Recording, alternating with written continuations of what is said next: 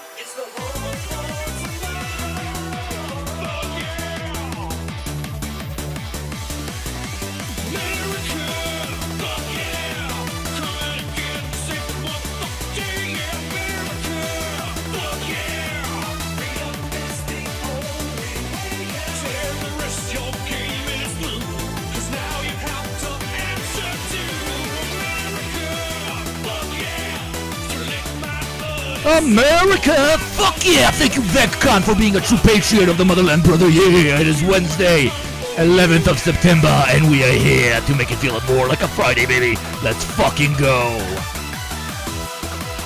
Never forget, never forgive.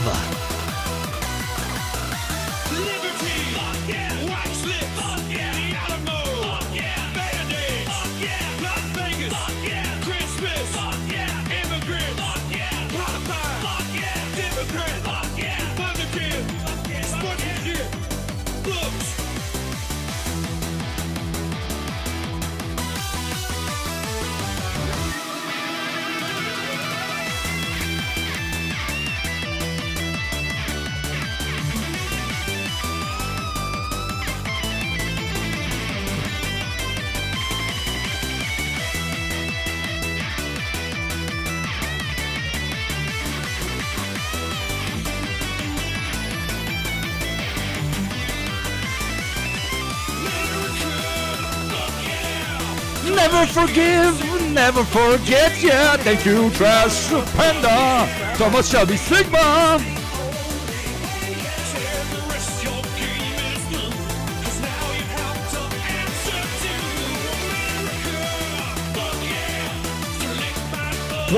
Welcome, Raiders. Thank you in a band. We will be starting very soon. Welcome, welcome, welcome. Today we give honor to a great sacrifice of the greatest patriots to ever live, the people that worked in those towers. Go and give a follow to our friend in the band. Thank you very much for the raid, baby.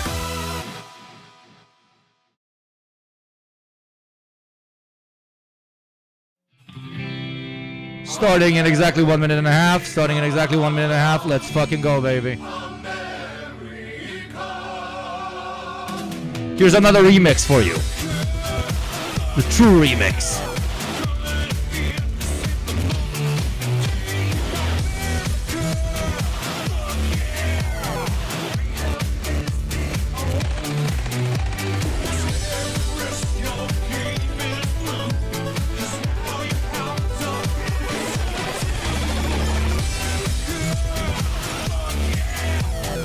Look at what I made, baby. Look at what I made. A special tribute to a special country on this incredibly important day.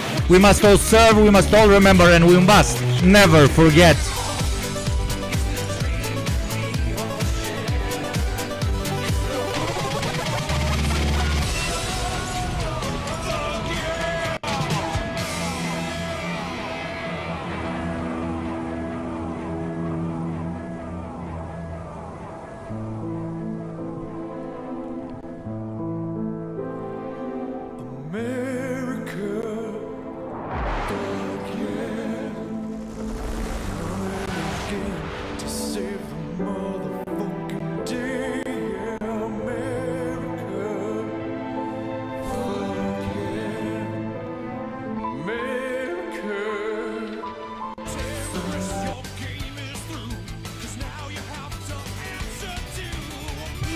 America. Fuck yeah. Welcome everybody. Welcome everybody. Welcome everybody. It's very nice to see all of you motherfuckers. It is an incredible day today. That is why I've created a special altar. An altar that celebrates the greatest achievements of the American Empire of all time.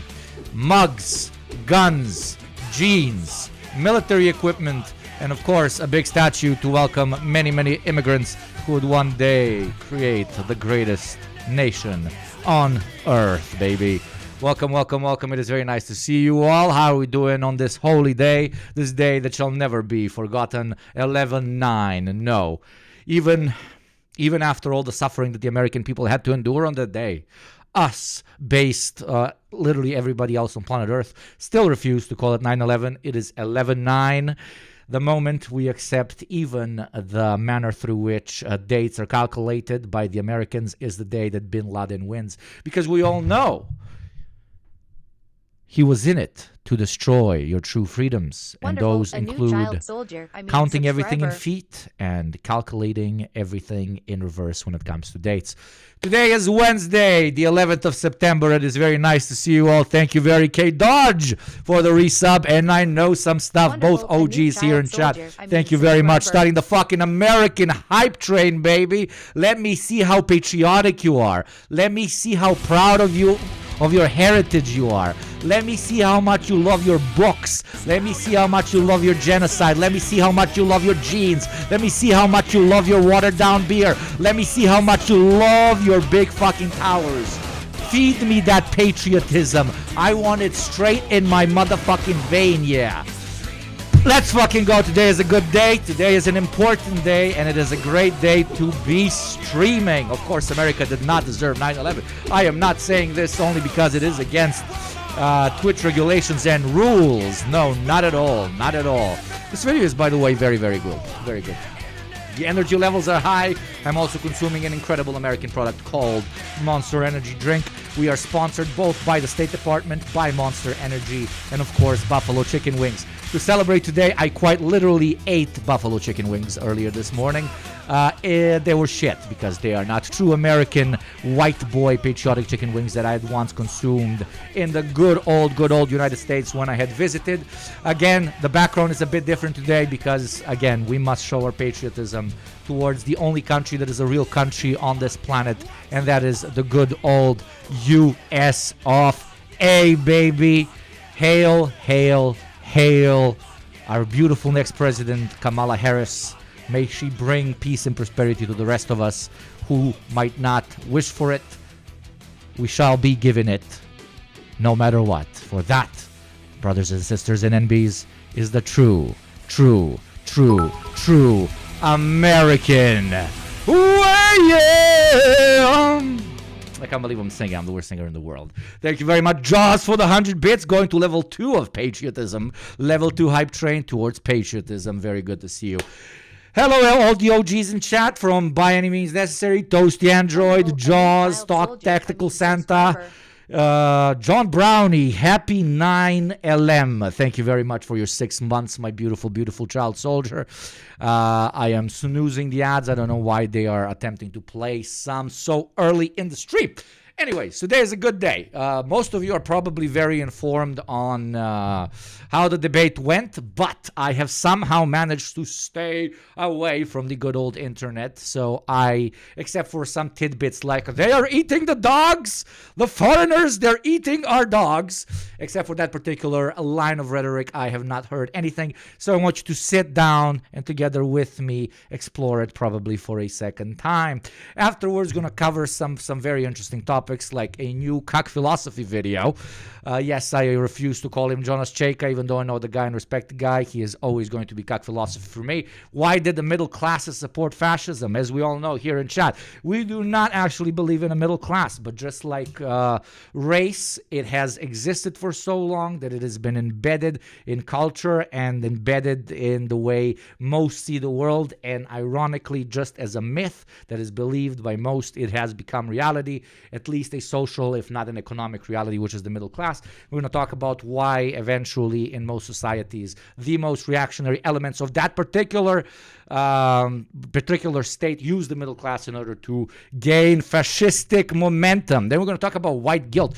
Why do I feel so guilty of being a Balkan boy? Why do I feel so bad for the lack of melanin? Is it because I burn very easily out in the light? No, it must be some other guilt. Let us explore it with our greatest white boys of all time, Jordan Peterson and Matt Walsh. I love it when two white guys sit in a room and talk about white guilt. And the only way to improve on that is a third white guy, aka me, to sit in a room with them, at least virtually, and also talk about white guilt. Hey, no black people in any conversation, especially the ones that concern them the most. That is how we do it in the good old US of A, the true patriotic way. And then the topic after that is going to be the only thing that is more patriotic than loving America itself. And what is that, chat? That is loving the 51st state of the United States, which is still not been allowed to join their brothers and sisters in true patriotism, and that is Israel, and how Israel spies on the United States. I do not know how the 51st state of a country can spy on the rest of the states, but our dear friend of the show, GDF, is going to help us learn more about that. Thank you very much to my new child soldier. Smartest man in the Balkans, second smartest man in the Balkans. Thanks, the smartest man in the Balkans, for the subscription. Let Bosnia into the EU. Yeah, which part, brother? Thank you, Joss, for 100 bits. Merry Lord of the Rings 2 Towers Day. Merry Lord of the Rings 2 Towers Day, brother. Indeed. Yeah, we're going to talk about Israel, and then if we have enough time, we're going to talk about insecure men, because that's my favorite topic, okay? As an insecure man, I love talking about insecure men.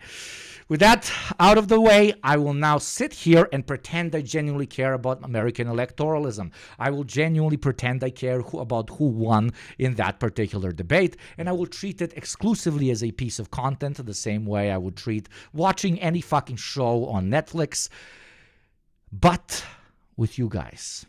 Does that sound fun? Hello, Yanagibashi. Very good to see you. Farksism, Tactical Santa. I know some stuff. Juro. Oh, my God. All the pieces of shit are here. All the disgusting, nasty pieces of shit are here. I love it. The great Gunnar Child Army grows. I probably should use the Child Army thing separately from Gunnar's. It sounds strange, okay? Sup, Yugopnik, happy holidays. Happy holidays to you too, brother. I don't know if you have a story for 9/11. My story from 9/11 is I was a very small kid. I heard everybody in the living room kind of gathering around a TV set. I walked in, they were all kind of shocked. Around 5 to 10 minutes passed, and I started hearing trumpet music, loud music being played outside, people going out on their balconies and shooting guns off of their balconies and screaming karma, and finally somebody got them. I remember this was right after the Yugoslav wars, as they are called, completely decimated our socialist experiment, and while celebrating the death of civilians is never acceptable in that kind of situation, I cannot find myself judging. So remember my tiny self, like going outside of our house in a very small town that I originally grew up in, seeing people basically go into ecstatic celebration and starting to roast pigs and call their neighbors over for some good old rakia as the towers were falling in the United States. That was quite the moment. It's etched into my memory. So there you go. Now you know where Yugopnik was on 9/11. I was too young to actually participate in the actual thing. But my grandpa, thank you very much, Supu, for the gifted sub. Thank you very much.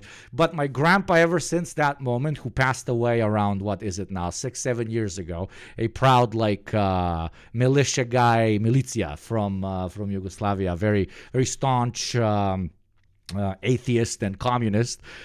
He would always fuck around that, when if they ever find a fucked up disease in his body, he just wants to be put on a plane. He wants the plane to be filled with TNT, and he wants to be given a straight ticket to the US. This guy was unironically saying this all the fucking time. Didn't end up doing it. Thankfully didn't end up doing it. We don't fuck with terrorism here, okay? But we also understand that terrorism does not happen in a fucking vacuum, and it wasn't wasn't your great freedoms that they hated you for, but many different imperial projects that the United States had exhibited all around the world, which then culminated in this impressive kind of, not by impressive, by good, but just large display of violence, which at least for a couple of seconds reminded Americans that they do not exist in a bubble. They are not separate from the rest of the world, and some of the shit that their State Department is doing abroad eventually will come home to roost. It's just unfortunate that very often when it does come to roost with any larger state operating in imperialist doctrine, it is not really the politicians that end up suffering, but everyday people like you and me. Even though that conversation can be, extended on the conversation, towards what were the people that worked in the towers like, etc., but I don't like going into that because it's quite literally borderline being like, okay with just, killing a bunch of civvies. Or maybe I don't want to talk about it because we're on Twitch. You decide which one of the two is it. Am I hiding up my power levels, or am I a pussy boy? A pussy boy that does not dare support, that does not dare Bin Laden Max, okay? Wasn't it because U.S. had forces in the Holy Land, Saudi Arabia, which were there to stop Iraq from invading them? Bin Laden wrote also about the displacement and mass murder of Palestinians, of the apartheid regime of Israel. Many do things. Why not both? Maybe both. Maybe a little bit of both. LPA, Jin, maybe a little bit of both. America deserved 9/11, but the civvies didn't. Yes, Bin Laden was created by the U.S. Don't even get me started on that. Don't even get me started on the eternal karma of that coming back to bite them. Okay? But now, many years since good old 9/11, bad old 9/11, I'm sorry, it was very bad, very bad. You see, I'm a proud patriot. I have all American things. I have jeans. I have a Boston cup. I have a Yankee cup. I have a M1911 rifle right there. I have a beautiful tech, what do you call it?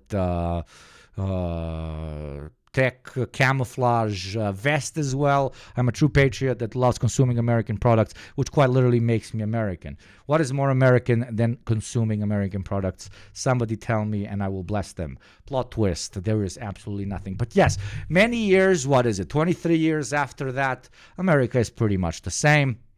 It's just different faces debating, again, the same issues. So, join me in the highlight. I am not going to do so much damage to my fucking brain waves, okay? I will not smooth them out so much that I would watch the entire actual debate. Sorry if some other streamers are willing to sacrifice their health to such a large degree. Not me. But the balaclava gives an IRA vibe. Coincidence? I do not know. Thank you very much, Gabriel Hellborn, for the 100 bits. Just finished Blowback Season 4, which was all about Afghanistan. Oh my lord, they manufactures all the extremists they ended up fighting. Absolutely. We'll be having Blowback on the Deprogram, the podcast I run with Hakeem and my dear friend JT from Second Thought in 2 weeks, I believe, to talk about the next season. So if you're a fan of Blowback or the Deprogram, it's a nice moment where those two mix as we do annually. Romka, thank you for the 100 bits. Hello, comrade Blat. Thomas Shelby, Sigma Mafia in the building, but not in the Twin Towers, because Sigma Mafia has already taken care of the Twin Towers. If you know what I mean, you know what I mean. It was insane, dude. Trump talked about post-birth baby executions and immigrants eating pets. I know about the immigrants eating pets, okay? I know about the immigrants eating pets, but let's hear more about baby executions. I love me some baby executions. Okay, very good, very nice. Explore this, experience this with me today, my beautiful child soldiers. Thank you very much, Cabber Spilla, for resubbing for your 6 month, you fucking legend. What a child soldier, and thank you for the community sub. I'm thinking of giving you new emotes for the different ranks of subs that are going to be a little tiny child soldier that the longer you have been subscribed for, the more weapons the child soldier basically has. Up until, I don't know, if you're more than 12 months, it basically looks like an American soldier, but it's still a little child. You think it's a good idea? I think it's a decent idea, because these like tiny little Yugopniks kind of are meh, to be honest, and people that support the show for such a long period of time at least deserve some aesthetic satisfaction thrown that way, if I can say that way, huh? That would be awesome. Okay. Create a new hierarchy over here. I love creating hierarchies, brother. That's what true Marxists are all about. Different hierarchies that replace previous hierarchies, bro. Probably, but is a TOS. It's not going to look that much like a kid, okay? Thank you very much, Sarah, for the 100 bits. You fucking G. Thank you very much. Immigrants are stealing your jobs and making your kids gay. Yugoplets. You're all my Yugoplets. Said by Noam Chomsky. Kamala went full fash pill. Yeah, I heard that as well. Okay, let us start this debate. Let us be very patriotic on this lovely day, and let us pretend that we are all Americans. For in the 41st millennium, there is nothing but America. As Rammstein, the great philosopher, once said. Remember this song? All of you should remember this song. Rammstein, America. A great critique of cultural imperialism. It's mwah. It's mwah. It's mwah. America ist wunderbar. We're all living in America. America. America. We're all living in America. America. It's wunderbar. We're all living in America. America ist wunderbar. Wenn getanzt wird, will ich führen. Auch wenn ihr euch alleine dreht. Lasst euch ein wenig kontrollieren. Ich zeige euch, wie's richtig. I love it when the imperialist comes to my country and instead of being cringe like past imperialists and just putting their flag absolutely everywhere and taking over everything, instead they replace the domestic industry for commodities with their own industry of commodities, replace the local Coca-Cola with their Coca-Cola, replace the local meat industry with their burgers, and de facto pretty much economically rule my country without actually having to deploy any troops. Isn't that super based? That is the material underpinning of the cultural imperialism argument. It's not just about feelings, it's about them quite literally replacing all domestic commodity production with their own. Okay, America is wunderbar. Let's start this. Prepare your brains for some smoothness. Shall happen. From the candidates to the stage, Vice President Kamala Harris and President Donald Trump.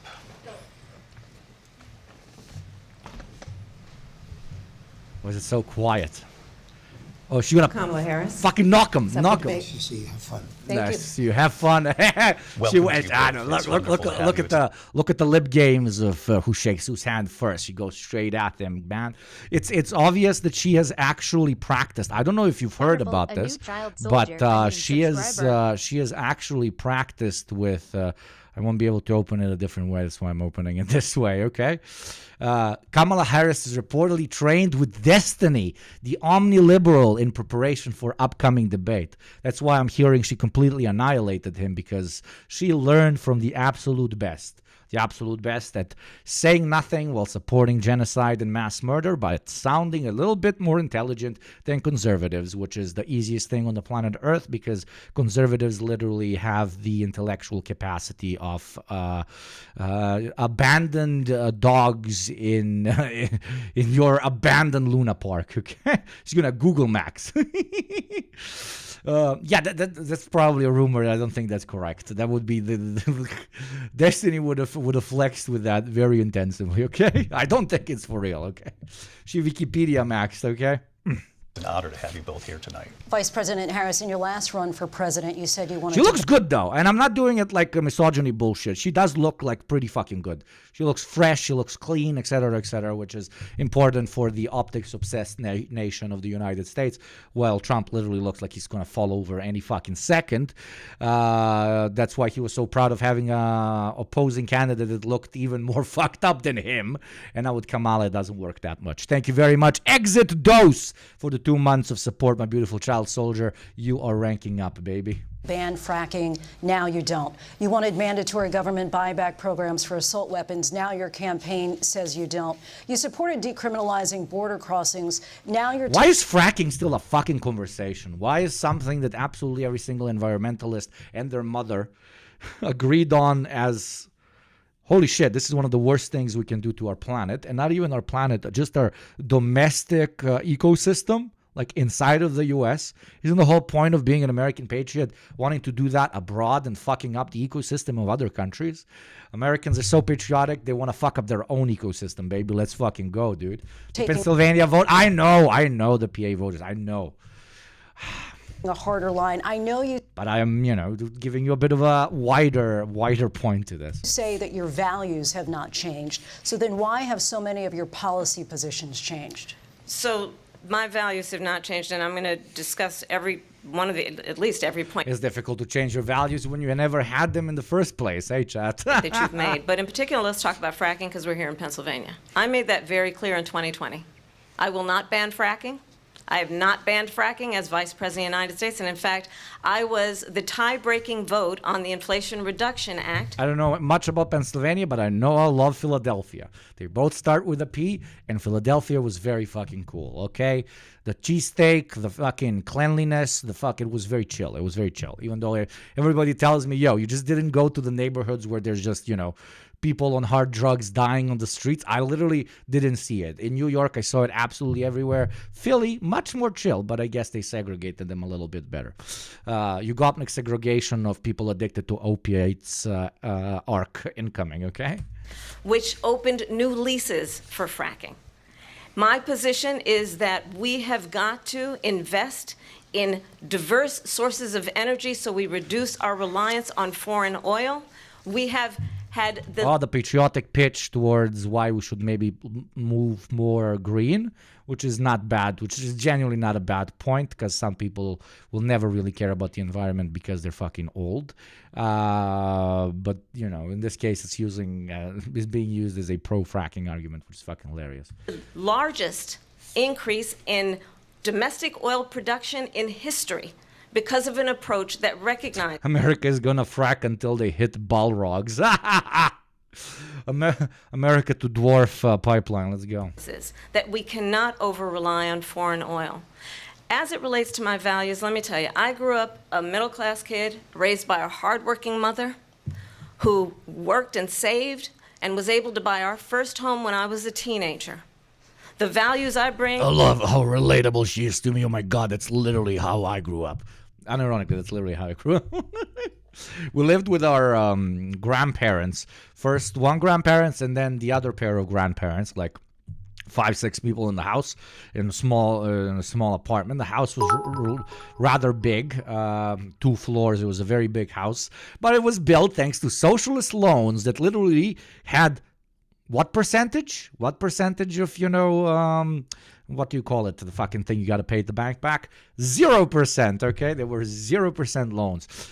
So that's why I got to grow up in a relatively larger house until I was 7, 8. Then we moved to the other grandparents in a house, a city that was not 7,000 people, but it was fucking 40,000 people. I'm a true rural boy, okay? And then when I was a teenager, around 15, could my parents, for the first time, kind of afford to buy an apartment outright. They bought an apartment outright, and then after that, life has been good. Okay, life has been good. Thank you, Romko, for the 100 bits. Middle-class kid raised by a hard-working mother, but motherfucker ain't mentioning her Marxist dad. Yeah, I have a feeling that Trump might do that. To the importance 0% interest. Thank you very much. 0% interest. of home ownership, knowing not everybody got handed $400 million on a silver platter and then filed bankruptcy 6 times, is a value that I bring to my work, to say we are going to work with the private sector and home builders to increase 3 million homes, increase by 3 million homes by the end of my first term. My work, that is... The private sector, which has quite literally caused the incredible discrepancy between actual income and prices of homes by concentrating on the rentier market, number one, and number two, basically massive corporations viewing real estate exclusively as a business and not as something that should not be a commodity but should be accessible to all. Which again, they would come in and buy like 30,000 fucking apartments and turn them either into renting areas, or they would not do anything with them so that they can increase the prices of other real estate that they previously owned. Those are the guys we really need to work with in order to fix the thing that they did. The market fixes everything, doesn't it, chat? Thank you, Gabriel, again. Frack, fools. I need that gas for my land, baby. Let's go. Related to having a friend when I was in high school who was sexually assaulted by her stepfather. What the fuck is a And my focus then on protecting women and children from violent crime is based on a value that is deeply grounded in the importance of standing up for those who are most vulnerable. My work that is about protecting Social Security and Medicare is based on long-standing work that I have done, protecting seniors from scams. My values have not changed. And what is important... Holy shit, that populism button is being pressed hard, chat. The populism button is like... Old people and scams, mothers.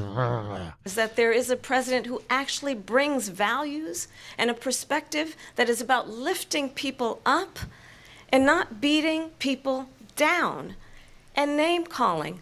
The true measure of the leader is the leader who actually understands the strength is not in beating people down, it's in lifting people up. I intend to be that president. As long as they are American. If they are outside of the U.S., then we will create the most lethal American army we have ever seen before. We've never seen before. Love how that only applies to American citizens. It's a cliche thing to point out, but come on. I am not American, so I'm going to keep pointing it out. If that's annoying to you as a Yank, goodbye. Sleep well. You probably shouldn't be awake right now anyways. President Trump, your Well, response? first of all, I wasn't given $400 million. I wish I was. My father was a Brooklyn builder, Brooklyn, Queens, and a great father, and I learned a lot from him. But I was given a fraction of that, a tiny fraction, and I built it Only into $1 million? many billions of dollars, many, many billions. And when people see it, they are even surprised. So we don't have to talk about that. Fracking, she's been against it for 12 years. I mean, this used to be one of his best pitches, that like he's an incredibly successful businessman who did everything legally, and that's why he will be very good at leading the U.S. Obviously, this is talking to the normies, right? Not you, chat. But this was a great pitch for him. Not after all the lawsuits.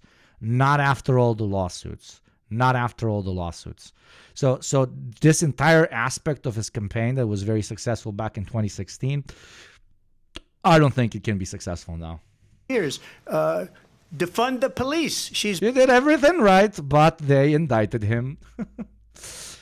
I feel like I feel like I'm going crazy. Fox is saying Kamala won the debate by attacking to the right on everyone except abortion, on everything except abortion. If that's the contingent your liberal candidate is trying to win over, well, there is an active, uncommitted movement within your base. It's so Jover for this country. It's been for a while, my friend. It's been for a while. The second that she became the candidate, everybody forgot about policy. Everybody forgot about Palestinians. Everybody forgot about the things that quote unquote mattered most, because at least she's not Joe Biden. Okay. She understands very well that, you disgusting, stupid, fucking utopian communist idiots, referring to all of you in chat, including me, are most likely never going to give her their full support.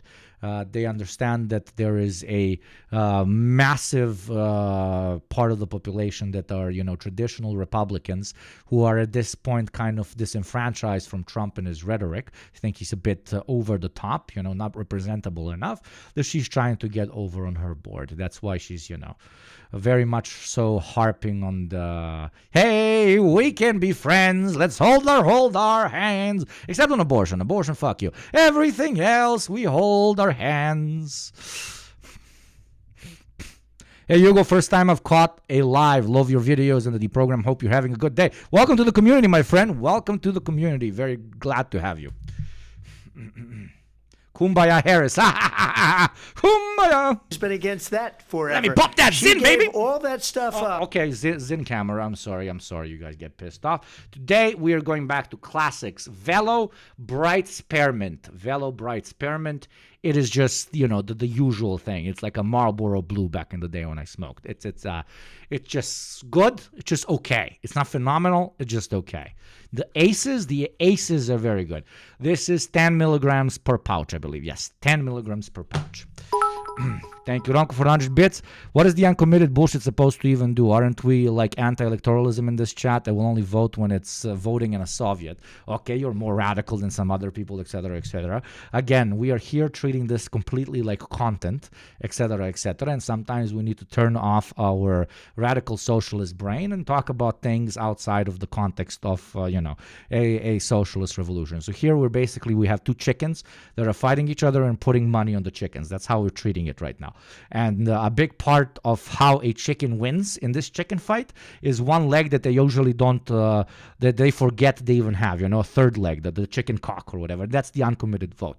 So if a chicken in this hen fight manages to get itself, talk itself up, it can use the third leg. And that could help in a potential victory. There you go. An allegory of American electoralism through chicken fights that also include cocks. Which is also another name for male chickens, which has always been very funny to me. Up very wrongly, very horribly, and everybody's laughing at it, okay? They're all laughing at it. She gave up at least 12 and probably 14 or 15 different policies. Like, she was big on defund the police. In Minnesota, she went out, wait a minute, I'm talking now, if you don't mind, please. Does that sound familiar? She went out in Minnesota and oh, that felt so hard. That felt so hard. The strongman thing right there, she just went, okay. Look at the little smile. That was good. That was good. Wanted to let criminals that killed people, that burned down Minneapolis, she went out and raised money to get them out of jail. She did things that nobody would ever think of. Now she wants to do transgender operations on illegal aliens that are in prison. This is a... Oh my God, the Dugan arc. I know he's talking about immigrants, but the trans to alien pipeline. All of you who are OGs on this stream know very much. Dugan basically has an argument that if we accept so-called transgender ideology and we question the concept of gender, eventually we will question even the concept of being human, and then you will have transhumanists that want to be aliens and that betray their species. This is an unironic ideology that most transphobes actually believe in. So yes. Radical left liberal that would so immigrant trans super soldiers. Where do I sign up, please? Thank you. Do this. She wants to confiscate your guns, and she will never allow fracking in Pennsylvania. If she won the election, fracking in Pennsylvania will end on day one. Just to finish, one thing so important in my opinion. So I got the oil business going like nobody has ever done before. When they took up... Which is the greatest twist of all time, that now his greatest buddy is fucking Elon Musk. Elon Musk, whose whole career was based on, we will save the planet with electric cars and with migration to other planets, is now like, I love this guy that's obsessed with oil. Over. This guy that like wants to invade every single Italian restaurant because he heard that they give you free oil, free olive oil with bread whenever you sit down for a meal. They got rid of it, started getting rid of it, and the prices were going up the roof. They immediately let these guys... Speaking of transhumans, there is a good anime, I can't believe I'm saying it, a good Terminator anime that just came out on Netflix. It is very good. It is very good. It takes the whole presupposition of most Terminator movies, out of which the last few were goddamn fucking horrendous. Going back to the past and finding, a savior and then fixing everything through that, etc., etc. Completely flips it on its head, and it's actually quite interesting conversations about AI and human cooperation, etc., etc. Give it a watch. Give it a watch. And I'm not a big anime guy, but that shit's like just written really fucking decently. Written really, really fucking decently. Go to where they were. I would have been 5 times, 4 times, 5 times higher, because you're talking about 3.5 years ago. They got it up to where I was because they had no choice, because the prices of energy were quadrupling and doubling. You saw what happened to gasoline. So they said, let's go back to Trump. But if she won the election, the day after that election, they'll go back to destroying our country, and oil will be dead, fossil fuel will be dead, we'll go back to windmills, and we'll go back to solar, where they need a whole desert to get some energy to come out. And you don't need a whole desert to get a bunch of oil.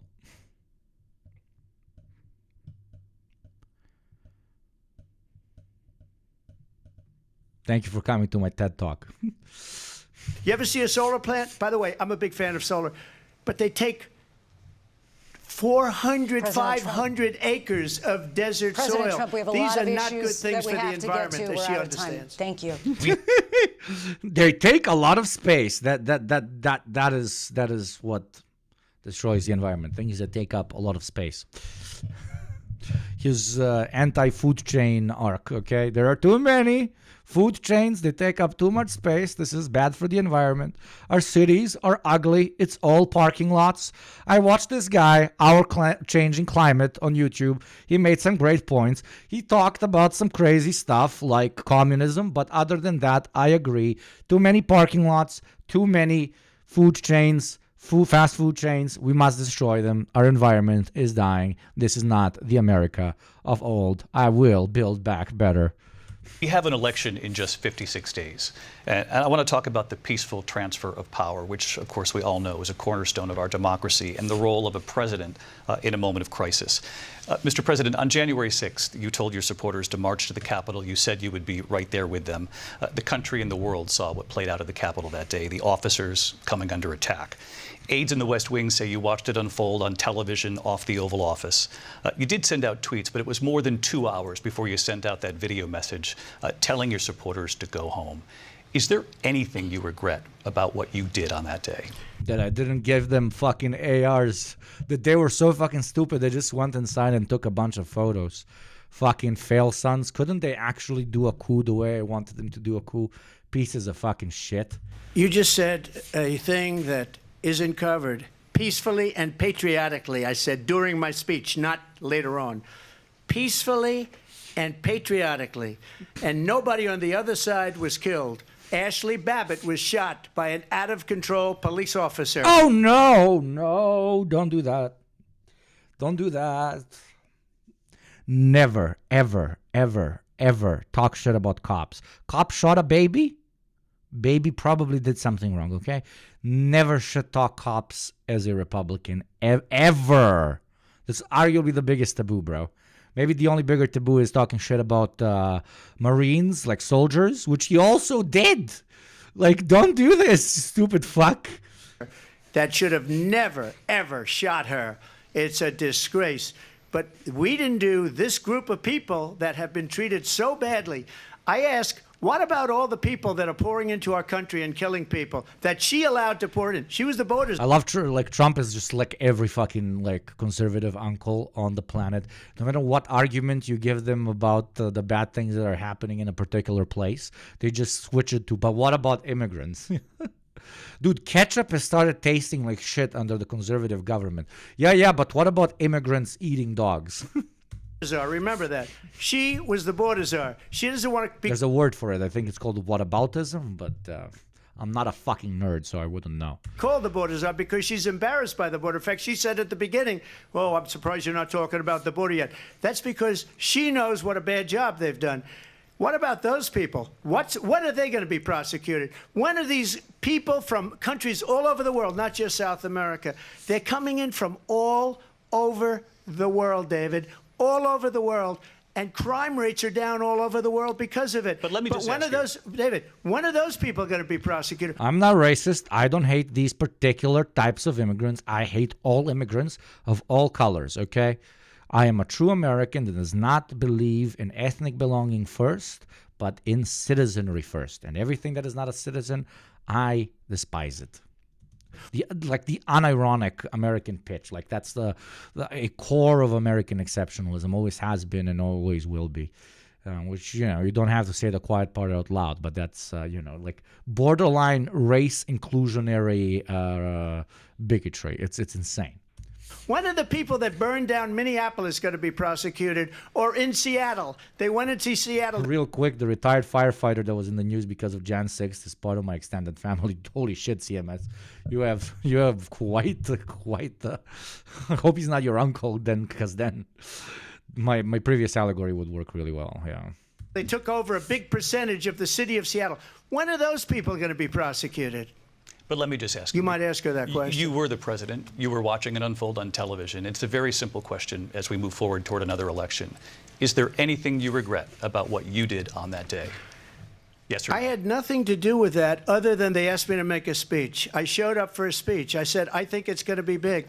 I went to Nancy Pelosi and the mayor of Washington, D.C., and the mayor put it back in writing, as you know. I said, this is going to be a very big rally or whatever you want to call it. And again, it wasn't done by me. It was done by others. I said, I'd like to give you 10,000 National Guard or soldiers. They rejected me. Nancy Pelosi rejected me. It was just 2 weeks ago. Her daughter has a tape of her saying she is fully responsible for what happened. They want to get rid of that tape. It would have never happened if Nancy Pelosi and the mayor of Washington did their jobs. I wasn't responsible for security. Nancy Pelosi was responsible. She didn't do her job. The question was about you as president, not about former Speaker Pelosi. But the dad of that school shooter from like a week ago being like, it wasn't my responsibility that I gave a fucking rifle to my child as a gift. The reason the kids died is because the cops didn't do their job properly and they did not stop my child. Literal same argumentation, my dude, but hey. I do want Vice President Harris to respond here. I was at the Capitol on January 6th. Hey, Chad, you all think he lost the juice lately? He seems kind of sad and low energy since Biden dropped out. He misses Biden so much. That was his goon bro, dude. That was like what he fantasized about for like 4 years. He knew, he planned, he fucking made everything so picture perfect when it comes to his campaign against Biden, and they pulled the rug right under me. They pull me back in, you know. So yes, I think he's literally depressed. I was the vice president-elect. I was also an acting senator. I was there. And on that day, the President of the United States incited a violent mob to attack our nation's capital, to desecrate our nation's capital. On that day, 140 law enforcement officers were injured, and some died. And understand, the former president has been indicted and impeached for exactly that reason. But this is not an isolated situation. Let's remember Charlottesville, where there was a mob of people carrying tiki torches, spewing anti-Semitic hate. And what did the president then at the time say? There were fine people on each side. Let's remember that when it came to the Proud Boys, a militia. I mean, not to talk about the elephant in the room, but you're also equating an apartheid regime committing mass genocide to the very people who rebelled against that mass genocide. I know, again, I feel cliche every time I call out hypocrisy of an American politician because that's the key attribute of every American politician or politician in general. But come on, my dude. Come on. The former president said, stand back and stand by. So for everyone watching who remembers what January 6th was, I say we don't have to go back. Let's not go back. We're not going back. It's time to turn the page. And if that was a bridge too far for you, well, there is a place in our campaign for you to stand for country, to stand for our democracy, to stand for... Dude, our boy's sitting there just getting roasted straight up, dude. Our boy's like, this is not going well, this is not going well, this is not going well. He looks like he's pissing himself. Rule of law. And to end the chaos. Stand for rule of law. And to end the chaos. Holy shit. The Trump pussy is fucking wilding. The Trump pussy is fucking wilding, chat. Why am I bricked up right now? Why am I bricked up? Why did I never consider pussy in a suit as a thing I would be attracted to? Why am I bricked up right now? Yo, chat, is this allowed on Twitch, chat? Is this considered sexual content? Am I going to be... Is this a bannable offense, chat? Them lips look like they've a lot of experience. It's all I'm saying, okay? Chat, is this real? What is this paper vape? And to end the approach that is about attacking the foundations of our democracy, because you don't... Kamala fucking him so hard, Trump is literally gaping, man. like the outcome. And be clear on that point. Donald Trump, the candidate, has said in this election there will be a bloodbath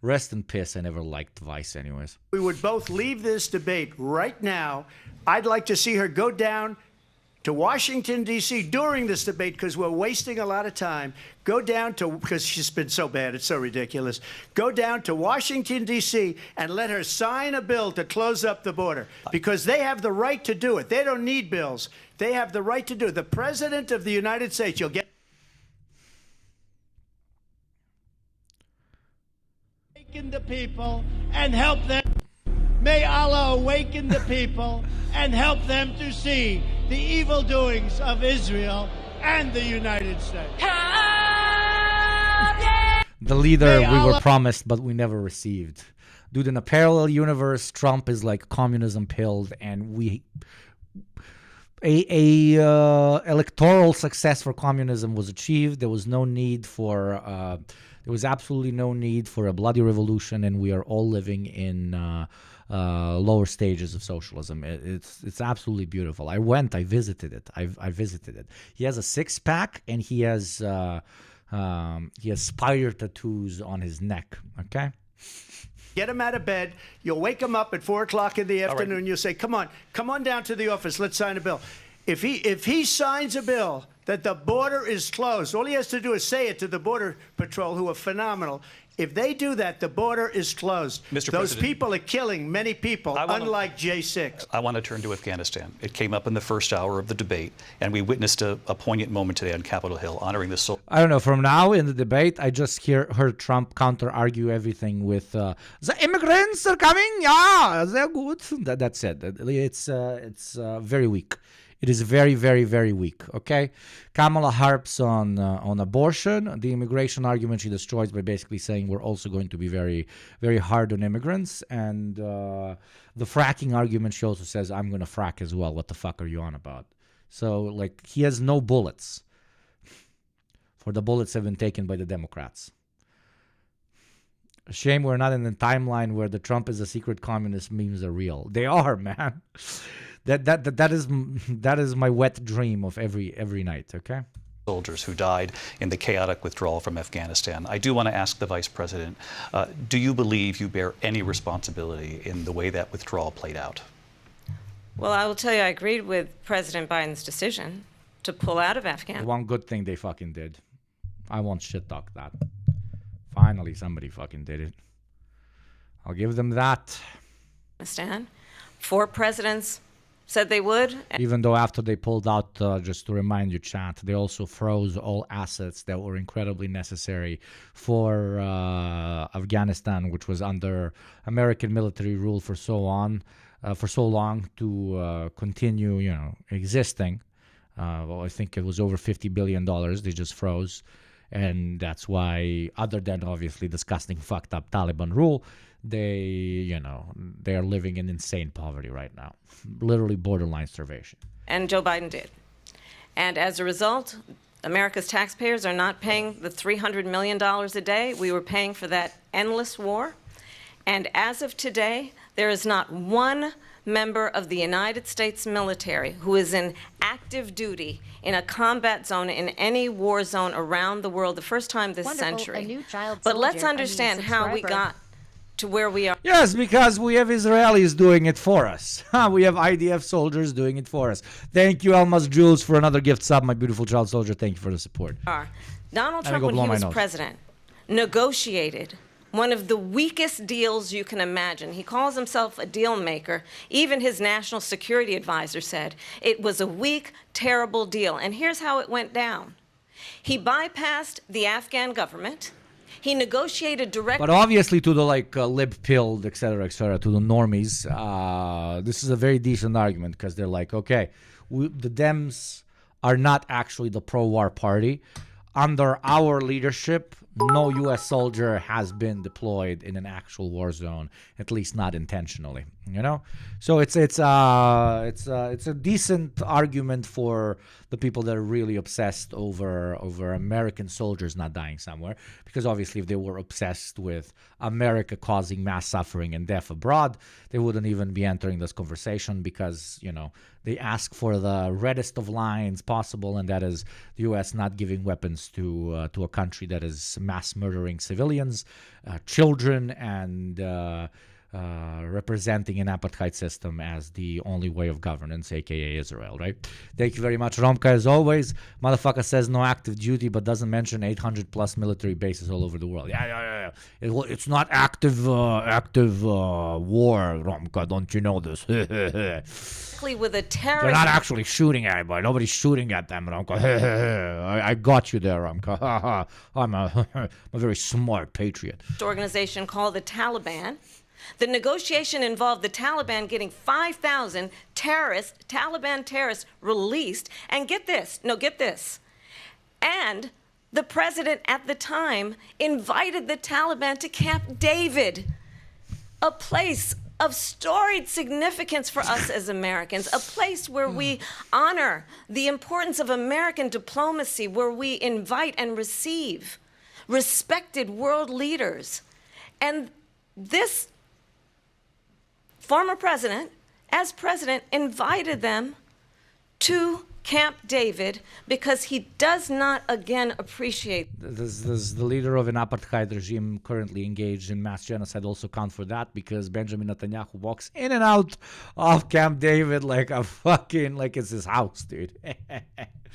A place of storied significance. She wanted to call him a motherfucker there so bad. Yeah. That was probably also planned. It's very smart.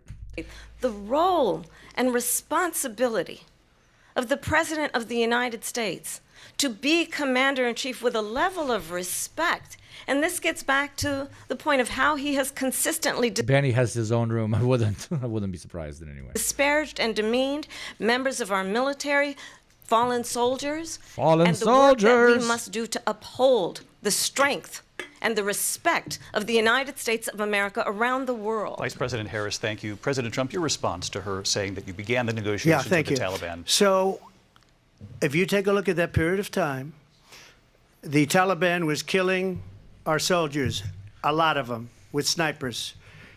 And I got involved with the Taliban because the Taliban was doing the killing. That's the fighting force within Afghanistan. They don't bother doing that because, they deal with the wrong people all the time. But I got involved. And Abdul is the head of the Taliban. He is still the head of the Taliban. And I told Abdul, don't do it anymore. You do it anymore. Hey, Abdul, don't do it anymore. Abdul, do not do it anymore. You're going to have problems. And he said, no, phone ringy. No, I do not pick up. Why do you send me a picture of my house? I said, you're going to have to figure that out, Abdul.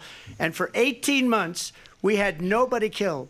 We did have an agreement negotiated by Mike Pompeo. It was a very good agreement. The reason it was good, it was... But then why didn't you pull out of Afghanistan, but the fucking corpse emperor Biden did, dude? We were getting out. We would have been out faster than them, but we wouldn't have lost the soldiers. We wouldn't have left many Americans behind, and we wouldn't have left $85 billion worth of brand new, beautiful military. Finally, another argument, not just immigrants. I was expecting him to say something against immigrants, even on this fucking topic. Great. Equipment behind. And just to finish, they blew it. The agreement said you have to do this, and they didn't do it.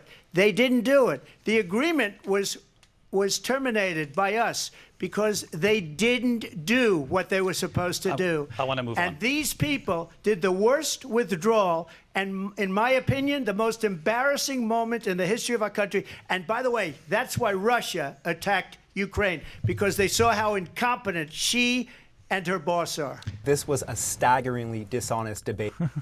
And her boss. that one's pretty good. Brother. Who's this man? Who is this talking head? CNN fact checks the first Trump-Harris debate. Oh, let's feed. performance from former President Trump. Abdul made Russia attack Ukraine, SMH.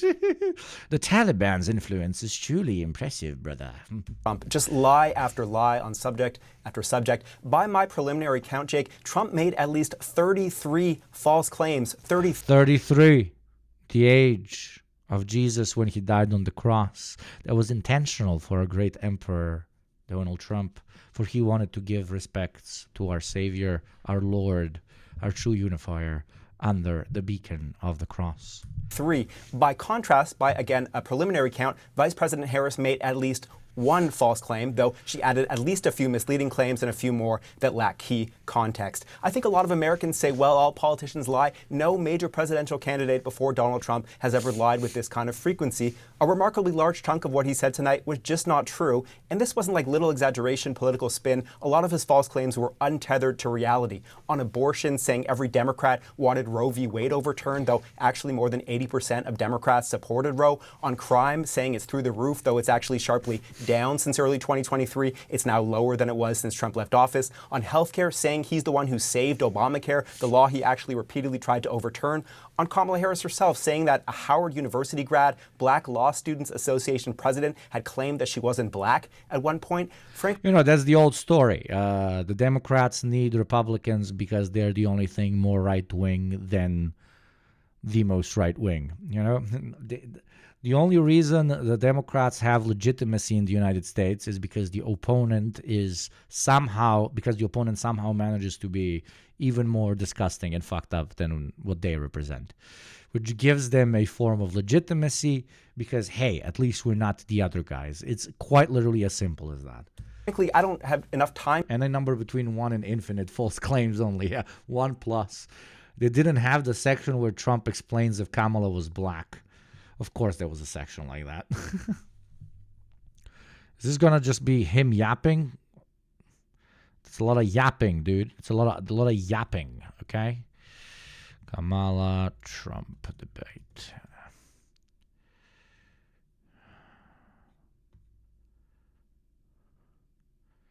Jimmy Kimmel Live. No, thank you. David Pacman Show. No, thank you. I would rather kill myself.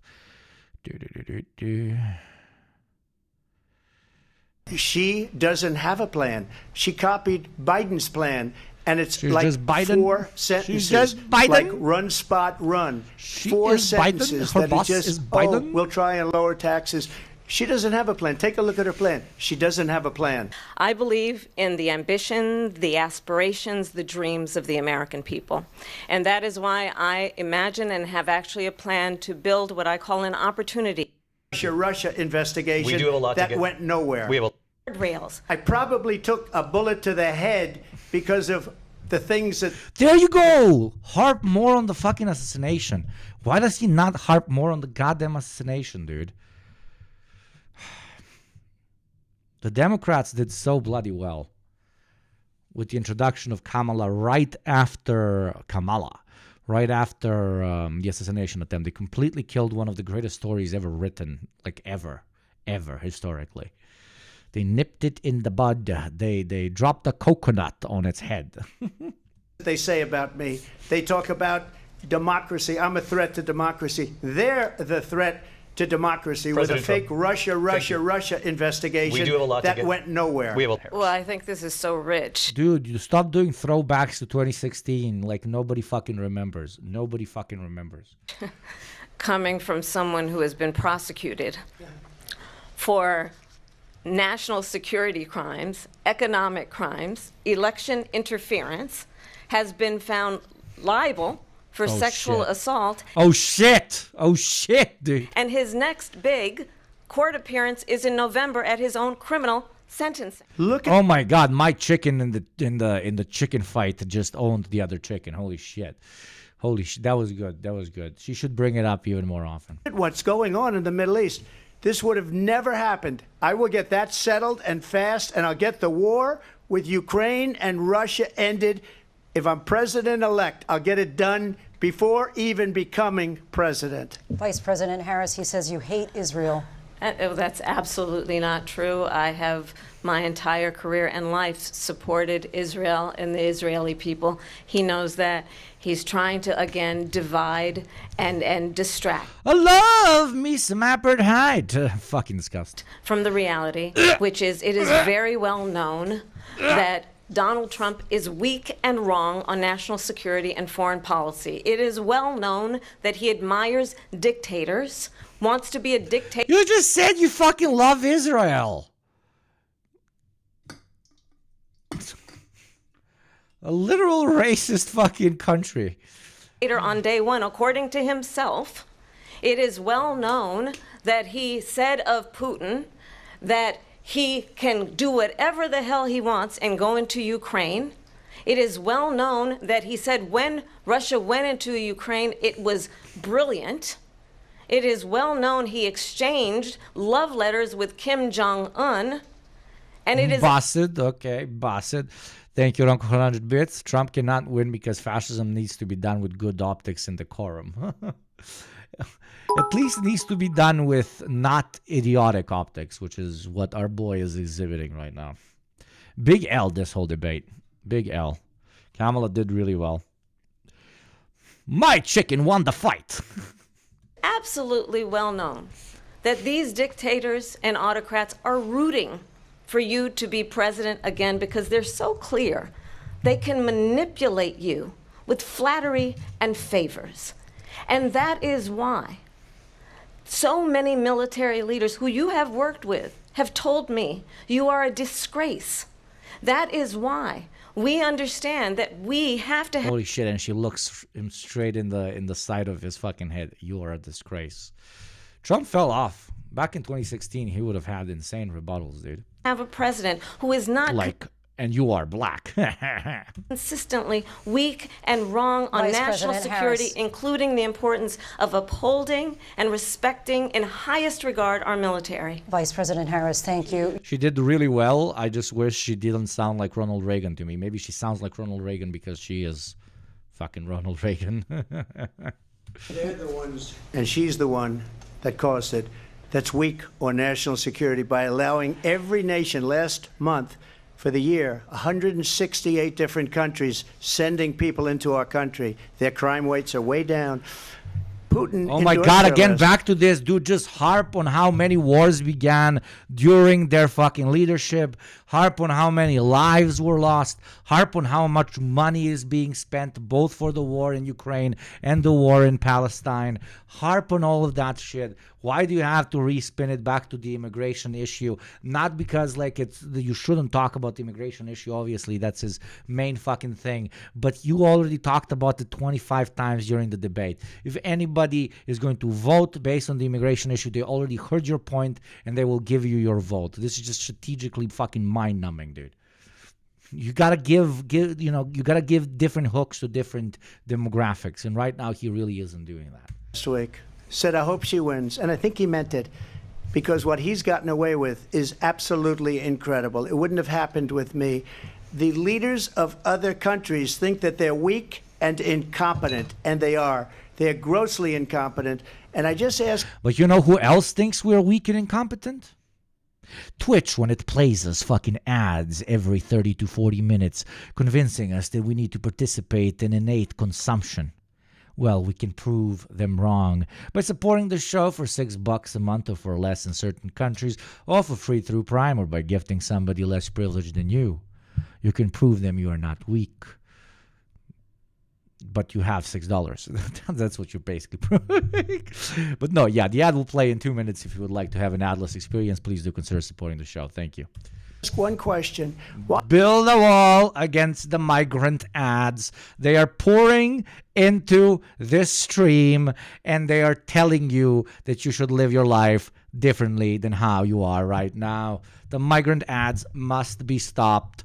Build a subscription wall now. Ad plays in 1 minute and 30 seconds.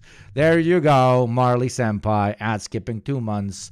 Electric Bugaloo. The wall against the ads is built. Why does Biden go in and kill the Keystone Pipeline and approve the single biggest deal that Russia's ever made, Nord Stream 2, the biggest pipeline anywhere in the world going to Germany and all over Europe? because they're weak and they're ineffective. They are weak and ineffective. Let's watch our favorite liberal comedian talk. Jimmy about Kimmel, no talent. Now I wouldn't do his show. That guy's terrible. Jimmy Kimmel show's practically dead. Nobody will watch. Jimmy Kimmel, every night, his ratings are terrible. He's not a talented guy. I thought he was a lousy host. From Let's Pretend We Care About the American Political Discussion. Let's go to Pretending We Care About what American comedians have to say about the American political discussion. Jimmy Kimmel Live, tonight on ABC. The worst network is ABC. I think ABC is a disgrace. ABC is one of the worst. Jimmy, I love you so much. From Hollywood, it's Jimmy Kimmel Music. And now, Jimmy. Thank you, Thinking Saber Cat for 100 bits. Here's the advertisements Twitch needs. Let me see. What the fuck is this?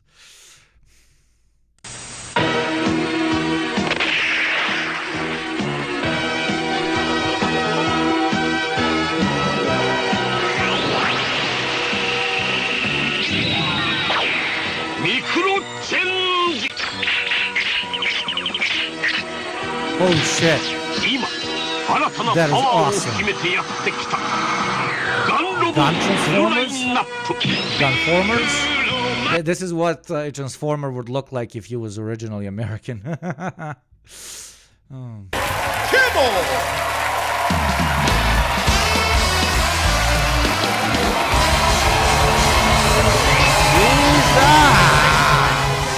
That's too loud.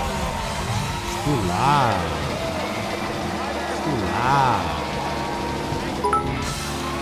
Thank you for the 100 bits, Joe Wan, from the people that brought you Pretending to Care About Electoralism this summer. Get ready to pretend to care like you've never done before with Pretending to Care About American Political Commentators and Comedians. Joe Wan, I should hire you. You looking for a job, Joe Wan?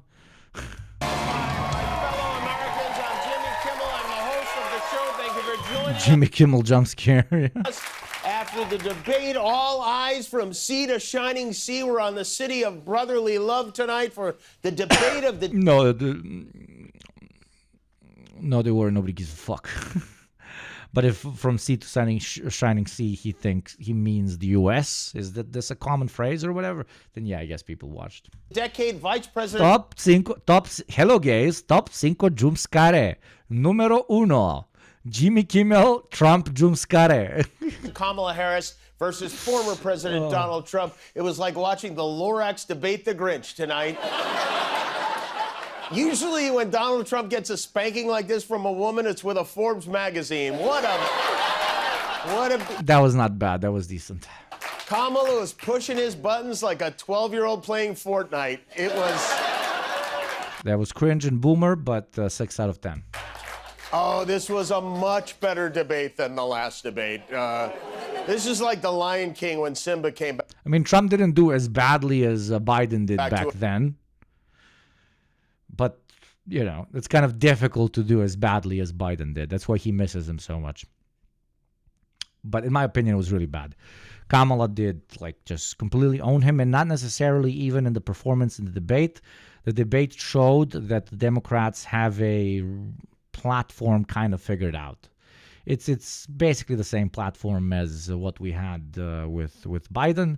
Nothing much changed, but the fact that, you know, the Trumpians were just immigrants bad and no you. That was the whole argumentation. Just, you know, leaves them in a position where they're not necessarily losing the election to the opponent. They're just losing the election because they're completely incompetent. That's it. Thank you very much, Pizza Famine, for the 7-month sub, my beautiful child soldier. I mean, subscriber. Thank you very much, bro. I'm smoking a battery because I miss cigarettes. To avenge Mufasa. Trump's advisors, before the debate, they urged him to be happy Trump instead of mean bully Trump, and to please focus on the issues. Of course, he didn't listen to any of that at all. But who are we kidding? This election isn't about the issues. I mean, Dick Cheney isn't voting for Kamala Harris because he agrees with her on the issues. He's voting for her because there's a rhinoceros charging and she has the tranquilizer gun. There is 1 out of 10, very bad joke. I mean, so much insanity coming out of this Republican campaign. This is what Trump was focused on this afternoon. In the day of the debate, he's posting cat memes. I mean, do you think he even knows these are AI? He might be like, oh my God, these cats are carrying weapons. These memes are part of what might be the dumbest Republican lie yet. This story that Haitian immigrants in Springfield, Ohio, are eating the cats in the neighborhood. This is what they're spreading around. Ted Cruz posted, please vote for Trump so Haitian immigrants don't eat us. This is the greatest arc of all time. Oh my fucking God.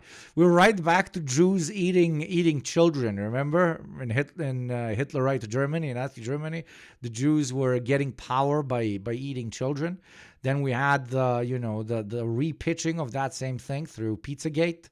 But everybody's like, I don't give a fuck about kids. Fuck them kids. But everybody gives a fuck about cats. Little kitties. So he's like, man, those are blacks from that other country. They don't be eating them cats, brother. Thank you very much, terrible Clark. Apologies for the 6-month sub, you fucking legend. I live in Ohio Rizzler.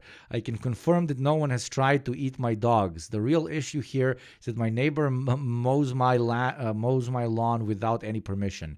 Can that get some coverage? Absolutely. That is a true betrayal of the American way of life, brother. True betrayal of the American way of life. I want to eat some kids right now, hungry as fuck, man. Yeah, I hear some like hipster ladies sell placenta that's pretty close to a kid. Actually, the Jews using children blood during Passover came from the Russian Orthodox Church. Yeah, that they from that book, The Elders of Zion, right? And then a lot of it had been adapted to good old classic Nazi doctrine. One of Trump's delegates posted this image of him rescuing cats, which I'll tell you, I can buy Trump grabbing 2 pussies at once. I just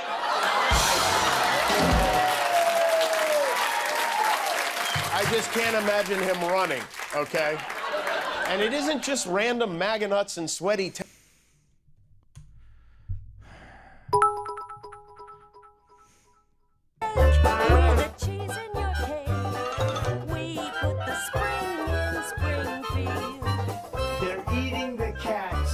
They're eating the dogs. They're eating the pets in Springfield. We're the sauce on your steak. We're the cheese in your cake. We put the spring in Springfield. They're eating the cats. They're eating the dogs. They're eating the pets in Springfield. Woo! We're the sauce on I love it. Thank you, Rokurajbis. Brad, this is such a shit show. I just have more and more class hate when I watch this. I want the first world gone. By the way, on the Elders of Zion book, the white army distributed widely. I know. It's super fucked. Super duper fucked. I once had a class called myth making in history, where the lady both showed us the Elders of Zion as the source of anti-Semitism, but then went on to give us a pitch that actually the Soviet Union was the biggest pitch of anti-Semitism before Hitler and then after Hitler. How you can have those two, how you can have that cake and eat it too, I don't know. That was an actual person with a PhD teaching me. But there was a very cool guy that wrote a whole essay debunking that, and then he got a D. It was a whole fucking thing. Teddy doing this. Trump's own running mate, J.D. Vance, is the main source of this nonsense. He's been talking about this in speeches. He's been posting about this as much as he can. The city of Springfield, in his state, Ohio, says there have been no credible reports of Haitians eating pets. But J.D. Vance, who wants to be vice president of the United States, keeps bringing it up. And CNN asked Vance's office why he is pushing such a blatant lie. They said Senator Vance has received a high volume of calls and emails over the past several weeks from concerned citizens in Springfield. His tweet is based on what he is hearing from them. Oh, he's getting calls. I didn't know he was getting calls. Now it makes sense. I hate my dog. The black Haitians ate my dog. All you have to do to get J.D. Vance to start Hey dog, be careful. They can eat you, bro. spreading crazy things around is make calls. This, by the way, is... Guys, somebody who's American here in chat, hit up J.D. Vance and give him more great material like this, please. The direct line to his office, 202-224. The Mexicans are taking our snakes and they're putting it in tequila. We must think of the snakes and protect them.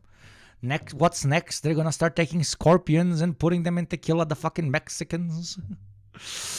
Thinking Saber, thank you for 100 bits. Here is the greatest mockery of the right wing put in a catchy tune. Let me see it, brother. This is 8 years ago.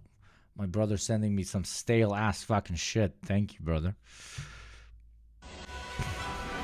You're gonna live in a tank. Oh yeah, this and is be classic. tied into this virtual world. This is classic. You'll be able to wire your head in and just get unlimited Classic. pleasure. It'll feel like 10 times the best orgasm for 3 days if you want straight. They're taking the DMT. Hitler took the DMT. Stalin took the DMT. Mao took the Oh, I haven't seen this in a second. the DMT. Hitler took the DMT. Stalin took the DMT. Mao took the DMT. The DMT. Hitler took the DMT. Stalin took the DMT. Mao took the DMT. The DMT. Hitler took the DMT. Stalin took the DMT. Mao took the DMT. The DMT. There's the owners of True Frequency Radio. They believe they're communicating with entities they call them clockwork elves.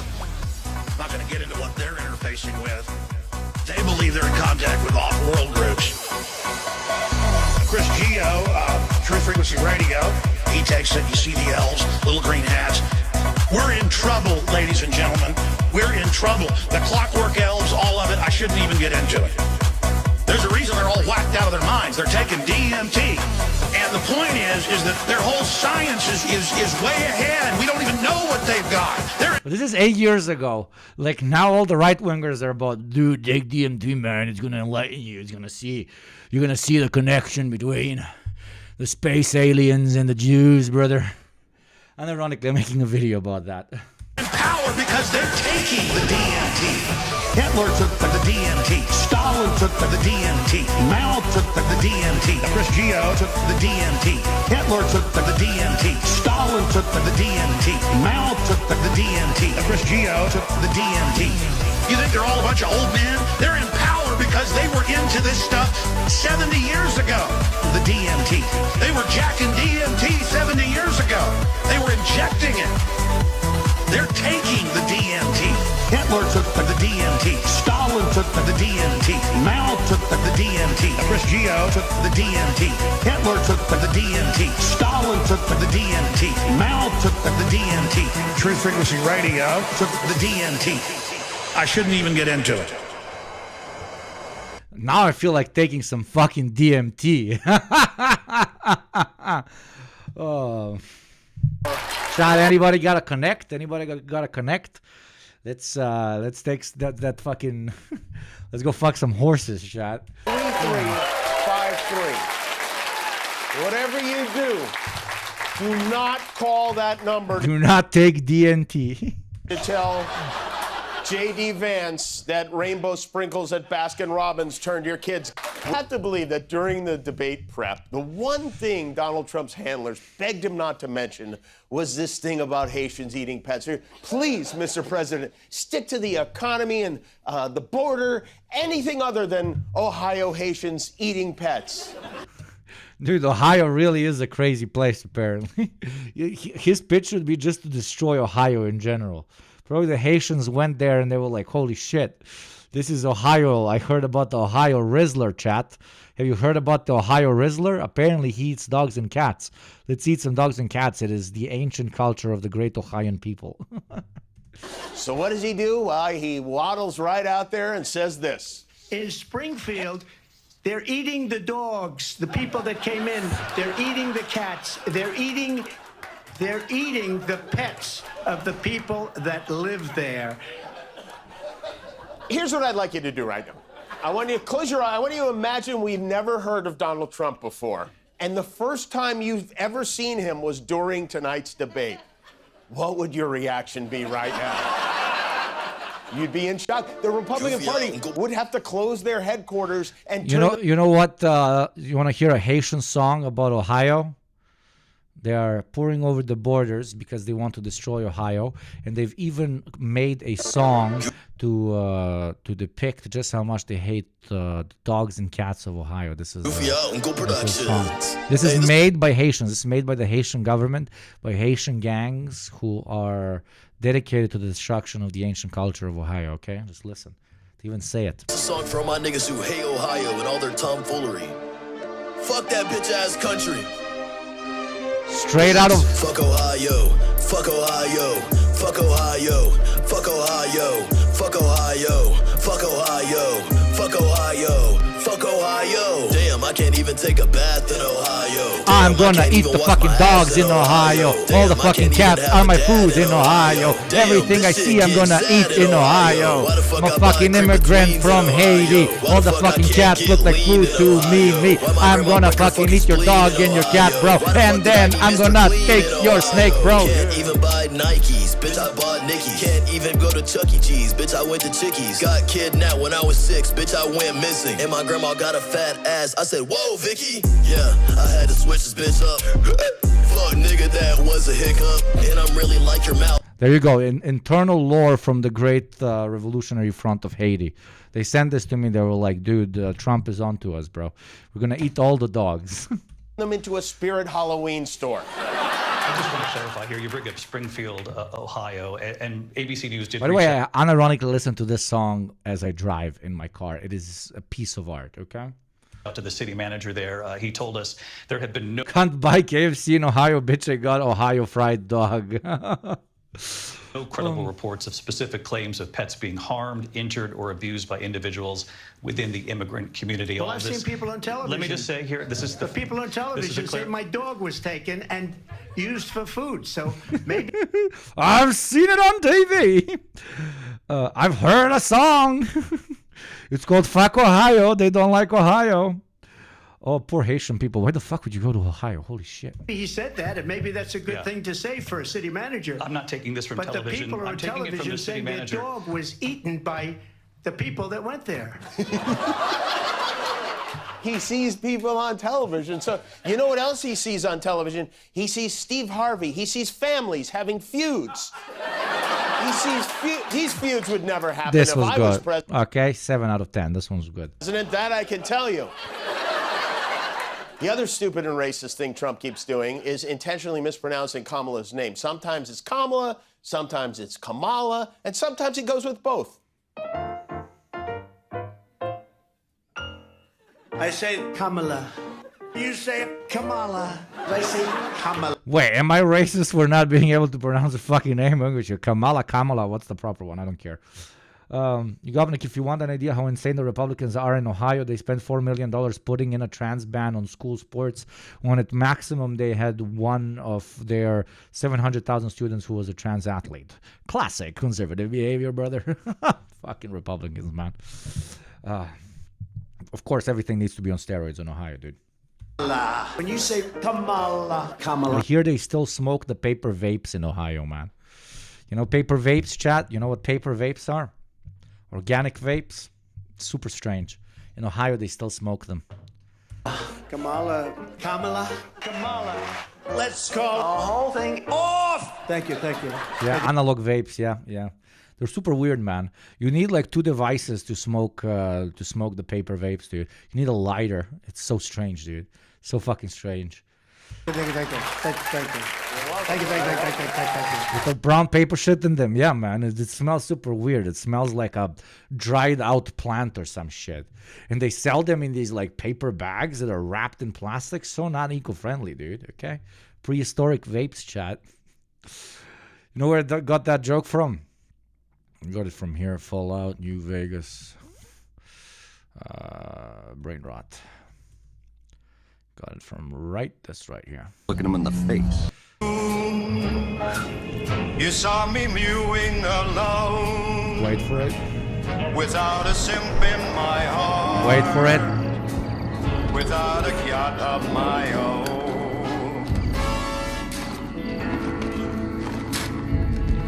Wait for it. Deadass. War stays the same. On God. You were grinding as a phantom tax collector. Domed by the... Chat, this thing's made out of paper. And it doesn't taste like blue raspberry at all. Chat, is this thing even real?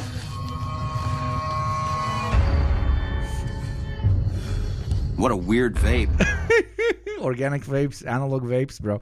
Analog vapes, bro. That is why one must embrace the future. And the future is the one without ads. For ads are slowly melting our brains even faster than the brain rot of the internet. The original brain rot is the ad, I tell you. So refuse the ad that's going to play in exactly 40 seconds and become a proud child soldier of YugopnikTwitch as we yearn for our homeland is proud brothers and sisters and enemies under the Goon Army for $6 a month or less through Prime. Thank you for your consideration. The analog ad will play in 20 seconds. You're welcome, you're welcome, you're welcome. How is it possible that half of this country thinks it's a good idea to give the guy who tried to overthrow our government another chance to run our government? Like, if someone poisoned all the jalapeno poppers at TGI Fridays, you wouldn't interview him to be the chef. Would you, Guillermo? No, never, you wouldn't. Never. Kamala at one point brought up Project 2025, which is a plan Trump's minions have cooked up to give Trump No way. Sabercat, I know how to pronounce Kamala because it was actually one of my favorite pro wrestlers whose real last name was also Harris. No fucking way, dude.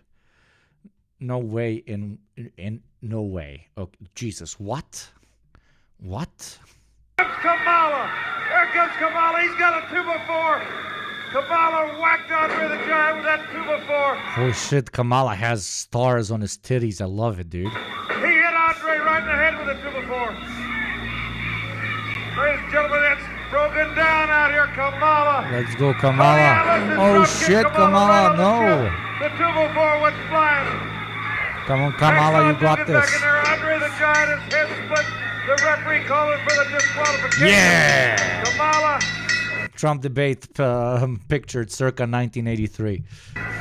Kamala circling Andre, circling him like he's a wounded animal back in Uganda.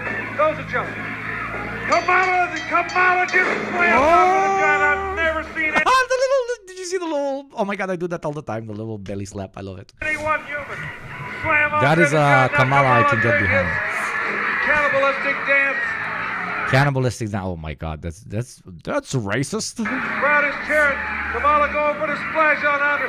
The junkyard dog coming with a chain. Wrestler 2 in the ring. I love wrestling. I fucking love wrestling. 2 kids in my school, one kid broke the other kid's leg, and then they banned us from watching wrestling. They had a whole, they brought all the parents into school to talk about how they shouldn't let us watch WWE because these kids broke each other's legs. Unprecedented power over our government. Trump claims he knows nothing about this and that he hasn't even read it, which I do. I believe the not reading it part. That I do, but not knowing anything about it, I don't know. There seem to be so many things Trump claims he knows nothing about. Let me ask you about Project 2025. So you've publicly said that you don't have any direct connection to Project Nothing. I know nothing about it. I know nothing about Project 25. I know nothing about QAnon. I know nothing about it. I know nothing about the indictment. Who said that the right wing doesn't have infighting, eh, chat? I know nothing about WikiLeaks. I have no idea who these women are. I don't know anything about Russia. I don't know Putin. RFK, I don't know anything about him. I know nothing about white supremacists. I don't know who the Proud Boys are. I don't know anything about David Duke. I know nothing about Hitler. I don't know anything about it. I don't know anything about it. I don't know anything about it. I don't know anything about it. I didn't know anything about it. I don't know anything about it. I don't know who Little John is. I really He was on The Apprentice. I don't know. A little guy named John. Nothing? No, doesn't ring a bell? There's so much he doesn't know, but on the other tiny hand, there's even more that he does know. I know more about ISIS than the generals do. I know more about weapons than just about anybody. I know more about steelworkers than anybody. I know more about drones than anybody. I know more I want to make myself cozy because it's really cold in this room. I'm Grandma Yugopnik dropping. Yes, I'm covering myself in a nice little sheet down there. Ooh. So cozy. Wait, fuck you. Move, motherfucker. There we go. Nice and cozied up. About politicians than anybody. I know more about technology than anybody. I know more about ethanol than anybody. I know more about wind than you do. Nobody knows consultants better than me. Nobody knows more about trade than me. Nobody knows the system better than me. Nobody knows the banking industry better than me. By the way, he doesn't drink. He doesn't drink, by the way. If that's not a red flag, I don't know what is. Me. Nobody knows more about environmental impact statements than me. Nobody knows more about it than me. Nobody knows it better than me. And nobody knows it better than me. Nobody knows it better than me. Nobody knows it better than me. I know this menu better than you. Can't trust a man who can't trust himself with at least one drink. That's what I say always. You do. I probably know it better than anybody in the world. There you go. Thank you, Ronco 100 bits. Does drink mean he does some crazy designer meth? when he's president, they probably give him the good shit, man. Hamburger Lincoln strikes again. Oh, what a Babushnik. mess. No, I'm taking that, Babushnik. Oh, what a job he did tonight. Joe Biden is going to be so happy when he wakes up tomorrow and watches this. We have a great post-debate show for you tonight. We've assembled some of the most important voices. No, oh God, now you're harping me on the fucking Muslims. Non-Muslims, they don't drink, okay? I'm very toxic about this, eh? Voices in American politics. And joining us now with their kidding. Oh, gee, why do I have to say I'm kidding? Chat, stop being 12. Thank you. Thoughts and analyses of tonight's debate. Please welcome our bipartisan panel, California Governor Gavin Newsom, My Pillow CEO Mike Lindell, and the Republican candidate for... No, I'm not watching this. Oh, no, I'm not watching that. I am not watching that. Okay. Well, chat, that was not fun. That was extremely boring. And, yeah, my hot take is that Kamala completely whooped his ass, not necessarily because of her performance in that particular debate, but because the Democrats have actually thought out a platform, no matter how reactionary, but a platform that, you know, targets 3, 4, 5 talking points, while the Republicans at this point quite literally only have one talking point, and it's a talking point that the Democrats have kind of said, yo, we're going to do the same thing, and that's immigration. So yeah, completely mopped the floor. Performance was adequate, which, you know, everything is adequate after Joe Biden. So GG to the chicken that won that fight, also known as the Democratic Party. Thank you very much for that little piece of entertainment. I will proceed to go and massage my brain after I finish this, because it's most likely smoother by at least 20% after having had to experience that for you, my beautiful, beautiful chat. Kamala is way overly rehearsed and prepared, but she actually prepared, so she won. Exactly. I don't know if you know, but she practiced with Destiny. Destiny was actually her debate coach. That's why she was so good. You know? She could at the same time say that she's against violence while supporting an apartheid regime. The real winners were the corporation donors, as always. Immigrants eating cats is kind of a kitchen table issue when you think about it. Trump saying he was involved with the Taliban hours before 9/11 was awesome. Oh, sparring with Mr. Linguini. Valid, absolutely valid. Let's move to more brain rot, since today is brain rot day, I guess. Kamala versus Trump is a bit boring, but Kamala versus The Undertaker, oh my God. Oh my God. Has The Undertaker been around for so long? Holy shit. Kamala now being set up. Undertaker, why is he not? Hold on. Kamala now being set up. Undertaker, why is he not? Hold on. Jesus Christ, where do you find these?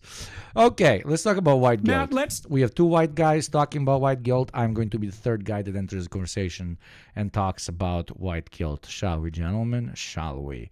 White guilt. Let me just adjust the title. White guilt. Peterson v. Walsh. There we go. White guilt, brothers. Do we feel bad for the lack of melanin in our skin? Of course we do, for the sun burns us with great intensity. I have very recently been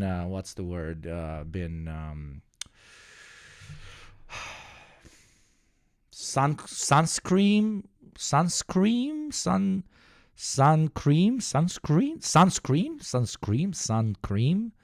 the cream that protects you from the sun, pilled, okay?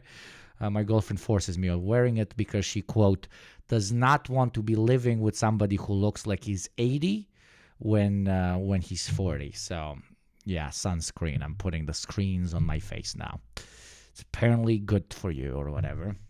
And then we wonder why we have microplastics in absolutely everything. Maybe because we put it on our face every fucking day. But maybe sunlight is more dangerous than that, okay? The sun legit is harmful right now. It is. I'm not harping on the female for telling me to not age super quickly. She looks out for me. How old are you, Yugopnik? Between 18 and 58, you decide. Okay? The reason why I wear this mask is because I don't want my neck pussy to show. No, the best part of that debate was the neck pussy, okay? Kind of got me bricked up. Kind of makes me want to end the stream right now and go and do very unsavory things while rewatching the debate. It's just using snail gel that helps your skin regenerate. Thank you. We've already seen too much neck pussy. I don't want this stream to get 18 plus, okay? Are you Russian? No, my friend, I'm not. Нет, товарищ, я не русский. Okay, Nusi, neck pussy. Trumpussy, dude. It's Trumpussy. We already decided for the name. Okay, yeah, white guilt. I feel very guilty for being white. Very, very guilty. So guilty. So let's talk about white guilt with two other white men. My favorite pastime. My favorite pastime. White men talking about race shit without actually including anybody who's not white. We are, I am what Hakeem likes to refer to as, I'm off-white. The Balkan people are off-white. We're white, but we're kind of off-white, if you know what I mean, you know? I don't know if you guys saw the fucking, I can't believe that people are figuring this out. This is the greatest way to have breakfast, period. They're calling it, of course, immediately I'm getting Sigma Tony Soprano edits, but high profile guy. Balkan breakfast has been trending like crazy because this guy just, ate like a normal human being, just a bunch of shit, some white cheese, some hot peppers, some tomatoes, and everybody was at first was like, dude is just eating fucking ingredients, which is insane to me, that's just food. How ideologized have you been by big restaurant, okay? This was originally this is very old, 2021. Dude, this is an incredible way to eat breakfast. This is just fucking perfect. And it's so fast and it tastes so well because if you're fast enough, you get to balance everything. But then people started posting. All right, you already know what time it is. I just came back from gym. It's time to break my fast with a good old Balkan breakfast. First of all, I just want to thank everyone for watching my original video. I learned a lot about it. One of the things I did learn is that I needed the Ivar, which is... Oh my God, he pronounced it properly. Immediate Balkan, okay? You're Balkan, okay? You're Balkan. The sauce, I got it. I found it at Walmart, so I got some, so we can try it today. Oh, so I'm gonna put some down. Oh, it smells good. No, but it's not like a charcuterie board because it involves a lot of fucking onions and a lot of spice and a lot of intensity. And you basically, if you're calling it a charcuterie board, you need 10 charcuterie boards for your 10 guests. One guy's supposed to eat the whole thing. It's supposed to be a whole ass fucking meal, okay? It smells so good. All right, we got that. So on today's menu, we got, again, our veggies. We got eggs. The onion is extremely important because, it's going to give you crazy amounts of reflux, but it's also healthy, but it's going to give you insane amounts of reflux. But it, opens up the appetite so fucking much. And then you just go around grabbing everything. Someone in the comments, you just, I saw, fucking they mix said it and mix it. He had one, his first one. All right, you already know what time it is. This guy, I didn't watch that one. I watched Balkan breakfast. Where's your first Balkan breakfast video? This one. Oh, it's everything I wanted it to be. All right, I keep seeing the Balkan breakfast all over my For You page. You can't tell me this isn't bussing. Just watch him for a second. I'll leave him with you with him. I will go piss for a second. Just get very hungry, okay? Yeah, keep one hand clean. Just try this, trust me. I see them put Just try this. It saves you so much time on cooking, and it's fucking phenomenal. You just pour everything out. But remember, you need onions, and you need like either feta cheese or cottage cheese, okay? That's what really makes it pop. You need olive oil, you need tomatoes. Tomato, cheese, and bread, and a bit of onion is all you need. Like my great-grandpa once taught me, sira leba paradisa. Cheese, bread, and tomato. Okay, yes, in Serbo Croatian we call tomato paradise. Literally, that's the word for it. Just what? It just works. It just fucking works. On their tomatoes, so I'm gonna try that. That's good. That was some junk.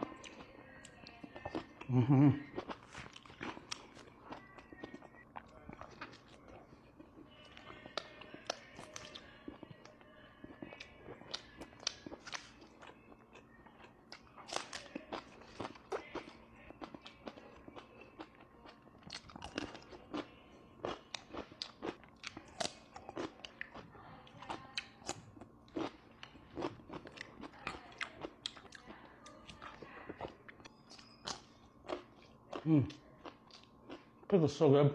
This is my kind of eating, man. Egg.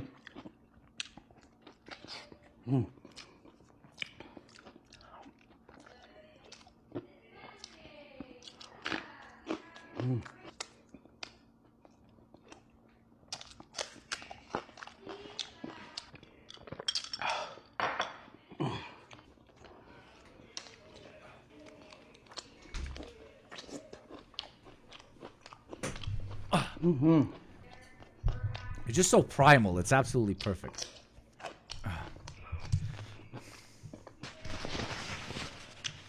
And you feel light the whole day, and you've got such like a diverse So good. I want to eat like this every day. amount of like It's types so of simple, food. so You fresh, just got but, like, everything. You got every fucking so good. vitamin. You got Like, everything. I You don't got know, everything. Like the guy said, it kind of scratches like a primal itch in your brain. There you go. He said it. I did pre-watch this.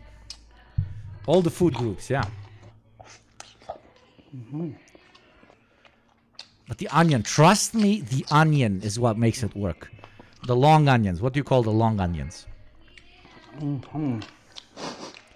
Is this a lot? Yeah, that's a lot of that he's consuming. I don't think I would be able to eat as much.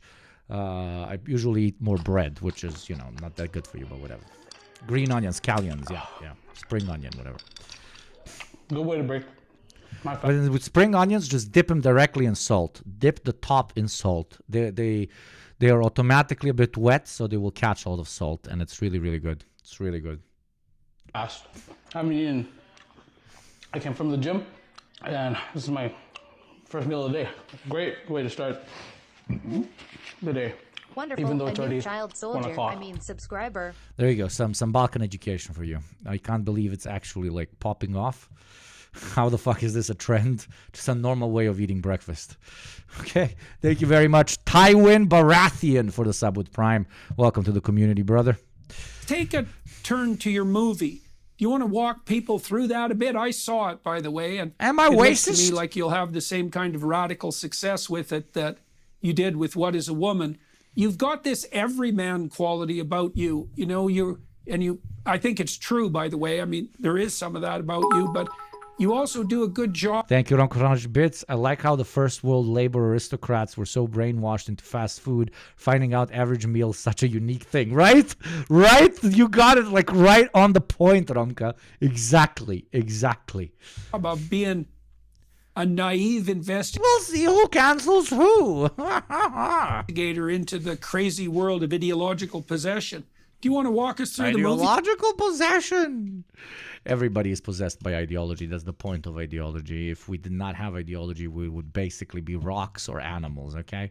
Your worldview is completely informed by the material conditions you find yourselves in, which additionally you're informed by the culture you find yourself in, which is informed by the a long-term historic creation of said culture through historic material conditions through which that particular culture has gone through as well, okay?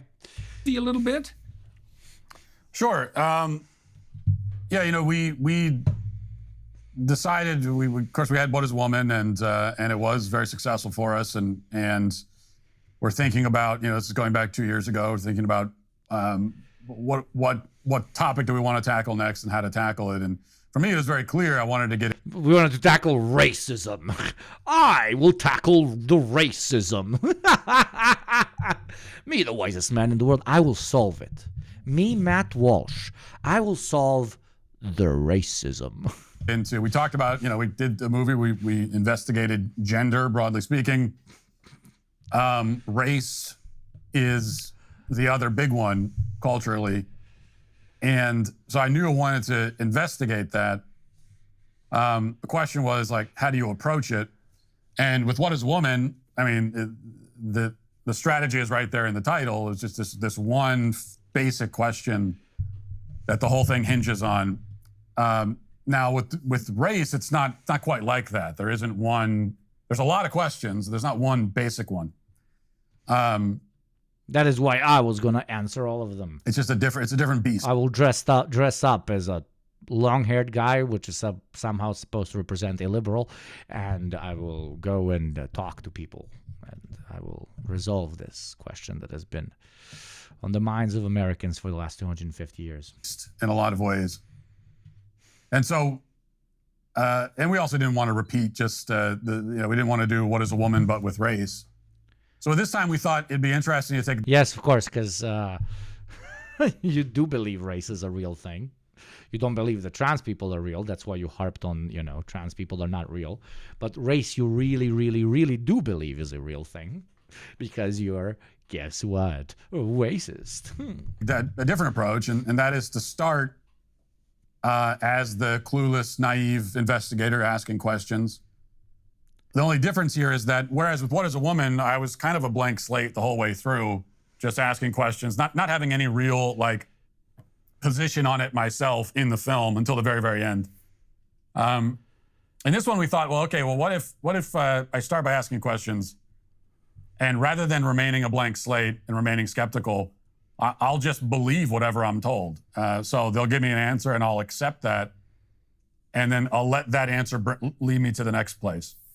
And that's the strategy we took with this, and it kind of takes us, and we really did approach it in filming this way, so that we had a really broad outline of where we wanted to go with the film and where we wanted to end up, but you can't really script it out because we go to talk to someone, we don't know exactly what they're going to say or how it's going to go. I did this documentary as a complete blank slate where, I was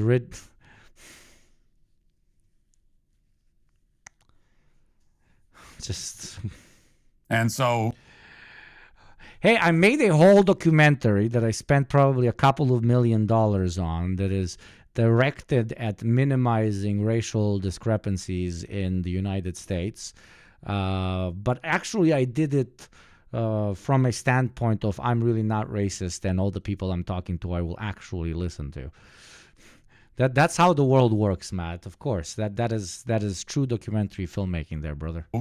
This is why filming it was over a year. It was a long process because we kind of let the story guide us, and went down the rabbit hole that way. And in the process, because I'm kind of believing what these anti-racist DEI people are telling me, and sort of adopting their views and trying to put them into practice. I love how he needs to adapt the views of the anti-racists because that's what a non-racist usually has to do. Remember when you have to pretend you're not racist, chat, so that you can do a documentary on racism?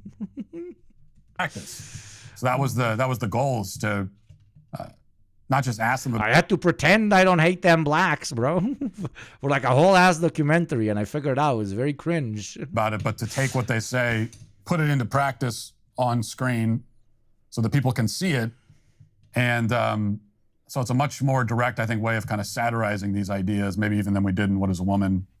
You got DEI certified. Okay, so a couple of comments. So you adopt a persona, you've got a man bun. I've got a hint for you if you ever do this again, is you have to learn to uptalk at the end of your sentences. You have to make every sentence into something that sounds Wonderful. like A a new question child soldier. because I mean, your subscriber. voice gives you I away. mean, the man bun is an improvement to both of your receding hairlines. I guess if the man bun is the aesthetic of the left, then the receding hairline is the aesthetic of the right. Right, chat? That means I'm a right winger because my hair is receding at great intensity. Holy fucking shit, I'm so fucked. Thank you, Pine Bat Joe, for the 2-month sub, brother. 2 months supporting one of the best communist propagandists in the world. Here's to many more. Thank you very much for being such a key member of the community. And thank you to the 37 fucking chambers, baby. Not 37, but 5-tier subs to our beautiful community. Ain't nobody watching ads up in this bitch, baby. Not even when we watch Matt Walsh, and probably everybody prays to the gods of advertising to interrupt this hellhole that I'm putting you through. Because you've got this flat authoritative voice, like you just make declarative statements. There's no question in them. And one of the things you'll notice about the DEI types, this is very telling, is that they always end every sentence with an up talk. It's a form of validation seeking, and you're belied by your authoritative voice as a DEI. Classic Jordan Peterson moment. Completely invent a thing and then make it sound philosophical and deep. Indeed. Yes. What am I supposed to... Let's learn from Jordan Peterson. Because real communists, we must learn how to talk. Declarative statement. You have DEI certified. Okay, so a couple of comments. So for you, if you ever do this again, is you have to learn to up talk at the end of your sentences. So when Jordan Peterson talks like this, he's really making fun of us communists. Do I talk like this? Do I talk like this? I really love pissing on these chuds on my streams. What? What? Thank you, Ronka, for the 100 bits. I'm almost bald and been balding since I was like 16. Am I Mussolini now or Nikolai II?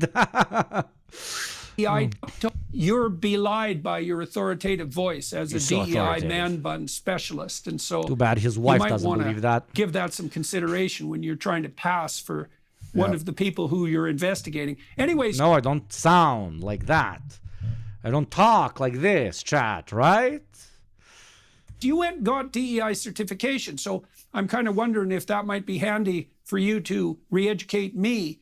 And also, since I seem to be destined now to being re-educated by DEI specialists, you took that training. What the hell was that like? Well, it was very easy, it turns out. Literally anyone. Yeah, not being racist is kind of pretty fucking easy, man. You simply don't do racist shit. You can get DEI certified. Plot twist! Is what we discovered. Actually, being racist is an active phenomenon in which you... because there's no... It's not like there's some official process. It's not like... it's not like becoming certified to be a plumber and electrician. It's not anything. So it's not like a conspiracy where they want to destroy the white man by introducing forced diversity on absolutely everyone, and they want to kick out the actual professionals in most fields and replace them with minorities who don't know what they're doing. Which the whole pitch is that, holy shit, the Democrats and the liberals and the communists want to do this to our country because they want to make it as incapable as possible under the prism of under the pretense of what you like to call actively combating racism, right? So it's not an actual conspiracy. Thank you for telling us this, sir. Like that, it's not a real profession. You sound like this. Let me see. You seem a little agitated. You want to go outside and get some air? Bullshit! You seem a little agitated. You want to go outside and get some air? Bullshit! I'm ready now. Roll the camera. Rolling. Is this what I sound like, chat? C97, take one. Mark. Like Dracula? This is even what I look like. This is me. Beware. Beware. Beware of the big green dragon that sits on your doorstep. He eats little boys, puppy dog tails, and big fat snails. there. Take care. Be fair. Wait! Pull the string! Pull the string! Destroy the capitalist dog! Burns their corporate offices as they fall from their windows! Make the ancients proud of our destruction of this system and the renewal with a new one. I am Communist Dracula, and I shall feed on the blood of the enemy for centuries to come. We shall fill our farms with those who have sucked our financial blood for decades, and we shall literally take their blood instead. Is this what I actually sound like? Holy fucking shit, man. Cut. Thank you. I will take it as a compliment. I will take it as a compliment, Tovarische. That's not a real thing. So anyone can get certified. Anyone can declare themselves an expert, is what we discovered. And How long did it anyone, take you? How long did it take you? The actual process of getting certified? Yeah. I don't know, 30 minutes maybe? So you mean I could go get DEI certified and then I could present that to the Ontario College of Psychologists as evidence for my successful re-education? You absolutely could and should. I mean, I could give you, I don't have the website in front of me, but there's a certain website we went to get our certification. And I'm happy to pass it along to you. I think you absolutely should do that. Oh, and it does, I appreciate don't know if it's, that. Yeah, it opens up a lot of doors we found. This interview is kind of awkward. And slow. Yeah, even aside from the certification, it's really, because you're right that's kind of one of the meta jokes in the movie that, yeah, I'm like wearing a costume, but it's not that convincing. It's really just a man bun. I don't even shave my beard. We talked about, yeah, in the process of making. Both of them lack so much charisma that it's kind of feeding into the black hole of charisma of the other guy, and they're creating an even bigger black hole than what their individual souls are like, you know? It's expanding. I don't know if this is how it works in physics, but if a black hole eats another black hole, does it become even larger? Making the film, we thought that it'd be very difficult to get in the room with these people if all I'm wearing is a wig, because I do have a pretty distinct look and sound. And so no, you're the most basic white guy of all time, dude. What the fuck are you on about? The idea was floated, well, maybe I shave the beard. That would be a pretty drastic change of my look. That was a no-go. Yeah, he was afraid that people would see the actual soy boy behind the beard, bro. What do you think to wear a mask? For me, I'm not going to do that. There's some things I'm just not willing to do. But what we found is that it actually didn't matter, because even the wig probably didn't matter that much. All they want. Walsh is convinced he's far more popular than he is, dude. He probably thinks he's fucking Jennifer Lopez, dude. Want to know is that you are there's certain just buzzwords and phrases that if you repeat them back to these people, they will accept you as part of the tribe, and they're not going to be very skeptical about it. It was the same thing we were making What is a Woman? We got in the room with a lot of these types in the gender space, and there was no disguise at all in that case. And the way we did it was just, all you have to, they're just looking for the key words. And if they think that you're... Yeah, if you talk to somebody that you don't know, and you're talking about a political issue, and you're relatively more informed on the political issue than the average Joe, you're listening for those particular keywords in another person so you can quickly see where they stand on a particular point. It's called having a conversation with somebody else on politics. And then after those keywords, you actually engage in deeper conversations, or you tell them to fuck off.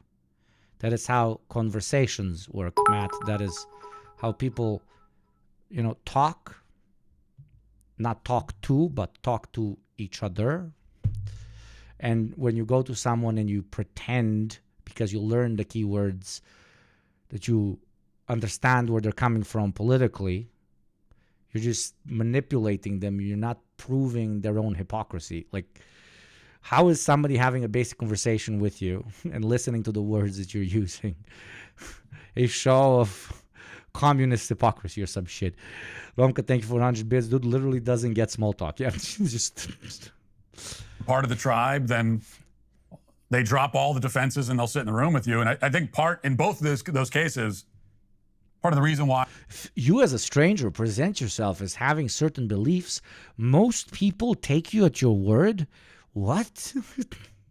This is difficult for the conservative brain, you see, chat, because everything they say they mostly don't even necessarily believe in. They're just doing it for the cash. So to them it's crazy that somebody would actually believe you for your you know. it was so easy. May not be so easy for anyone who tries to do it again now after we made both these movies, but it was easy at the time because all of these people live in a bubble. They live in a world where they're never challenged on their beliefs. Said the guy doing an interview with another guy of the same beliefs in the same network. They work for the same network. And he called them up, yo, please interview me so we make this fucking thing actually make some money because nobody's watching it. And you're making fun of people living in Oh, I love when Hitler 1 interviews Hitler 2 and they're like, oh my God, all the others that are not Hitlers, they are so the same, dude, right? Okay, let's now proceed to agree on everything that we talked about. They're never even around anyone who would disagree with them. Said Matt Walsh while being interviewed by Jordan Peterson. Let's go. So I think for them, the literal definition of an echo chamber, bro. How you feel? No worries, brother. Oh. The idea that they might be interviewed by someone who fundamentally disagrees with them was really just like unthinkable. They never even considered the possibility because they're never even around those kinds of people. And we really kind of punctured that bubble, I guess, in making the film. So the most surprising thing to me, and I don't want to be speaking... But he's giving me ideas. Why don't we have a communist Matt Walsh? Well, because it would be extremely cringe. No, actually, we have like thousands at this point. Not thousands, but hundreds of people that go to like Republican conventions with a microphone and they ask them very basic questions while using keywords. And they end up making fun of the mega heads. This happens to your side all the fucking time. So what the fuck are we? Speaking out of turn here was the fact that you got to talk to Robin DiAngelo. And Robin DiAngelo famously is the author of White Fragility, which is really one of the most despicable books, I would say, that's ever been written. And oh, of course. I think she also... Right after the Communist Manifesto and I don't know. Fits into that category as a thinker and likely as a human being. And is it reasonable for you to talk a little bit about that? I don't know how you managed that. And I don't want to blow the punchline, but... Yeah, I think there's most of the content of that exchange with her. I think they don't want me to talk about at this point and give away the spoilers. Okay.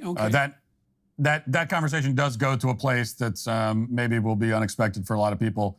But the fact that she's in the movie is no secret. We have her in the trailer. And she's currently suing Matt Walsh. Man, that's some white fragility right there. Oh. White fragility author DiAngelo duped into paying Matt Walsh's producer $30 in reparations. Jesus Christ.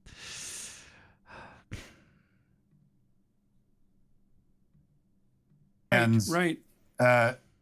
And that kind of goes to what I just said, that I think for her, she's probably the prime example of this. Because you would think, if you didn't know any better, you would think it'd be difficult to get Robin DiAngelo into a room, and that she'd be looking out for anyone who maybe isn't in her tribe. She'd be looking out for this kind of thing. For example, because right. you might suggest that possibly Robin DiAngelo, if she was even vaguely informed about absolutely anything that she purports to be doing, would know who the hell you are. Right, you would think, but yeah, but apparently you would not. because I think she's probably the prime example of this. They're triggered that she didn't know who he is. Triggered that he's not famous enough. for this lady to give a shit about him. What, was she supposed to stereotype him because he's white? Or some shit.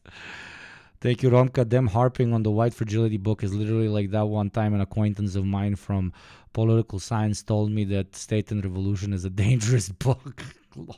Of someone who, in her day-to-day life, she probably almost never even interacts with or speaks to anyone who is not as far to the left as she is on all these issues, or at least almost. Takes one to know one.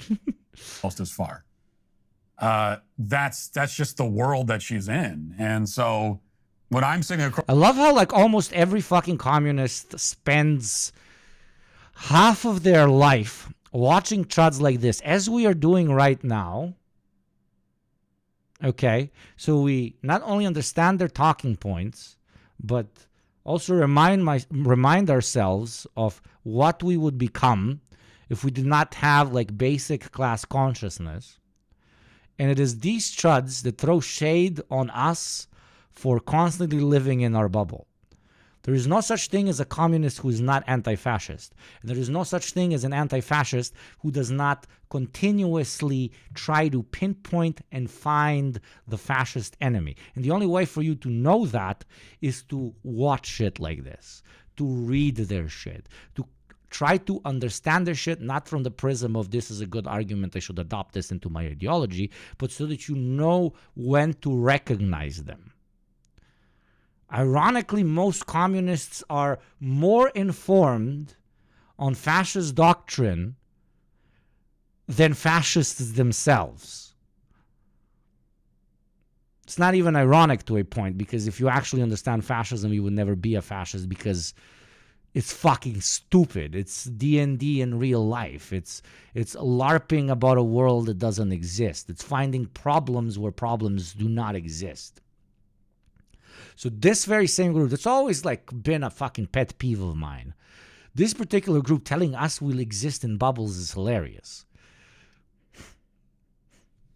Across the room with her having a conversation. I mean, it's probably the first time in years, if not ever, that she has, in this case, I've dedicated half of my fucking academic career and half of my career on YouTube. I only have like 40 videos posted. Like 15 to 20 of them are about fascists. I've read so much fascist shit that I walk around sometimes Zeke Heiling in the fucking living room. Of course I don't. I'm fucking kidding. But it like seeps into your brain matter. But then I remind myself I'm not 12 and I'm not a fucking idiot and my dick isn't 2 fucking inches. And, you know, I get rid of those fascist thoughts. Doesn't work for these guys, unfortunately, because they are mentally 12 and their dicks are 2 inches.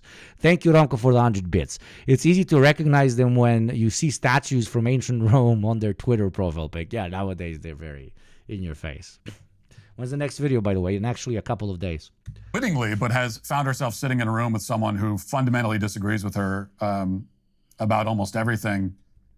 And I don't know, these academic leftist types, that's the kind of bubble they're in. For a lot of us, we you know, for me, obviously, because I am conservative and, you know, my family's conservative and I work here at the Daily Wire. And guess what it's about? It's literally about fascist groups.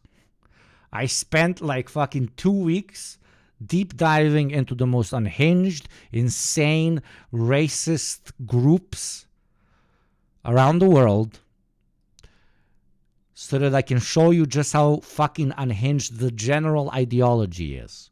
Because the most radical elements of any particular movements are ironically some of the greatest depictions of the particular insanity of that movement, at least when it comes to the right. And somehow I live in a bubble. Most of the people that I'm around are conservative, but, you know, I interact with people that are far left all the time. It's it would be a lot more difficult for someone on the left to do to me what we did to Robin DiAngelo, because I'm aware that these people are out there. I know who they are. I'm looking out for that kind of thing. It'd be hard for them to pull off because I'm just not in the same kind of bubble, I guess, that she is. So said to the fellow conservative guy from the same network that will then proceed to ask him questions that in no way disregard or disagree with his argumentation. I live for this, bro. Oh, two more questions about the movie. What did you learn as a consequence of doing it? And I interact with the far left all the time while wearing a wig and attempting gotcha journalism. Thank you. Exactly, Wally. Exactly. why should people go see it, as far as you're concerned? I think there are because I want money. Several things. Maybe the I main want thing money. that I learned, and I don't know if it's learned so much as had illustrated for me. Please, the money extent give. To which a lot of people that fall for this, there are the people that push it, the Robin DiAngelo types, the women who run the race to dinner, who we have in the film. Oh, yes. That's Sarah Rao. Yeah. Sarah Rao. Yeah, the DEI. She's the worst person on Twitter, which is really, or arguably the worst. Wait, who is the worst person on Twitter, chat? Can you write out for this? their name? There are the people that push it, the Robin DiAngelo types. Robin DiAngelo. Who the fuck is the DiAngelo of the Robin? Robin DiAngelo. Can you give me a link?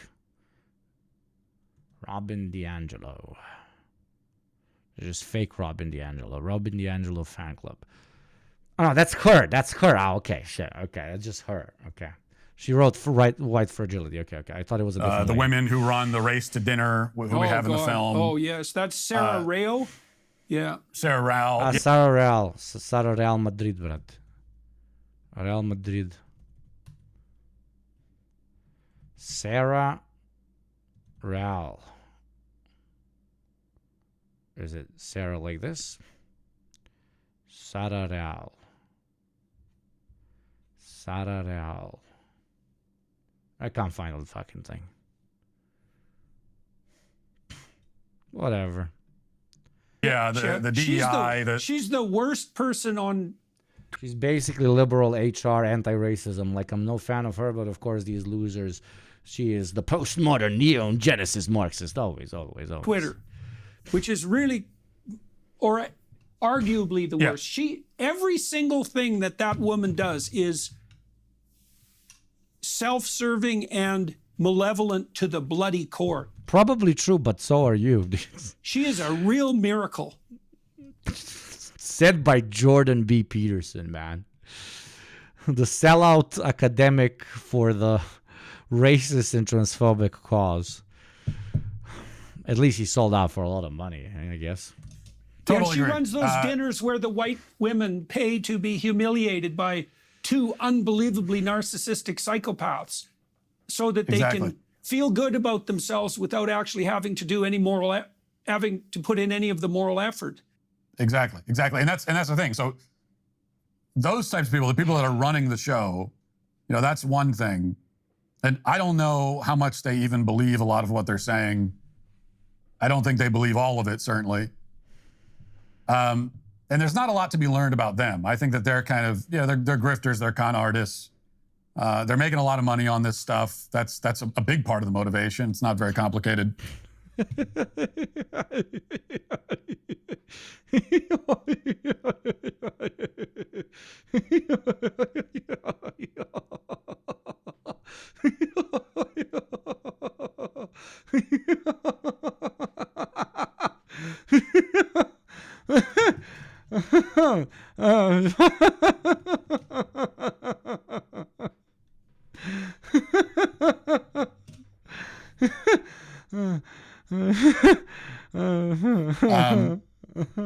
But what's more interesting to me are it's like the women who would sit around that table, who are paying money to be there, or the people that would willingly attend one of these seminars that we have in the film, people that would willingly read Robin DiAngelo's book. I'm more interested in them. Thank you, Gabriel. You gone, Joker, bro? You gone, Joker? Yeah. I bet that. It's very easy to do with this. Thank you, Romka. It's literally the same as that moment when Fash describes the things they hate about communism, meanwhile describing capitalism. Eternal classic. My brother's eternal classic. Like, what's going on with them? And what I found making the film. It's such a boring fucking video. You guys are so fucking boring. You can't even give me content anymore. What the fuck are fucking fascists even fucking good for if they can't give me content, dude?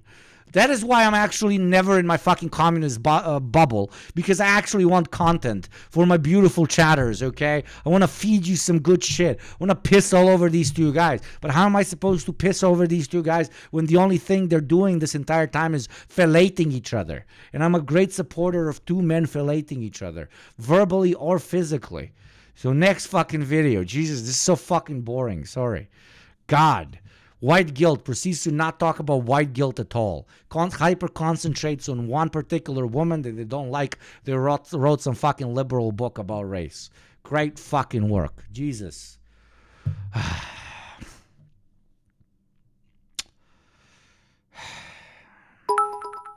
Thank you, Thinking Saber, for 130 bits. A better Peterson video.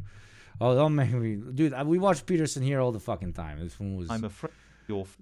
12 More Rules. Yeah, classic. We watched that one. Is this one a chat? But we watched it. I'm afraid your father will have to remain in his coma for several more months. Eternal classic. I don't know who's worse, his daughter or him. Okay, let's talk about the 51st state of the United States, also known as Israel, and how it actually spies on the American citizenry, American government, and how it manipulates it towards its own goals. The apartheid regime has had long tendrils, not from an anti-Semitic perspective in the United States, but simply as a colonial state which wants to represent the interests of the empire while also testing all their most modern weaponry on their own local population, which it does not define as their population because it is, again, an apartheid racist regime. Speaking of apartheid racist regimes, trains, very often they take people to places where they get killed, except here on YugopnikTwitch, where they say true motherfucking true, and if they reach level 5 they actually get wings and they fly into the sky and then detonate themselves right to Netanyahu's fucking house. So do you want this hype train to detonate right to Netanyahu's house? The choice is yours. Thank you for the hype train. Asked this week Chew, motherfucking chew. about another sprawling investigation and the detention of 60 Israelis since September 11th, the Bush administration treated the questions like hot potatoes. I would just refer you to Department of Justice with it. I'm not familiar with the report. I'm aware that some Israeli citizens have been detained. With respect to why they are being detained and the other aspects of your question, whether it's because they are in intelligence services or what they were doing, I will defer to the Department of Justice and the FBI to answer that. Beyond the 60... I showed Netanyahu a picture of his house, and he asked me why. And I told him, Netanyahu, you're going to have to figure that out on your own. Oh, that was great. Apprehended or detained, and many deported since September 11th. Another group of 140 Israeli individuals have been arrested and detained in this year in what government documents describe as, quote, an organized intelligence gathering operation designed to, quote, penetrate government facilities. Most of those individuals... That is what allies do, as we all know. ...said they had served in the Israeli military, which is compulsory there, but they also had, most of them, intelligence expertise and either worked for Amdocs or other companies in Israel that specialize in wiretapping. Earlier this week... Thank you very much, Trop Keel, for the second month and for helping this train go very true. Indeed, very true. Thank you, Samil, for the 100 bits, and thank you, Frosted Milk, almost level 2, almost hitting Netanyahu's house. The Israeli embassy here in Washington denied any spying against or in the United States. Also, obviously, for level 5, you get the cat book, which I don't think it even needs wording. On June 5th, 1986. Hi, my name is GDF, and you can probably tell by the direction that this video is going in that I'm not very advertiser friendly. For that reason, I rely completely on my patrons, subscribers, and donations. The Washington Post published an article written by Charles Babcock titled U.S. an Intelligence Target of the Israelis, officials say. Train go choo-choo and reaches level 2 thanks to Zanzibar Hero. Thank you for the 6 months, brother. Half a metric year. What's that? The 9/11s. And thank you all, Naoki, as well, for pushing for the cat book as always. The cat book as always. Current video. Let me pin it. Mods, I'm gonna kill you. Why are you not pinning my videos? Thank you very much, Al Naoki, for the support. Please, I need the cat book. From the article, quote, there is evidence that Israel has run intelligence operations in the United States for years, despite Israeli assertions that the Jonathan J. Pollard spy case was an isolated episode. Thank you as well to 37 Chambers, baby. Welcome to the community, baby. And thank you, Romka, for the 500 fucking bits. Cat book with the Russian cats in 1991, blood. Let's fucking go, Tavarishi. Yeah, baby. You remember that one. Thank you very much for the 500 bits, baby. Level 2 completed. Chew, motherfucking chew, dude. Intelligence officials. Israeli intelligence services were more active than anyone but the KGB. John Davitt, longtime head of the Justice Department's Internal Security Section until his retirement in 1980, said in a recent telephone interview, end quote. A substantial New Yorker piece on Jonathan Pollard from 1999 by none other than Seymour Hersh bore the name Traitor. From the text of that article, quote, hey, that's anti-Semitic. Don't you know that working for Israel is actually very Semitic? And if you do not, it's very anti-Semitic. Don't you know that if you look at the Israeli flag just a little bit bad with a bit of brat in your eyes, that is anti-Semitic? In the last decade, Jonathan Pollard, the American Navy employee who spied for Israel in the mid-1980s and is now serving a life sentence, has become a cause célèbre in Israel and among Jewish groups in the United States. The Conference of Presidents of Major American Jewish Organizations, a consortium of 55 groups, has publicly called for Pollard's release, arguing, in essence, that his crimes did not amount to high treason because Israel was then and remains a close ally. Chat, say that next time you read your girlfriend's what do you call it, not dictionary, Jesus Christ, what do you call it? Help me out, I'm experiencing an Alzheimer's moment. Business. Diary. Thank you, God damn it. When you read their diary and they're like, what the fuck did you do? We were breaking up. You read my fucking diary. And you're like, no, but our interests are aligned, girlfriend. Our interests are aligned. I read your diary so that I can be a better boyfriend, okay? I spied on your politicians and your military-industrial complex because I actually love you. Because I actually fucking adore you, okay? Israel, the most toxic girlfriend of all time. But America loves toxic relationships, especially when it includes them fucking up another ex-boyfriend of theirs, also known as the entire Palestinian population. And with that, my beautiful, beautiful child soldiers, we're extremely close to level 5 hype train. Thank you very much, Elmas Jules, for the 5 community subs, and PTMFC for the 5 community subs. Let's fucking go. The cat is coming. The cat indeed is coming. I'm gonna come. Pollard has never denied that he turned over a great deal of classified material to the Israelis, but he maintains that his sole motive was to protect Israeli security. He told United States District Court Judge Aubrey Robinson Jr. in a memorandum submitted before his sentence. That would work on a lot of you all, I'm not gonna lie. Yeah, we are all in very toxic relationships, except me. I love my girlfriend. I will never read her diary. Only skim through it a little bit, you know, only just take a couple of photos, only print it for myself. Thank you, Anonymous Gifter, for the gifts up. Thank you, Xi Jinping, very much for your service. Thank you very much for contributing to the cat book one day being given to all the masses. Everybody say thank you to PTM and Elmas Jules for the gift subs as well. Whenever we get a anonymous gift sub, as we all know here in chat, we must thank the greatest supporter of this show of all time, Xi Jinping himself. We love that CCPP in our mouth. Love that CCPP in our mouth.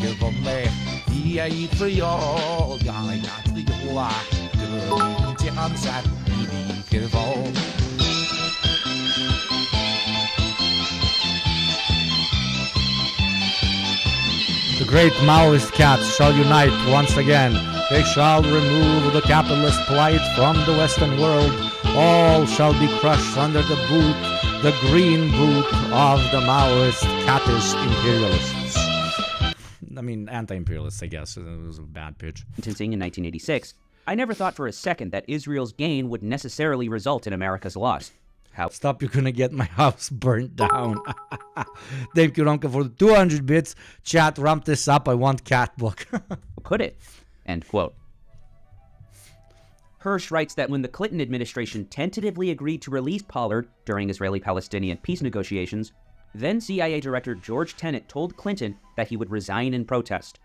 Clinton backed off. The intelligence community at large was so outraged by the prospect of Pollard's release that they began leaking This is just like hardcore anti-Semitism fuel, right? Like this is a bunch of Jews trying to directly influence the U.S. And I don't think it even warrants saying here in our community, but this is not a Jewish conspiracy. This is a conspiracy by a insane, colonial, rich, apartheid regime which wants to carry as much power as it can because it knows it needs it so that it can continue existing as a violent, parasitic entity in the Middle East. Okay? I guess one must always say it, but you know, Israelis contributing to anti-Semitic conspiracy theories every day of the week. Let's fucking go. sensitive details about the Pollard case, including what secrets he gave away. Going back to the article, quote, Pollard, these officials... Thank you, Gabriel. Speaking of foreign interference, Hugo is actually recruiting Janissaries from the Balkans for his great Khan, Hassan Pasha. No. I am recruiting to overthrow the Turkish dog. Haktui spit on the ground. Officials told me had done far more damage to American national security than... Hassan is a dear comrade. He is one of the young Turks. He has he has crushed the Ottoman Empire, and under his boot, he no longer wants to believe in those conservative Ottoman beliefs. After obviously they got hard cocked by different Balkan revolutionary groups, as we all know, and was ever made known to the public. Make Ottoman Empire Turkey again, baby. And Hassan will probably agree on that. Many officials said they were convinced that information Pollard sold to the Israelis had ultimately wound up in the hands of the Soviet Union. Supporters are mistaken in believing... 40 seconds remaining for the hype train. Are you going to reach the cat level or not? Choice is yours, chat. Chew, motherfucking chew. Am I teasing it? Am I being very bad? Yes. Oh my God, look. It's almost a cat. Oh my God, look at them. Nope. You don't get cats. Believing that Jonathan Pollard caused no significant damage to American national security. Pollard gave the Israelis vast amounts of data dealing with specific American intelligence systems and how they worked. A most sensitive area of intelligence There we go, Gabriel. Come on. Thank you very much, Gabriel. And you were close enough. And I am a good person, if nothing else. So in that name... Cats! Do you love them? Do you hate them? It does not matter. But if a cat reaches... class consciousness, it becomes a ruler of worlds. It treks the great lands in pursuit of enlightenment. And in its path, it finds many enemies, such as reactionary grass that it does not eat, such as reactionary sand that fucks with its paws. But the true revolutionary kitty knows that nothing can stop the progress of the working class cat. Continuing, children can be great allies in the communist movements, and cats know this. They manipulate the white child to fight in its armies and join the Maoist revolutions abroad. They know that the reactionary American will not open fire on the white child, and they use them as flesh protectors against the armies of dogs from abroad. Which obviously leads to the children themselves growing up one day, and if they did not die, joining the true cat empire, which leads to shoes. As we all know, before the cat Maoist revolution, no cats wore shoes. But once they achieved victory, they were granted shoes. That's the pitch, shoes. You want shoes? Communism. Balenciaga is actually communism. There we go. That's enough. That's enough for you. You did good. I am satisfied. I put satisfaction on this shit. Happy? You got some catties. Okay, let's continue. As sources and methods. Communism is when shoes, absolutely. It also... communism is when Stalin takes your spoon but gives you shoes, especially if you're a cat. All cats shall be forced to wear shoes in communism because it's comfortable, and all cats shall be forced to wear shoes in fascism because that is how they will stop the Haitians from eating them, apparently. So hindered the United States' ability to recruit foreign agents. Oh, I could have done Puss in Boots, Gabriel. Shit, I fucked up, yeah. Comrade Puss in Boots. Young Comrade Puss in Boots before his full radicalization and his growth hormones given to him by the great trans agenda of the communist movement, allowing him to be able to actually wear shoes and then stomp on fascist and capitalist dogs. That's the direction I should have gone, but hey. Hey, not very inspired today. A number of officials strongly suspect that the Israelis repackaged much of Pollard's material and provided it to the Soviet Union in exchange for continued Soviet permission for Jews to emigrate to Israel. Other officials go further and say there was reason to believe that secret information was exchanged for Jews working in highly sensitive positions in Thank you so much to ZFAH, one of the biggest supporters here in chat, for the 230th fucking sub. Without beautiful Oilers such as this channel would not be able to run. Thank you, ZFAH. Get a little kiss. Mwah. Get another kiss. Mwah. Get another kiss. Mwah. Thank you very much. In the Soviet Union. A significant percentage of Pollard's documents, including some that describe the techniques the American Navy used to track Soviet submarines, was of practical importance only to the Soviet Union. End quote. No less an intelligence official than William Casey, the CIA director during the Pollard affair, also reportedly adopted this theory.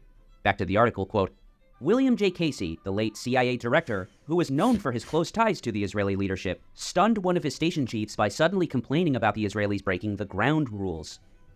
He asked if I knew anything about the Pollard case, the station chief recalled, and he said that Casey had added, "For your information, the Israelis used Pollard to obtain our attack plan against the USSR. All of it. The coordinates, the firing locations, the sequence." Thank you to the Thinking Saber Cat for 145 bits. Here's Cat Utopia Theory in practice. Let me see.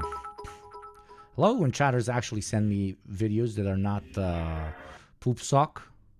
It's kind of based.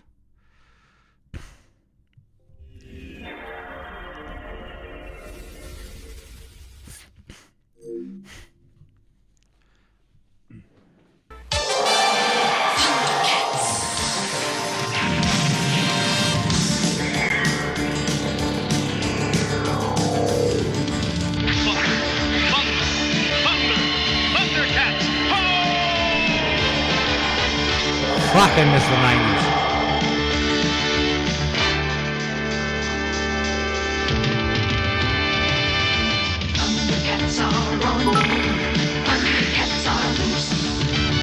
Busted. Thank you, Romka, for the 100 bits. Our attack plan against the USSR, and then these people say scary Stalin Iron Curtain made by Churchill and how the US is an empire. Exactly. And for guess who? The Soviets. End quote. Despite a plea deal, the judge gave Jonathan Pollard life. The full scope of his leaks still aren't known today. Pollard was released from prison in 2015 and moved to Israel in 2020. Of course, for life. Why did you wait 5 years before moving to Israel? That's fucking hilarious. As will become abundantly clear to you all by the end of this video, Israel spies more aggressively against the United States than almost any country, friend or foe, in the entire world. Because it cannot exist without the United States' full and absolute support. So it must know all the ins and outs of the political establishment and the military-industrial complex in the United States. The following is an early... It is not Americans. Israel is not your friend, okay? Listen, if somebody's your friend, IRL, only because you give them money, and in this case, unhinged guns, are they actually your friend? Are they actually your friend? No, the answer is supposed to be no. Don't be fucking weird, okay? Well, then Israel is not America's friend either. The only reason they're your friends is because you give them a lot of shit. That's it. CIA history of... It's more of an appendage. Exactly. Israeli espionage from March 1979. Quote, in 1954, a hidden microphone planted by the Israelis was discovered in the office of the U.S. ambassador in Tel Aviv. In 1956, telephone taps were found connected to 2 telephones in the residence. And realistically, they're just learning from their boss, like not their bosses, but their bigger brother, the United States, because the U.S. spies on 100% of all of its allies. Okay, it spies on South Korea, it spies on Germany, it spies on France. They've been caught thousands of times doing this. Wonderful. A new They're a child horrible surgeon, friend to have. subscriber. Okay, thank you very much. Komunistic Kato, more cats in chat. Let's fucking go. Welcome to the community, my friend. Of the U.S. military attaché. End quote. Regarding the methods of spying on officials inside Israel, quote, Shin Bet personnel are experts at entering private quarters where they go through visitors' luggage and personal papers. Special portable camera equipment is used for this purpose, and the results are processed in the Shin Bet laboratory. Shin Bet technicians have concealed radio transmitters in phonograph cases, in the false bottoms of coffee cans, and in the bottoms of portable cooking stoves, which can be used as stoves without removing the communication equipment.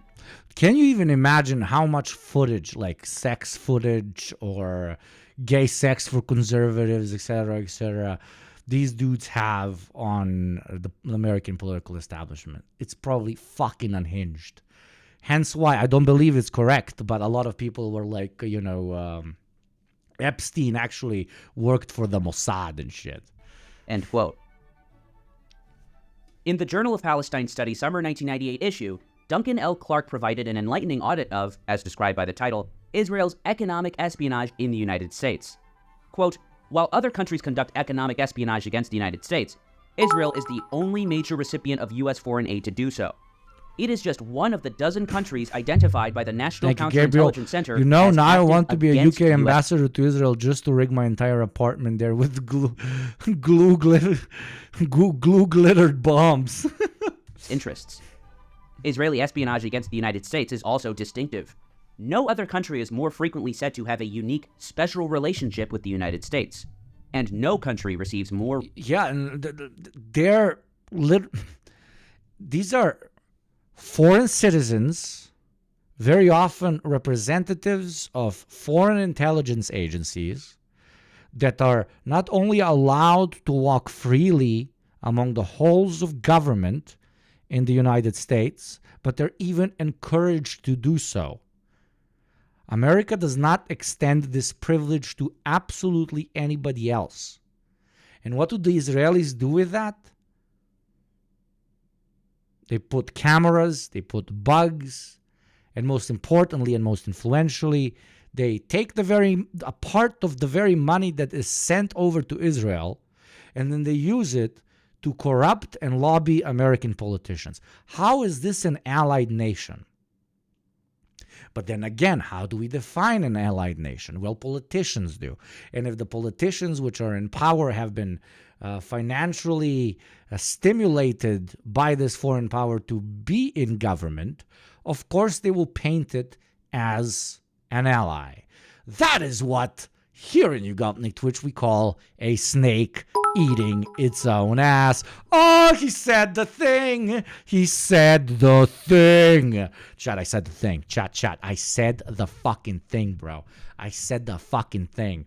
Thank you, Romka, for 100 bits. Motherfucker will get spied on by their client state and then harp on KGB spies on a daily. Oh, don't get me started. Reliable political protection from Congress. The United States and Israel agreed in 1951 not to spy on one another, but while there is little evidence that the United States has conducted economic espionage against Israel, the agreement has been flouted repeatedly and flagrantly by Israel. Israeli economic espionage has infuriated the U.S. intelligence community. End quote. Clark provides a detailed record of Israel spying, including the Recon Optical case, involving an American firm of that name that produced surveillance equipment. In 1986, security guards caught 3 Israeli Air Force officers stealing 50,000 pages of proprietary information. Jesus fucking They had been stealing Christ. these materials for a year. Holy shit, dude. Oh my God. If any other state did this, they would execute. They would assassinate the spy. They would literally kill the fucking spy.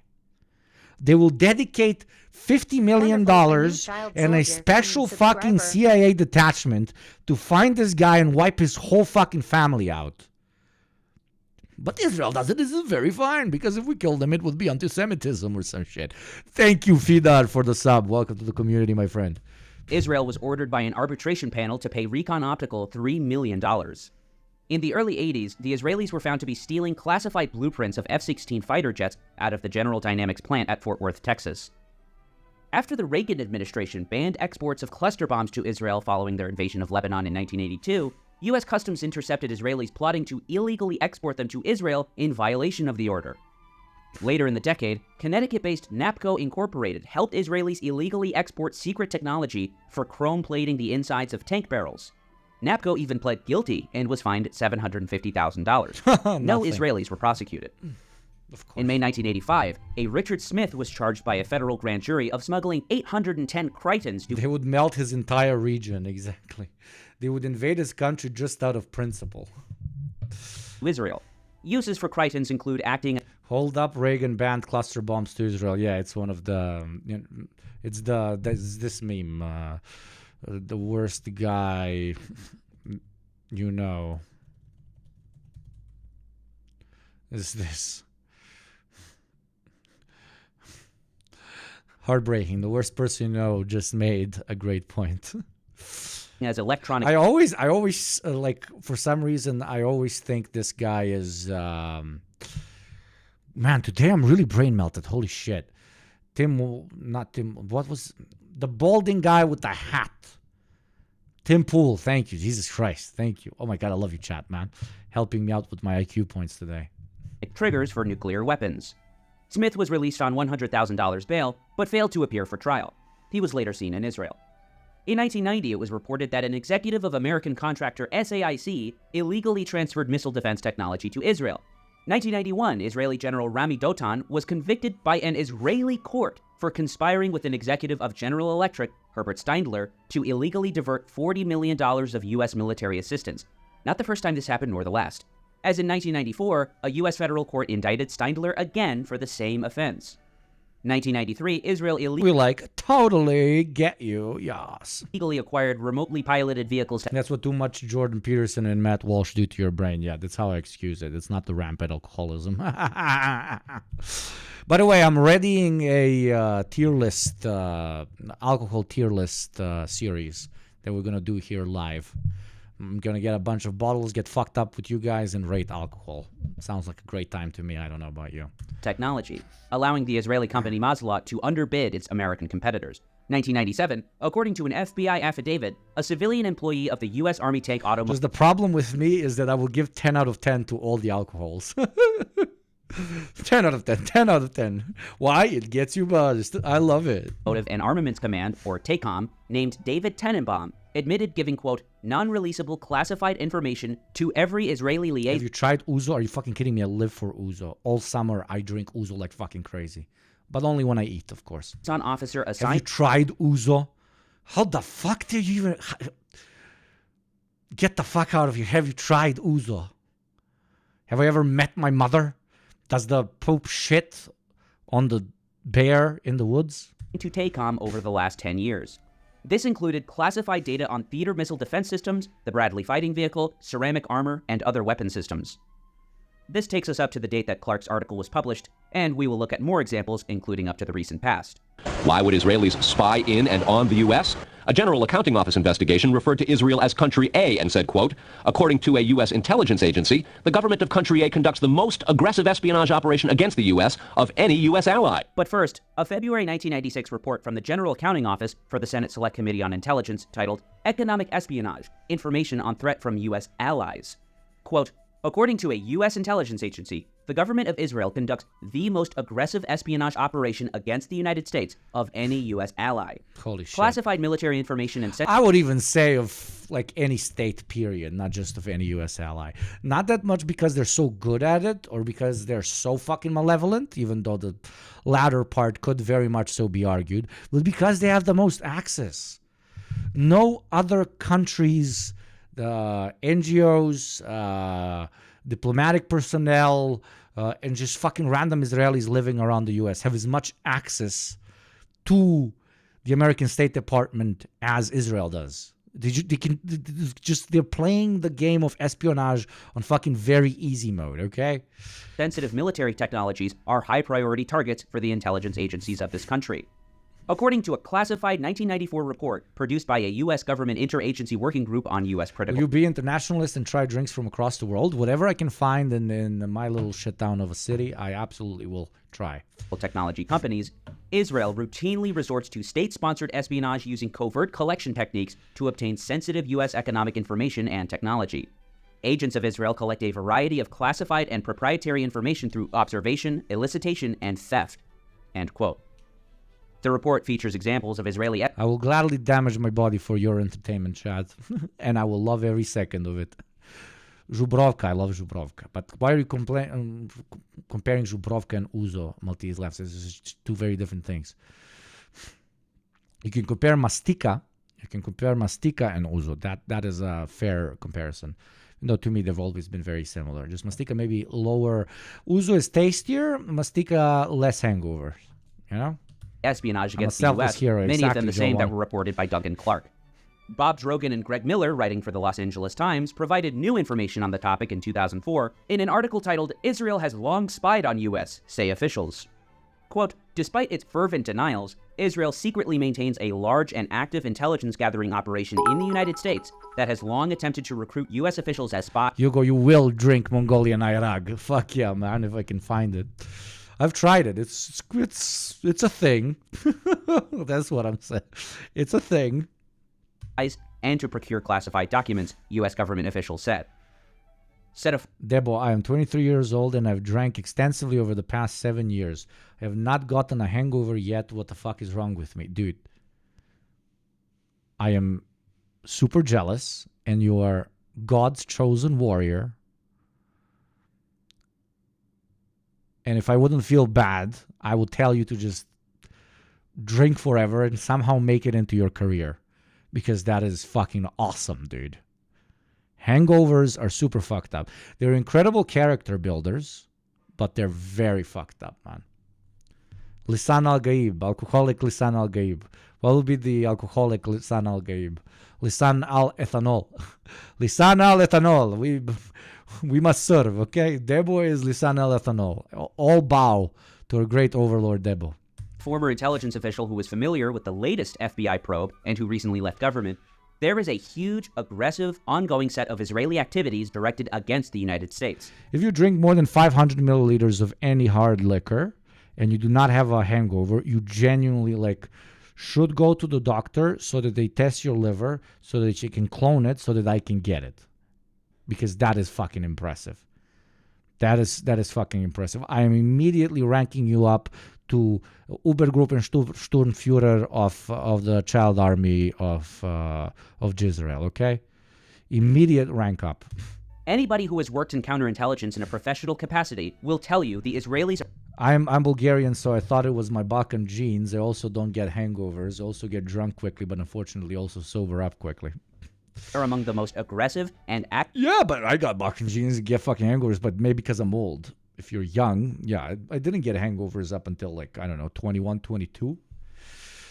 Afterwards, it became a piece of shit.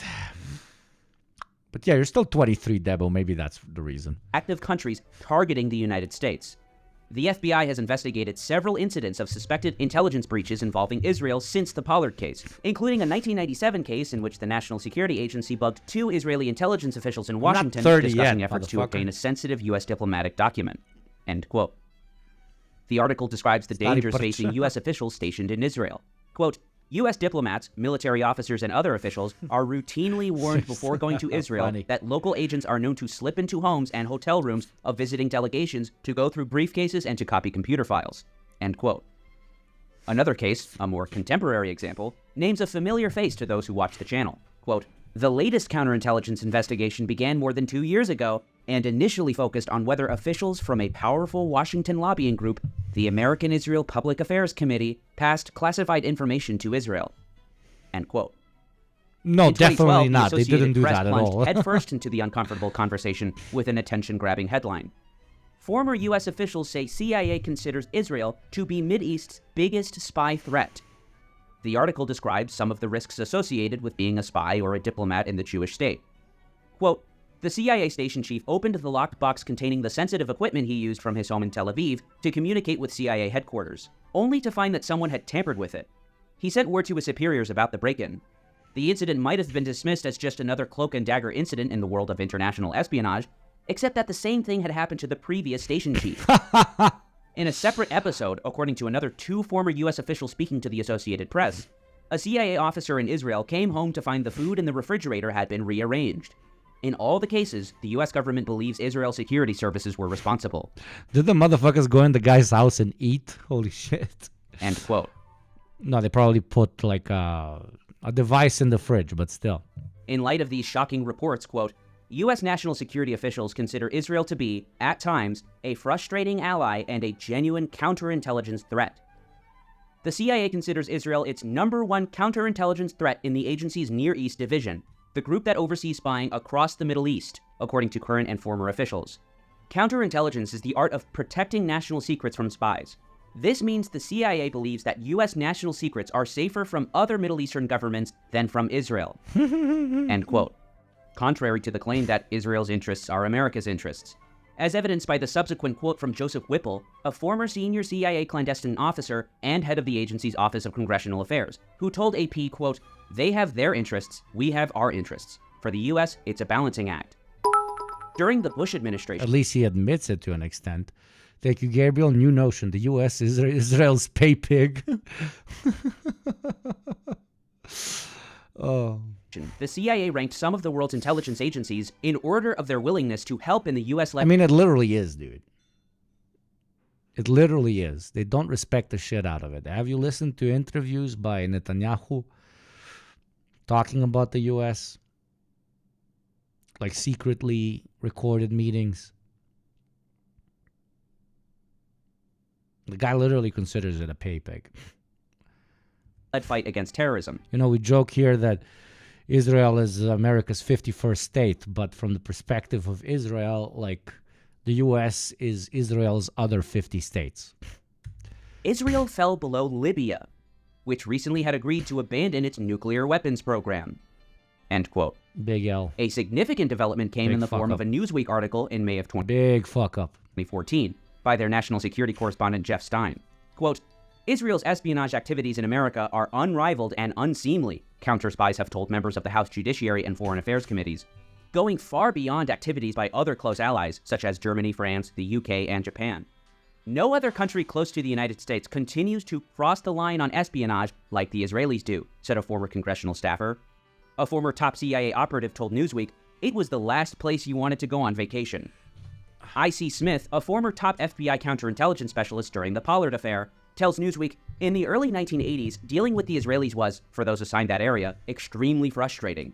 The Israelis were supremely confident that they had the clout, especially on the Hill, to basically get away with just about anything. This was the time of the Criteria country list, later changed to the National Security Threat List. And I found it incredible that Taiwan and Vietnam, for instance, were on it, when neither country had conducted activities that remotely approached the Pollard case, and neither had a history of, or a comparable capability to conduct such activities. End quote. This piece elicited outrage from the Israelis, and Newsweek published a follow-up just days later, again written by Jeff Stein, who reported, quote, Israeli Intelligence Affairs Minister Yuval Steinitz, among other top Israeli officials, unequivocally denied the Newsweek report, saying Israel stopped all spying operations in the U.S. after Jonathan Pollard was convicted of spying for Israel in 1987. One anonymous official was, quote, press X to doubt, in the Israeli media as saying Newsweek's account had the whiff of anti-Semitism in it. Whoa! Good, he said the thing, chat, he said the thing. End quote. Far from backpedaling, the author provides another bombshell, emphasizing the audacity Israeli officials operate with. Writing about, quote, a surprise visitor to Vice President Al Gore's room in a hotel suite in Jerusalem. A spy in an air duct. According to a senior former U.S. intelligence operative, cartoon-ass shit, dude. A Secret Service agent who was enjoying a moment of solitude in Gore's bathroom heard a metallic scraping sound. So the room was all quiet, he was just meditating on his toes, and he hears a noise in the vent, and he sees the vent clips being moved from the inside. And then he sees a guy starting to exit the vent into the room. The operative recalled for Newsweek. Did the agent scramble for his gun? No, the former operative said with a chuckle. He kind of coughed and the guy went back into the vents. To some, the incident stands as an apt metaphor for the behind-closed-doors relations between Israel and America. Frenemies even in the best of times. The brazen air duct caper crossed the line of acceptable behavior between friendly intelligence services. but because it was done by Israel, it was quickly hushed up by US officials. End quote. If it was done by a Libyan, they would just blow up the guy's whole village and city and wedding. Examples continue, and as recently as 2015, Adam Entis reports, for the Wall Street Journal, mind you, Israel spied on Iran nuclear talks with US. Quote, the spying operation was part of a broader campaign by Israeli Prime Minister Benjamin Netanyahu's government to penetrate the negotiations and then help build a case against the emerging terms of the deal, current and former US officials said. Said a senior US official briefed on the matter, it is one thing for the US and Israel to spy on each other. It is another thing for Israel to steal US secrets and play them back to US legislators to undermine US diplomacy. US officials said Israel has long topped the list of countries that aggressively spy on the US, along with China, Russia, and France. The US expends more counterintelligence resources fending off Israeli spy operations than any other close ally, US officials said. End quote. The article earned a rebuke from the Israeli government, which spurred a rebuttal from Glenn Greenwald and Andrew Fishman for The Intercept, titled, Netanyahu's spying denials contradicted by secret NSA documents. Quote, Israel's claim is not only incredible on its face, it is also squarely contradicted by top-secret NSA documents, which state that Israel targets the U.S. government for invasive electronic surveillance and does so more aggressively and threateningly than almost any other country in the world.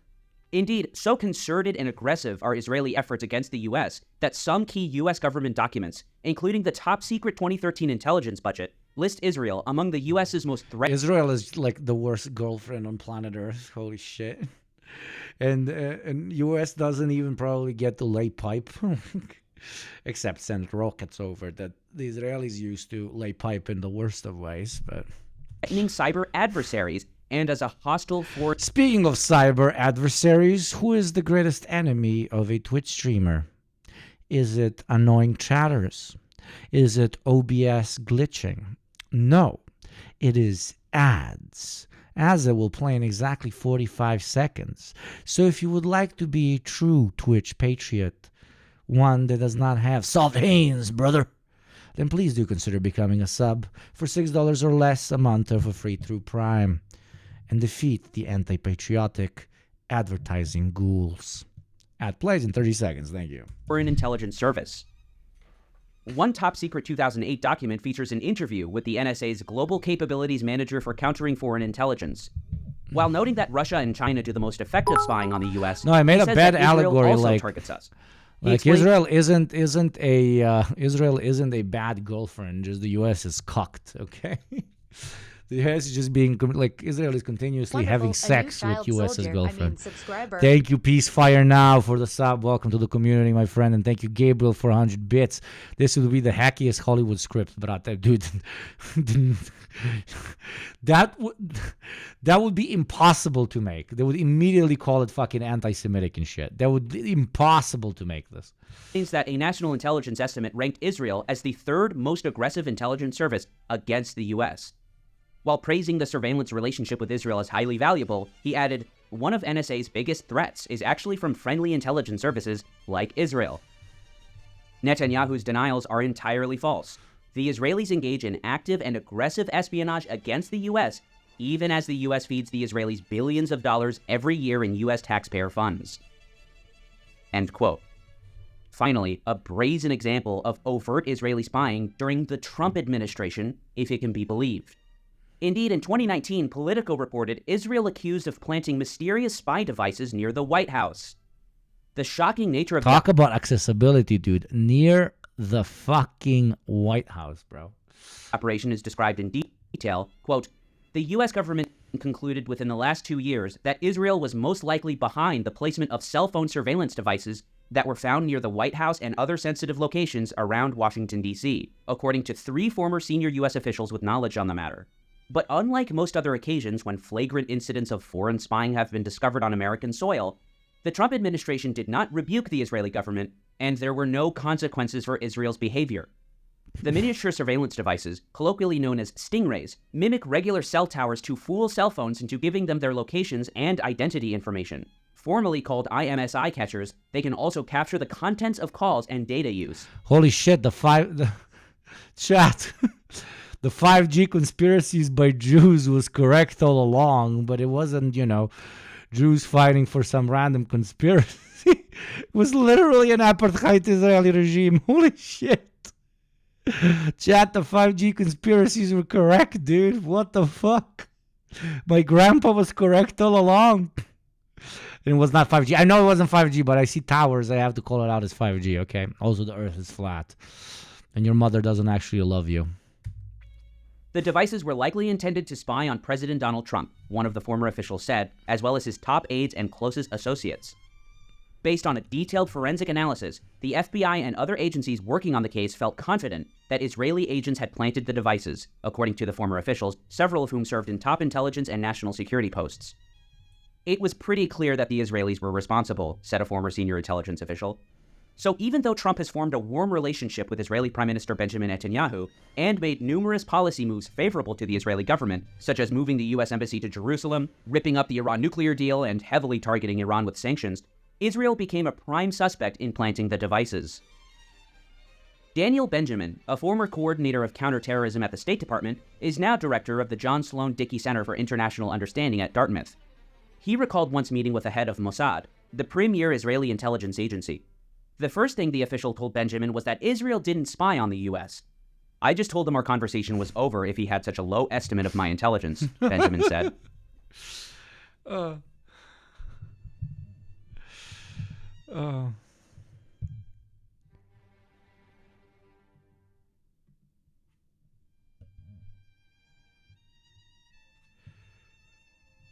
Hello viewers of this video, welcome to the show. Whoa.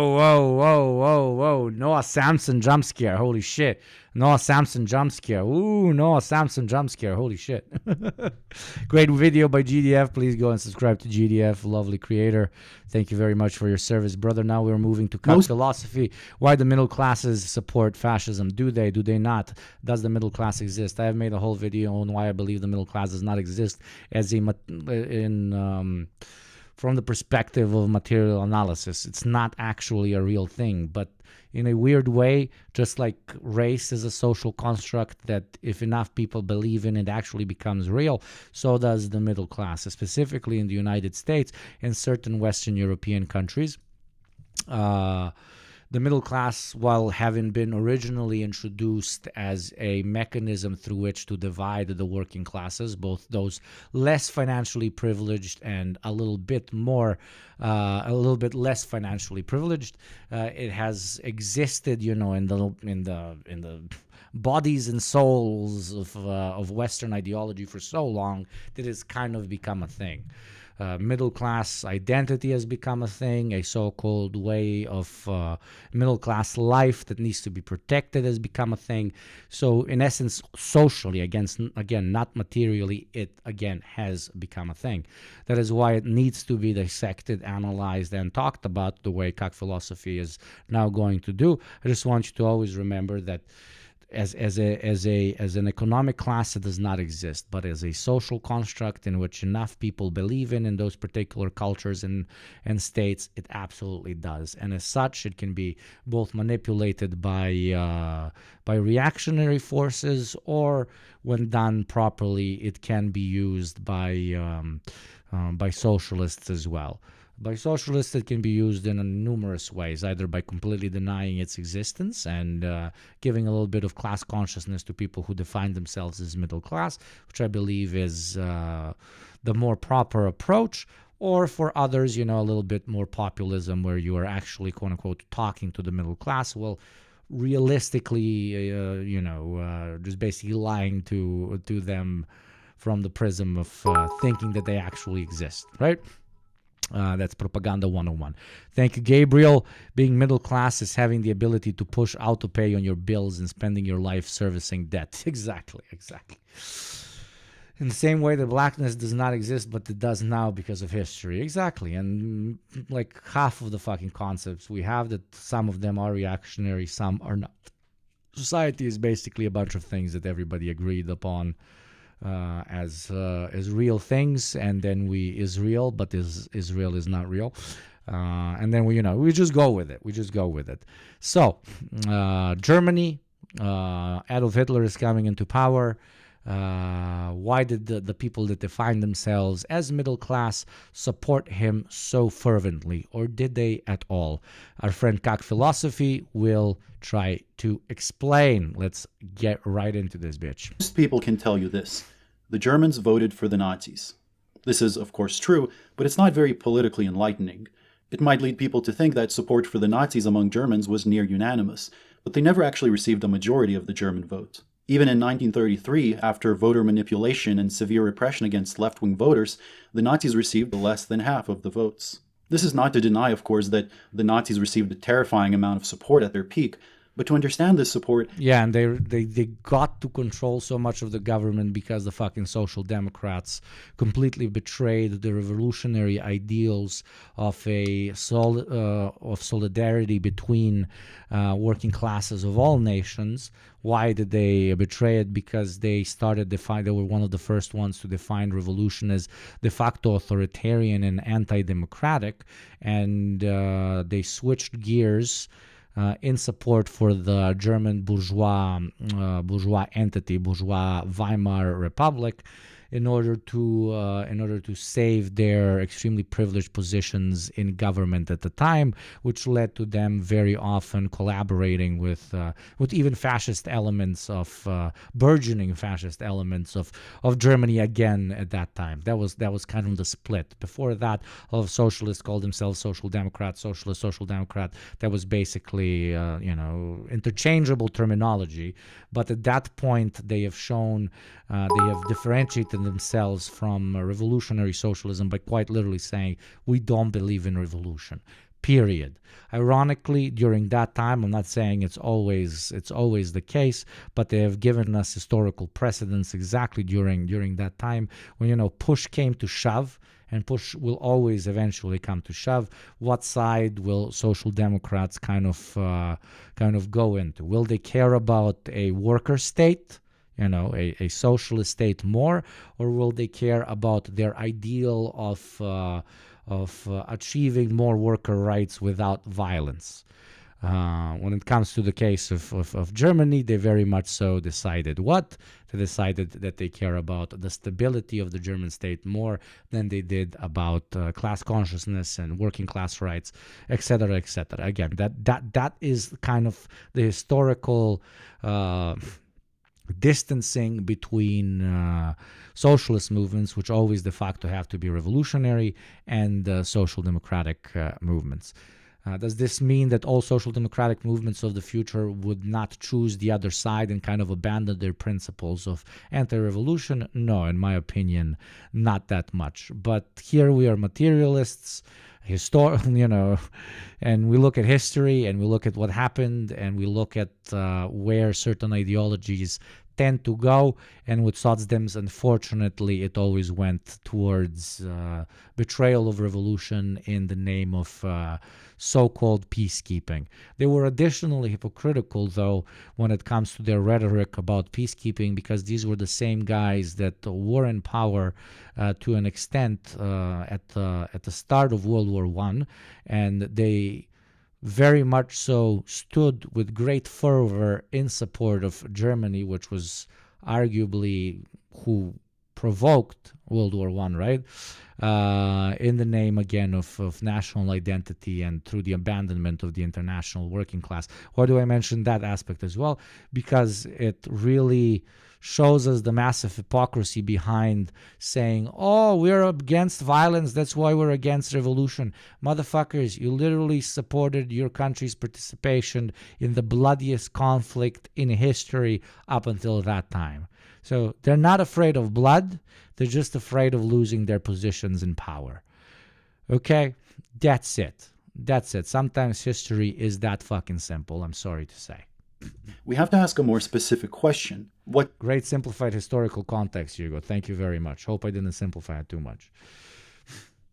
The SPD really let the whole world down and sabotage socialism for a generation. Yeah, some people like to joke around, but only joke about this in closed socialist circles, because otherwise you're going to sound insane, or actually, give reactionaries argumentation. But socialists kind of did end up killing 100 million. and by socialists I mean social democrats of Germany, because they did not support the revolutionary fervor of the German working class, they directly paved the way to Nazi Germany that ended up killing close to more than 100 million people. So, yeah, one of the greatest L's of all time, arguably. What sections of the German population was it that provided the Nazis with so much support? It is well known, for instance, that the Nazis came to receive support. Thank you, Ronk Franzbis, Freikorblatt. Yeah, exactly. It was the Social Democratic Party of Germany, which quite literally called for the murder of two of the leaders of the communist revolutionary movement in Germany. One of which you should all know was Rosa Luxemburg, right? Support from Germany's leading industrialists and various military officials, but that's a very small percentage of the population. As a modern political party, it also needed a more numerous electorate. So I guess I'm going to spin it. Communists did not cause 100 gorillion deaths, but ironically, Sotsdems did cause 100 gorillion deaths. Unfucking ironically. Mass base. The political parties of the hottest take of my month, dude. I hope that gets fucking clipped and shoved up Sotsdems' asses, okay? Again, doesn't mean that all Sotsdem parties will do this in the future, but Jesus Christ, prove me wrong first and then I'll believe you.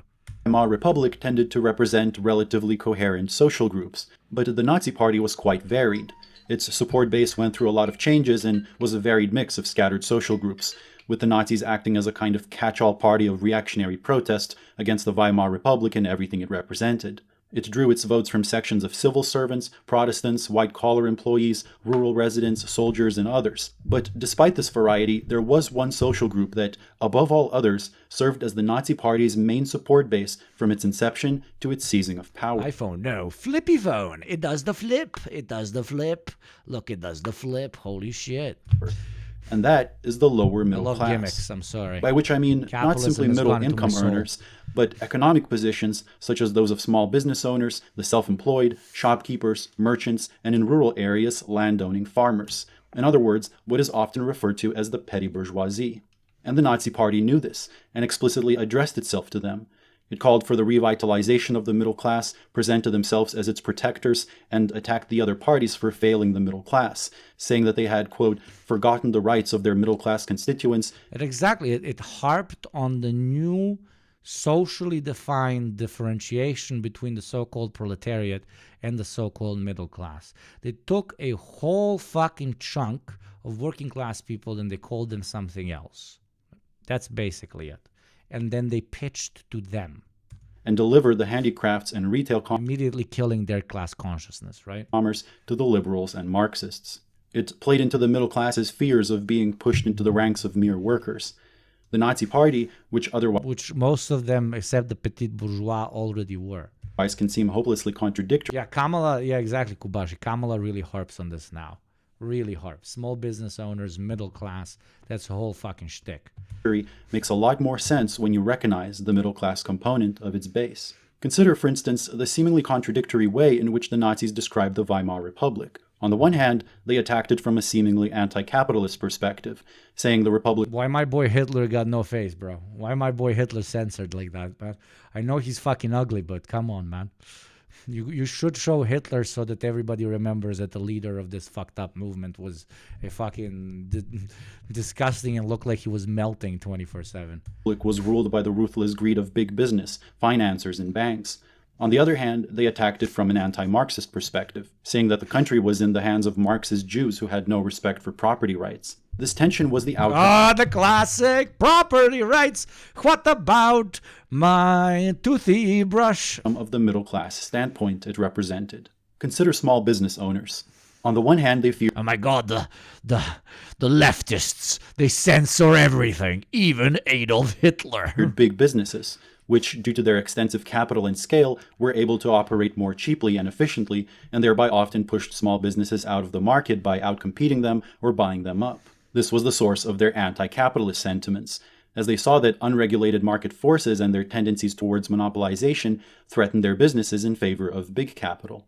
But insofar as they employed people in their small businesses, they were opposed to calls for wage increases. They also resented the labor movement for demanding public social policies that were partly funded by business owners' taxes. And they opposed the radical labor movement's calls for the socialization of private property. In both the capitalist and the socialist systems, they saw attempts to take away the business that they had invested so much in. And this is one of the things that made Nazi rhetoric so appealing to them. The way they saw it, big businesses were able to influence politics by means of their massive wealth. Which again, chat, you should know this is extremely ironic, because if you let capitalism run long enough, and if you let capital accumulation, meaning basically power through money, accumulate in the hands of fewer and fewer people, what do you have more of and what do you have less of? You have more Walmarts and less corner shops. You have more massive corporations slowly eating up every aspect of commerce until the so-called small guy, the petit bourgeois, eventually ceases to exist. This is not an error of market economics. This is inevitable. So, petit bourgeois people siding with the great market and the great capitalists or even the fascists are always shooting themselves in the foot, because they will eventually be completely removed from the equation. At least the communists would let those enterprises run to an extent, at least in lower stages of socialism. The only thing they would introduce is higher share of the labor value that is produced by those enterprises with their employees. You know? Everybody who is a part of that small enterprise would get to decide, how much they make based on how much labor output they actually have. So yes, the socialists will take away a big chunk of your business, but the capitalists, ironically, will eventually completely opt your business out of the economy, because it would no longer be efficient as compared to large corporations, because those large corporations have a lot more money and power to play with. So you choose. The best choice is not to be an annoying fucking small boss, but that's a different conversation. It won't be able to compete with volume. Exactly. Gabriel, thank you for 100 bits. Okay, this question has been burning me. But what do we do with small business owners? Unionize and co-opt them, federate them. In the beginning, co-opt them. Absolutely co-opt them. Absolutely co-opt them. And ironically, if a particular segment of small business exists in a particular city, once those small businesses are turned into a unified enterprise, they most likely will be making a lot more fucking money, because they will be streamlined amongst them. So even while the business owner will most likely not be making as much money post-revolution at first, because it will be unionized, right? Because it will be made into pretty much a wide co-op of all the fucking corner shops or whatever. Eventually, they will be making so much more than even that they will eventually make more than what they did with their one little shop as a boss. You get my point? Thank you all, Bundy, for 6 months sub, baby. Thank you very much, beautiful. But Hugo, if I grind hard enough, I'll surely be able to ditch the petite for my bourgeois position. Oh, yeah. That's the big pitch, isn't it, brother? That's the big pitch. Politics by means of their large collective organizations, namely trade unions and mass parties. And in between these two, the middle classes were left behind, and they saw the Nazi Party as their new representatives coming to the rescue. And this sense of being threatened from both directions, threatened by both big capital and big labor, led to a kind of middle-class paranoia so characteristic of fascist politics, a paranoia that very easily lends itself... Basically, my pitch is that while communism is not in the interests of the petit bourgeois, obviously it's not, it's more... No, it's less against their interests than unfiltered, unbridled market capitalism, or even worse, fascism. To various kinds of xenophobia and I unironically believe this. And conspiracy theories about who really runs things. This explains also the contradiction in how Nazi propaganda depicted Jewish people. On the one hand, they were described with characteristics typically associated with the rich, greedy, self-interested, and concerned only with money. On the other hand, they were also described in ways associated. But like conversations a bit about the like petit bourgeois to an extent are a waste of our time, because in around 15 years they will not exist. At least in the imperial court, they will not exist. They already borderline do not exist in the U.S. It's all fast food chains. It's all mega supermarkets. It's all, dude. You have chains for everything at this point. Bicycles, you have chains for bicycles. Coffee shops, you have chains for coffee shops. Everything will eventually be eaten. So the petit bourgeois, ironically, through capitalism, will most likely not even exist in imperial core states in the next decade to two. So they're not relevant. Where they will be relevant, though, very unfortunately, is as they see their power waning, that little bit of power that they had, the fucking chuds that run their shops and shit, they will be easily motivated to join reactionary movements, because those very reactionary movements, as Kak philosophy is exemplifying, it happened back in back in good old Germany.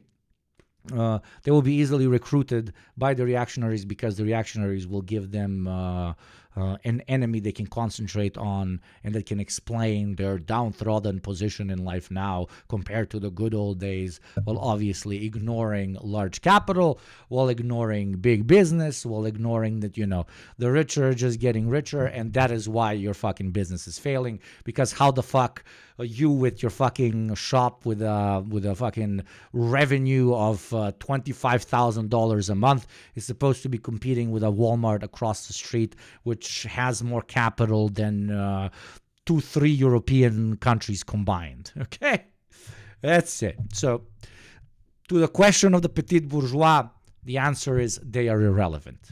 With the poor, that they are dirty, uncultured, and spread disease. I asked you about the Weimar Republic again. I might be mistaken, but did it ignore rural areas in favor of urban development? Nazis, of course, just exploited that dissatisfaction. Maybe it was more complicated than that. You mean the Social Democrats? Maybe. I don't know much about this. I can't tell you. The one thing you need to keep in mind about Germany, Germany became a so-called nation state. Not through popular upheaval like France, for example, through popular bourgeois revolution, etc., etc. It just unified based on the interests of local industrialists, local mass landowners, and the military. That is what eventually brought it into a unified state, etc., etc. So they, when the socialists were fighting against the way the country is run, they were fighting against something a bit different than the classic bourgeoisie that slowly evolved out of anti-feudal revolution. But these are super niche things. You don't need all of this. But I want to compete against the Albanian cafe across the street. How can you take this away from me? It's kebapi, not chevapi.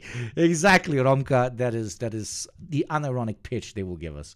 It's not Walmart across the street that is bankrupting your business. It's the Arab that opened the same type of business across the street that is bankrupting you. That is unironically going to be the pitch, and so many people are going to swallow it harder than Donald Trump swallows piss. It was a characterization of the Jew that the middle classes could apply to both the big capitalists and to organized labor, which was appealing in the way that it simplified the world. A new child soldier, subscriber. Thank you, Dank McMuffin. Oh my God, it's Hugo from the Capitalist Podcast, the program. We love programming people. It's my favorite. Behind all these things that threaten my property is really just one specific group of people. Now, contrary to what people might assume, the social group that was consistently least likely to vote for the Nazis were manual workers in large-scale industry, who overwhelmingly voted for the Social Democrats and the Communists. The Communist Party appealed in particular to unskilled workers, whose position in the economy was especially precarious. Of course, such workers feared economic instability just as much as the middle class did, and often felt fear and anger at the existing state of affairs, but it did not lead to... Crucial is so fast. Even when I go to the corner to drink water because of my stupid ass mask, immediately the fucking chair emoji. I love you so much, Crucial. Never change. The same kind of political paranoia, because unlike most of the middle class, their fear and anger were socialized. Day to day, they Exactly. share their workplaces with a large and diverse workforce with whom they were able to share their concerns, express solidarity, and most importantly, collectively organize. And it's no accident that unionized industrial workers were even less likely to vote Nazi than unorganized ones. This led to a sense of community which the atomized members of the middle class often lacked, and relied on extreme nationalist sentiments to make up for this lack. Workers in large-scale industry were less swayed by anti-Semitism, perhaps in part because they were likely to work with fellow Jewish workers in their day-to-day lives, and saw their similarities and common interests when unionizing, making demands, and going on strike. And because they had a boss.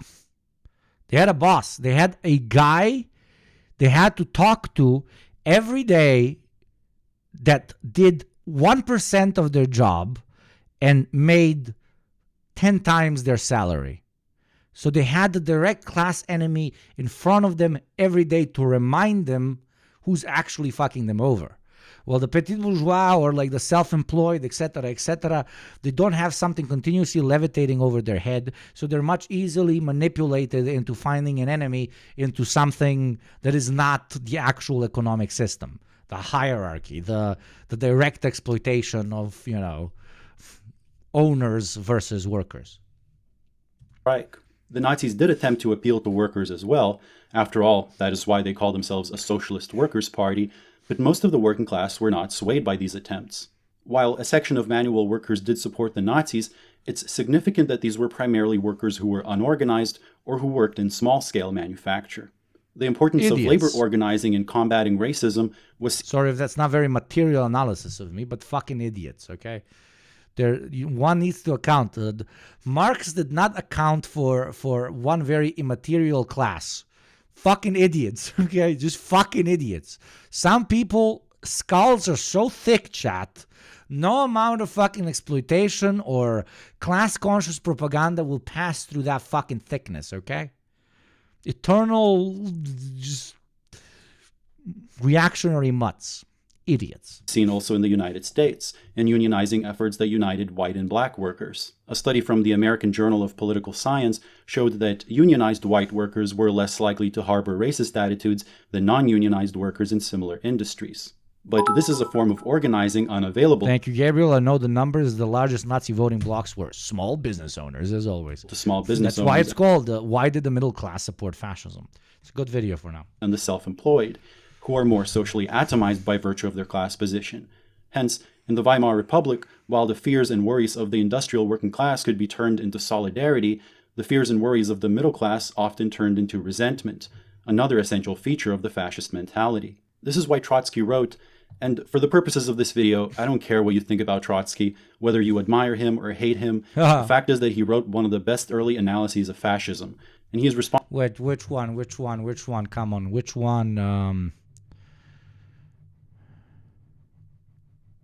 Is it going to be the one about Hitler particles? Please tell me it's the one about Hitler particles. Yes, Chad, I've actually read Trotsky. Fucking shoot me.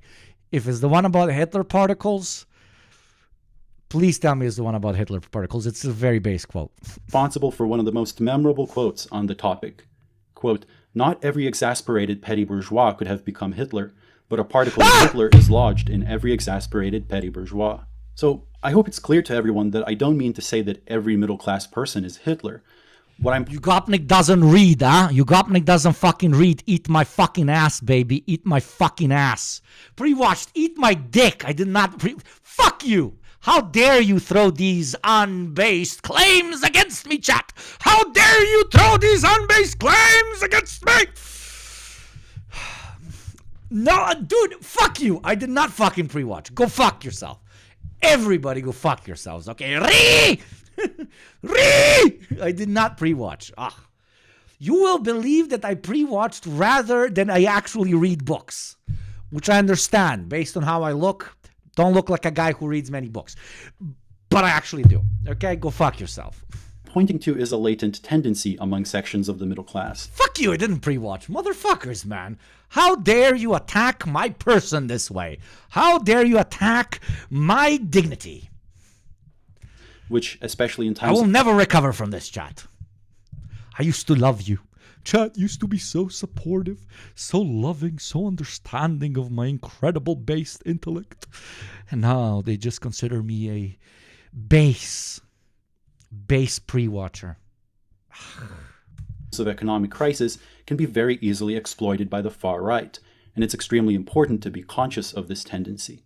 However, it's also very important to point out that while the Nazi Party's ideology and propaganda had a very much middle-class character, upon assuming power it immediately threw away its ambitious promises to the middle class and prioritized the interests of German big business over everyone else. In the end, preserving the power of big capital was its historical role. Militant labor organizing was quite prominent at the time, and the wealthy feared that the economic crisis would... Big dumb Slav reads books, big dumb Yugo reads books. Exactly. What's even the point of living? Good point, Lenin. Oh, now I feel bad. No, you shouldn't. It's okay. It's okay. I'm an idiot, and it's completely understandable for you to consider me an idiot. Just imagine how dumb the other guys are. If I make better points as a complete another fucking doo-doo head. Okay. Turn more and more workers into anti-capitalist revolutionaries. In the face of the instability and growing contradictions of capitalism, the capitalists needed a tool with which... But orcs cannot read. I will let you know that my D&D orc barbarian was actually raised by a human historian, and that's why he has much higher intelligence points than most orc barbarians. Wonderful. A new And child also soldier. my history in D&D, the history roll is super high. It's higher than any of the players I play with, right? Thank you very much, Watchers watched, for the 3-month sub, you fucking legend. Thank you very much. That is very kind, my beautiful child. Soldier! Let's fucking go. Getting closer and closer to that 1,300. I'm very proud of us. Which to preserve capitalism by one day nobody will watch ads in this motherfucking chat. Force. In That fact, that is my dream. That is my dream. That is my MLK moment. fascism served exactly as such a tool. That is why the Nazis immediately set about suppressing trade unionists, socialists, and communists, and received so much support from the wealthy for doing so, while anti-Semitism provided a... Fuck you, chat. What is this? This is you IRL. What is me IRL? Reddit. Ugh, disgusting. Everyone calls ogre stupid, and it's true. But Ogre barely even literate. Ogre finally finished reading Ulysses, but Ogre only can identify surface-level themes like religion and nationalism and can't comprehend deeper ideas like the remorse of conscience that makes James Joyce's novel a modernist classic. Ogre so dumb, it make Ogre sad. At this rate, Ogre will never understand Finnegan's Wake. Yes, that is literally me. Oh. Scapegoat to draw attention away from the underlying economic problems at play. The Nazis, a so-called That was actually very sad. Socialist Party, after assuming power, immediately held a secret Also, meeting. yeah, who the fuck understood Finnegan's Wake, dude? Me here pretending to know what that is. What the fuck is a Finnegan, dude? With many of Germany's leading industrialists, promised them government support and the elimination of communists and trade unions, in exchange for which the industrialists immediately began raising millions of Reichsmarks for the Nazis. That's not to mention investments from American capital as well, as the Nazis collaborated with large American companies, such as General Motors and Coca-Cola.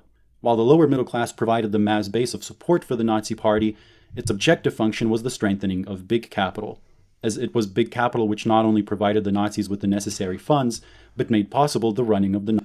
Only thing Ogre know is that while difference is and exists between big and small capital, Ogre know that if word capital is include, it mean bad for worker Ogre.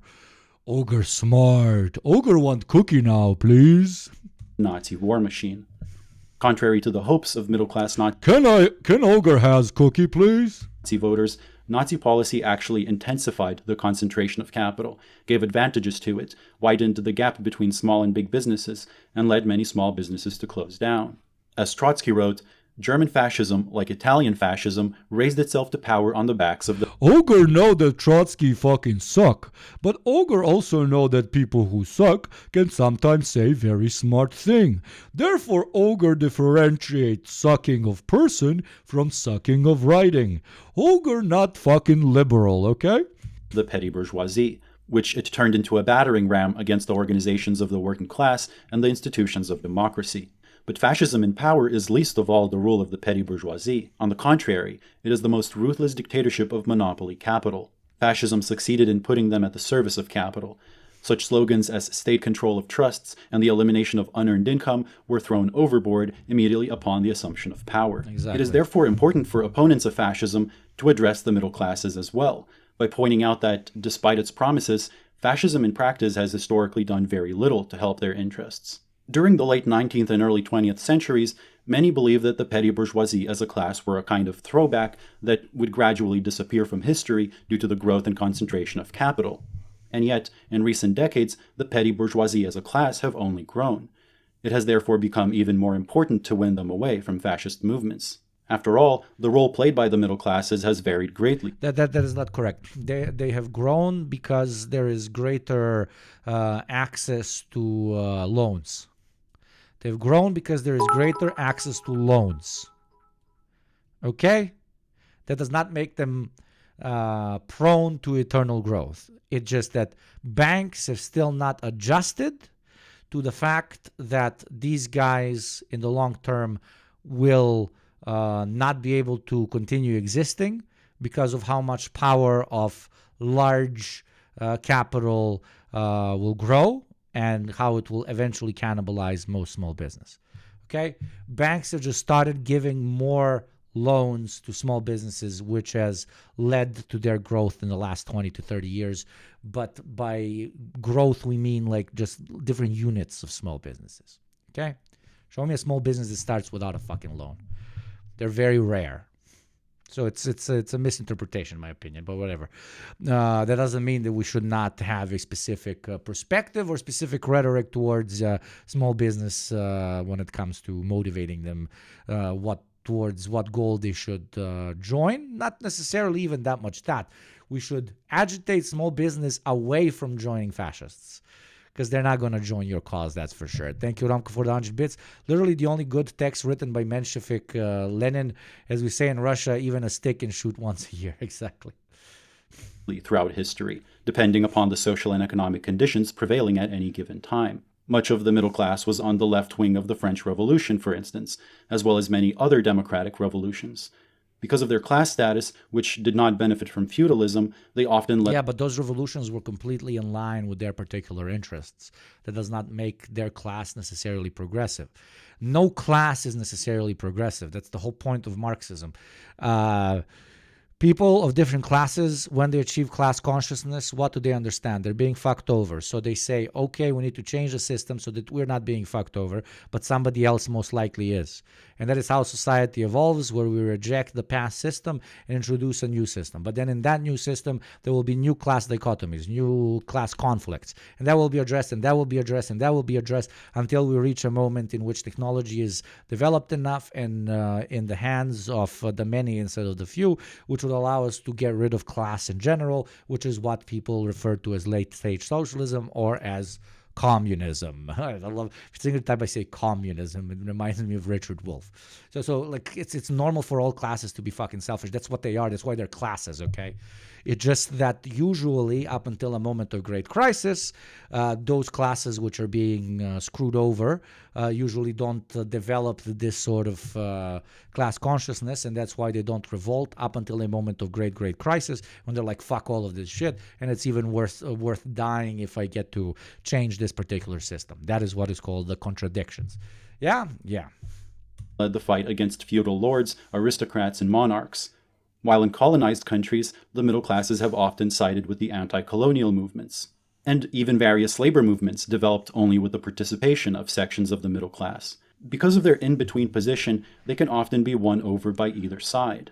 There are those who identify more with the bourgeoisie and resent workers for obstructing the profitability of their business, but there are also those who, due to their precarious position, identify more with the workers and support the labor struggle. In the United States, the middle class has played a central role since its very inception. America is often referred to as a nation of small businesses, and small business is a big part of American ideology, often standing in as a symbol of individual freedom and independence. Thomas Jefferson's ideal citizen was the self-sufficient and independent landowning farmer, an ideal that retained its appeal even as it soon became obsolete in the face of expanding markets. And during the Cold War, became obsolete, just like how the small business owner will be. Small business owners and their ideals in both urban and rural areas were used as a bulwark against the spread of communism. Social Democrats have been appealing to small businesses for a century, yet a lot of them ignore and still vote against them, of course. To this day, small businesses play a very significant role in America's self-understanding and are generally viewed very positively. One day I want to own my own business, be my own boss. Probably nothing embodies the essence of the American dream more than that thought. There's a lot of idealization and romance. Jesus Christ, who put the fucking mannequin on my screen? Holy fuck. I got fucking terrified, dude. Somebody should call hell. One of the demons escaped, bro. Criticism surrounding small business, both on the right and the left. Small businesses are seen as personal, relatable, and admirable. In a 2017 poll, 70% of Americans said they have a great deal or a lot of confidence in small businesses. And I get it. In our world, small businesses bring a lot of local color to many places and allow for products and experiences that you couldn't get anywhere else. But we shouldn't let such romanticism blind us to the many problems that small businesses often come with. Because thank you, Boshana, one of the best names here in chat. Yay, happy to be together for almost a baby bake. Yeah, exactly. Thank you very much for your 8 months of support. Beautiful. They are still businesses in the end, and that means profit is their primary motive. In the United States, small businesses on average pay lower wages, provide worse benefits, are exempt from crucial labor protections, and... Jesus Christ, my neighbors are going crazy upstairs, fucking jumping like fucking insane.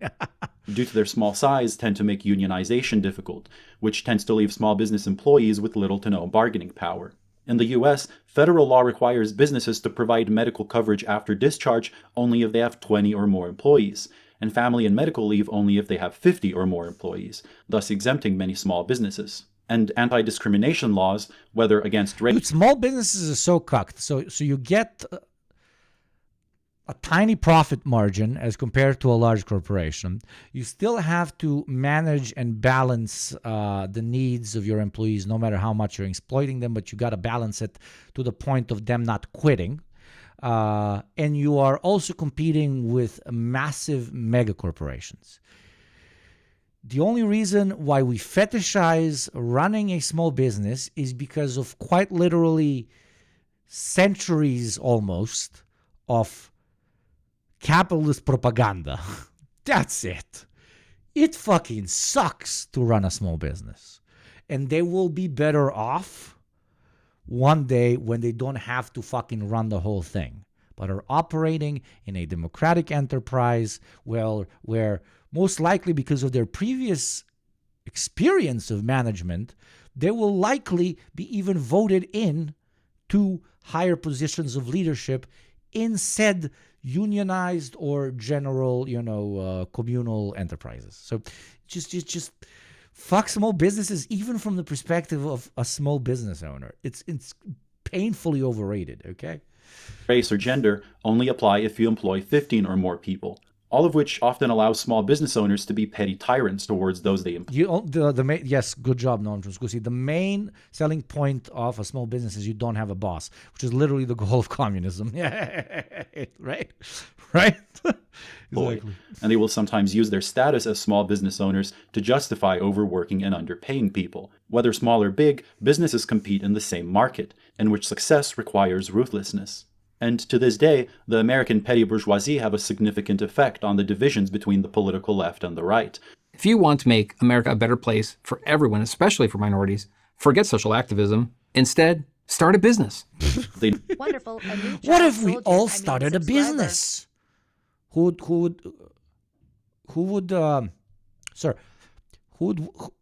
would work for them? I mean, I know this is a cliche, but what does the word business mean? It means you had enough capital, or in the case of small business, you got a loan, you opened it, and you get to exploit your workers to generate capital for whatever idea of a small business that you've had. A business is exploitation of workers in which you skim what they give you and instead take. So if everything was a business, how the fuck would it be running? Everybody wants to be a bot. Like capitalists will, and let's talk reactionary specifically, but capitalists as well, like even liberal capitalists, they will harp on how the kids nowadays are super cucked because everybody receives a like a participation trophy. Everybody receives a participation trophy. And yet it is these very same guys that want to give every person on planet Earth a participation trophy by telling them that they should run a small business. It is fucking pathetic. Thank you very much, Migmag, for the 5-month sub. Beautiful. Thank you, Romka, for the 100 bits. As a petty bourgeois working person, I can only agree. Nobody prevents you from managing shit when socialism comes. Also, with the whole planned economy thing, you don't gotta harp on bullshit marketing to sell your shit. Exactly. They not only provide opposition to labor-oriented reforms, they also have served as the mass base for today's right-wing populism, which, as we shall see, reveals several of the same class patterns that we saw in German fascism. Consider the Trump campaign and the MAGA movement. For the purposes of this video, I'm not going to discuss whether it is fascist or not, but it is today's leading form of right-wing populism in America. The media often describes MAGA as a movement of the white... New plan. As commies, let's advocate for anarcho-capitalism so that the capitalists absorb everything into 1 to 2 huge companies, and then we do a revolt and make them into cooperatives, worldwide cooperative. I unironically joke on stream about that all the time. Like now with techno-feudalism as titled by one of the smartest Balkan people of all time, Yanis Varoufakis. Yes, I will always say Kakis at the end. The market has grown to such an extent that it has managed to commodify itself. And now you have whole swaths of the internet which are basically ran by corporate landlords which tax small businesses and big businesses alike to enter the market that they've privatized, aka Amazon. You know, you might have a small business, you might be exploiting your employees, but if you want to sell the product that you have created thanks to the exploitation of your employees, you will have to pay an additional tax to the mega corporation so that you can place your product on their big marketing slash sales website. So it's already beginning. Like they're already commodifying the market, and they're already creating a super class which ironically exploits the bourgeois itself. There is a bourgeois that is so rich that is now exploiting the stolen labor value garnered by the bourgeoisie. But unfortunately, that always trickles down, but in the worst of ways, not in the best of ways, because now when a small business is being exploited by a mega corporation such as Amazon, in order for them to make up for the money lost, they just cut salaries or fired their employees so that they can make the same amount of money as before, while paying off the bigger bourgeois, the bigger capitalist entity that is fucking them over. Working class. Man, I fucking hate it when someone finds a way to say something I noticed when I first got into the data center sector in a much smarter way. I fucking hate super smart people. They make me feel stupid. If you're referring to me, I am very fucking stupid. But when it comes to saying something that you might have thought of, that is literally my job, beautiful. That is literally my job. That's what I do. Okay. Class. And while its ranks do include many white workers, I think this label overlooks the movement. That is, I take different concepts that you've noticed in life, and I basically put it in a nice little package called class consciousness, and then I deliver it at your door. I am the Amazon of communism. That is why I proudly work for the Twitch megacorp under a great leadership, Jeff Bezos. Okay, I'm a proud Amazon patriot. Its middle class character. Data from primaries in 2016, for instance, show that much of Trump's support came from middle-income voters, whose average earnings were a lot higher than those of the average American. And while income should not be equated with class, it does serve as some preliminary indication. But as a way of zooming into the class dynamics at play, I'd like to focus on the January 6th Capitol riot, as it's a particularly extreme expression of the MAGA movement. And just as we'd expect, the petty bourgeoisie, namely small business owners and the self-employed, were overrepresented among the Capitol rioters. There was a floral shop owner, a CEO of a skydiving company, owner of a chiropractor practice, owner and president of a tax guidance company, owners of real estate companies, owner of a car dealership, self-employed insurance agent, CEO of a data analytics marketing firm, and I could go on and on. This social group was much more likely to be found among the Capitol rioters than among the general voting population, and were even more overrepresented among those Capitol rioters who were violent. Trust me, once you recognize this trend, you never stop noticing it. While blue-collar workers were present, white-collar workers were a lot more common, and were also likely to be relatively high-ranking managers, who some categorize as petty bourgeois as well, because of their increased status and the power they have over subordinate employees.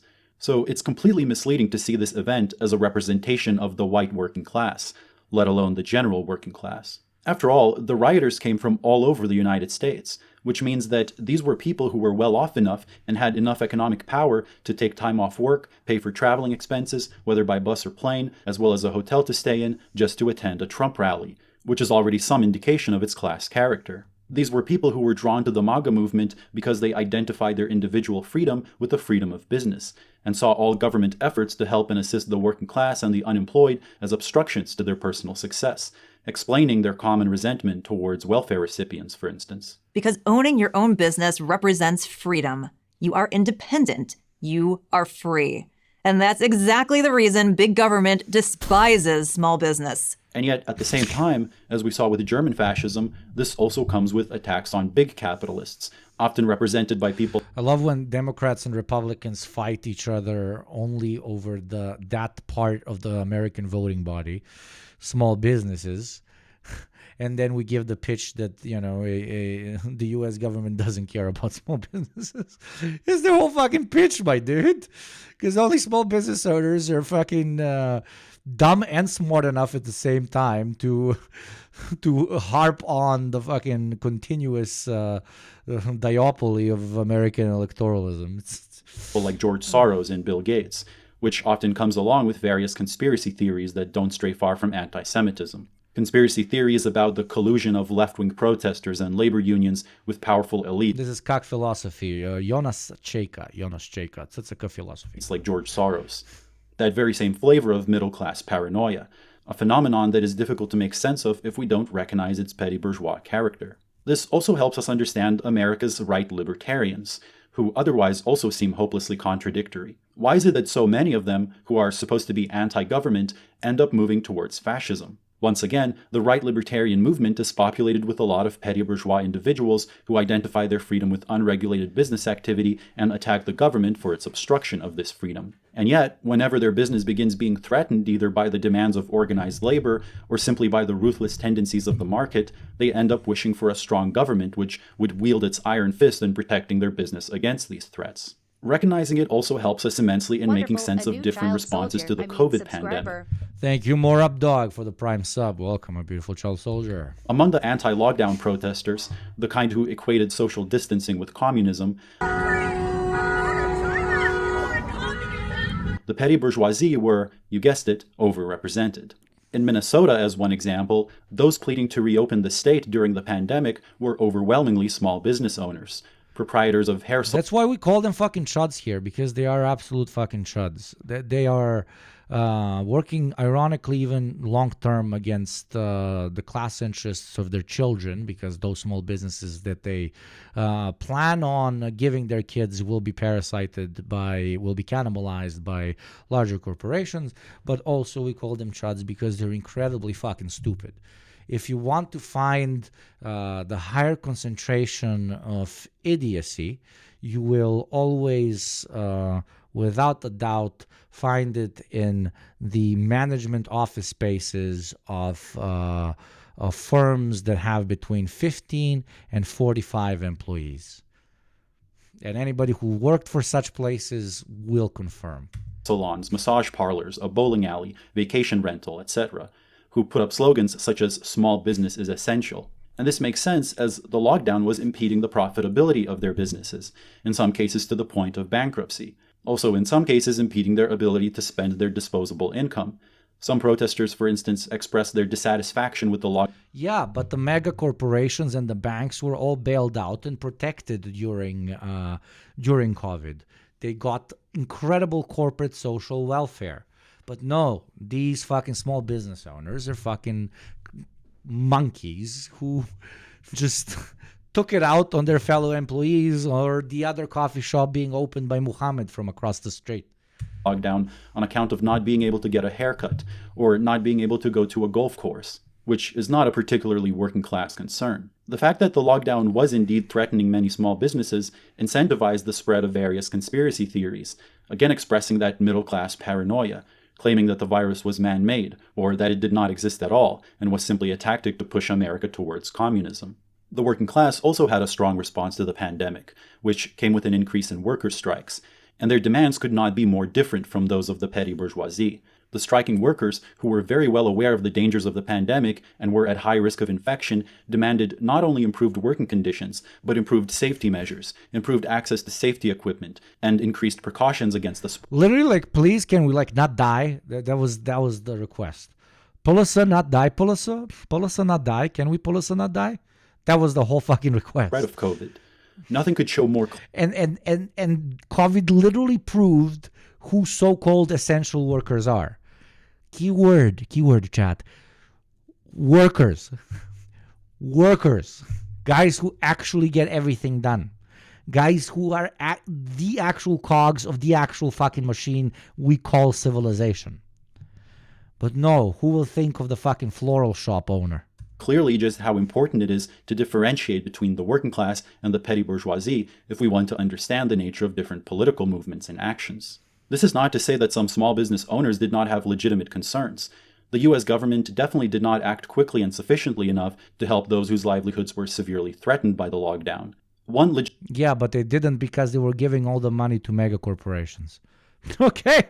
Not because they were giving handouts to fucking poor people. Legitimate concern was the corporation during COVID was the most cut and dry enemy, fucking social welfare queen enemy of the petit bourgeois, of the fucking small businesses, okay? And yet they completely focused on minority issues and extremely poor and disenfranchised people who might have been or might not have been on welfare. That is why they have so many Hitlerite cells in them, as Trotsky said, okay? They literally are in metastasis constantly. The second you open a small firm, you literally get a metastasis of fascist humor slowly developing in your stupid-ass fucking brain, man. The fact that given America's privatized healthcare system, many small business owners depend on the profitability of their business in order to pay for health insurance for themselves. I was considered essential and I literally delivered alcohol. It was a crazy time to work. Dude, there is nothing more essential than that. I thank you for your service, brother. More up, dog. I thank you for your fucking service, man. Holy shit. And their family. The fight for universal healthcare is an example of an issue over which the workers and the lower middle class. Small business owners can't thrive without communitarian relief and support. They are just sitting there unless they are black marketeer fronts. Exactly. Could potentially unite. Now, while we do see these very clear patterns in the relationship between class and politics, it is also true that today people vote according to their class a lot less than they did 100 years ago. And many of today's political divisions are drawn along lines of race, gender, and culture. And that is something... Yeah, what lack of class consciousness does to a motherfucker. ...that was actively and purposefully achieved by the ruling class, which has always tried to produce internal splits within the working class, and to bring workers over to its side using cultural issues, a tactic which in recent decades was especially pioneered by Republicans.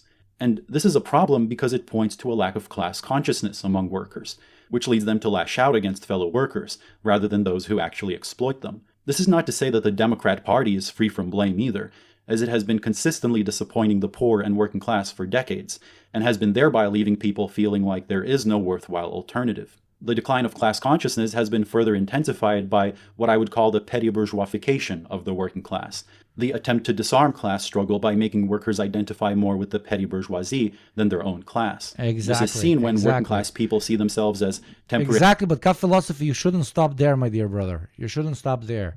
The middle class in general was invented for that very purpose. So it's not It's not that the middle class has always existed as an idea, and now more and more workers are being motivated to identify with it. From the get-go, it was invented. From the get-go, it was invented. It wasn't. It's not based in material reality, except I guess for the petit bourgeois. Okay. Rarely unsuccessful business people rather than workers. But those we do not call middle class. We just call them weak, cocked, fucking chud small business owners, okay? We call them wannabe capitalists, okay? We don't call them middle class. Entrepreneurs on the grind rather than sellers of labor power. And this is exploited by various companies. Consider, for instance, Uber, which has utilized the slogan, "Be your own boss." Although Uber drivers are gig workers who are materially generating profit for Uber, Uber tries to convince them that they are in fact self-employed bosses. Thus, while offering them terrible working conditions, they sell them the promise of being petty bourgeois. And all of these problems... cocking, like super hard cocking. This is like super fucking hard cocking because they don't give a shit anymore, man. ...are further confounded by a lack of genuine... Because for the profit motive to keep fucking increasing, even through these times of crisis, you got to remove absolutely any sort of base for worker stability, any sort of protection that a worker might have. They will continue to expand and expand and expand. But the more important thing about this video, it will continue to expand and also hurt small business owners, ironically.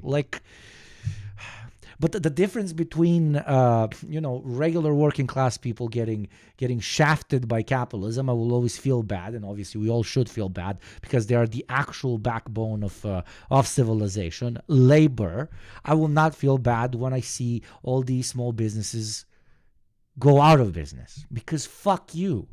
Literally, go fuck yourself. You did this to yourself, okay? As a class. Genuinely working class organizations. Ones that would build working class autonomy. I don't care. And history shows us that few things are as effective in combating especially small business owners in the fucking richest countries on the planet. Go fuck yourself, man. I don't care. I'm sitting over here in the fucking Balkans, man. Go fuck... No, you're not an ally. Eat my ass. You should prove to me that you're an ally.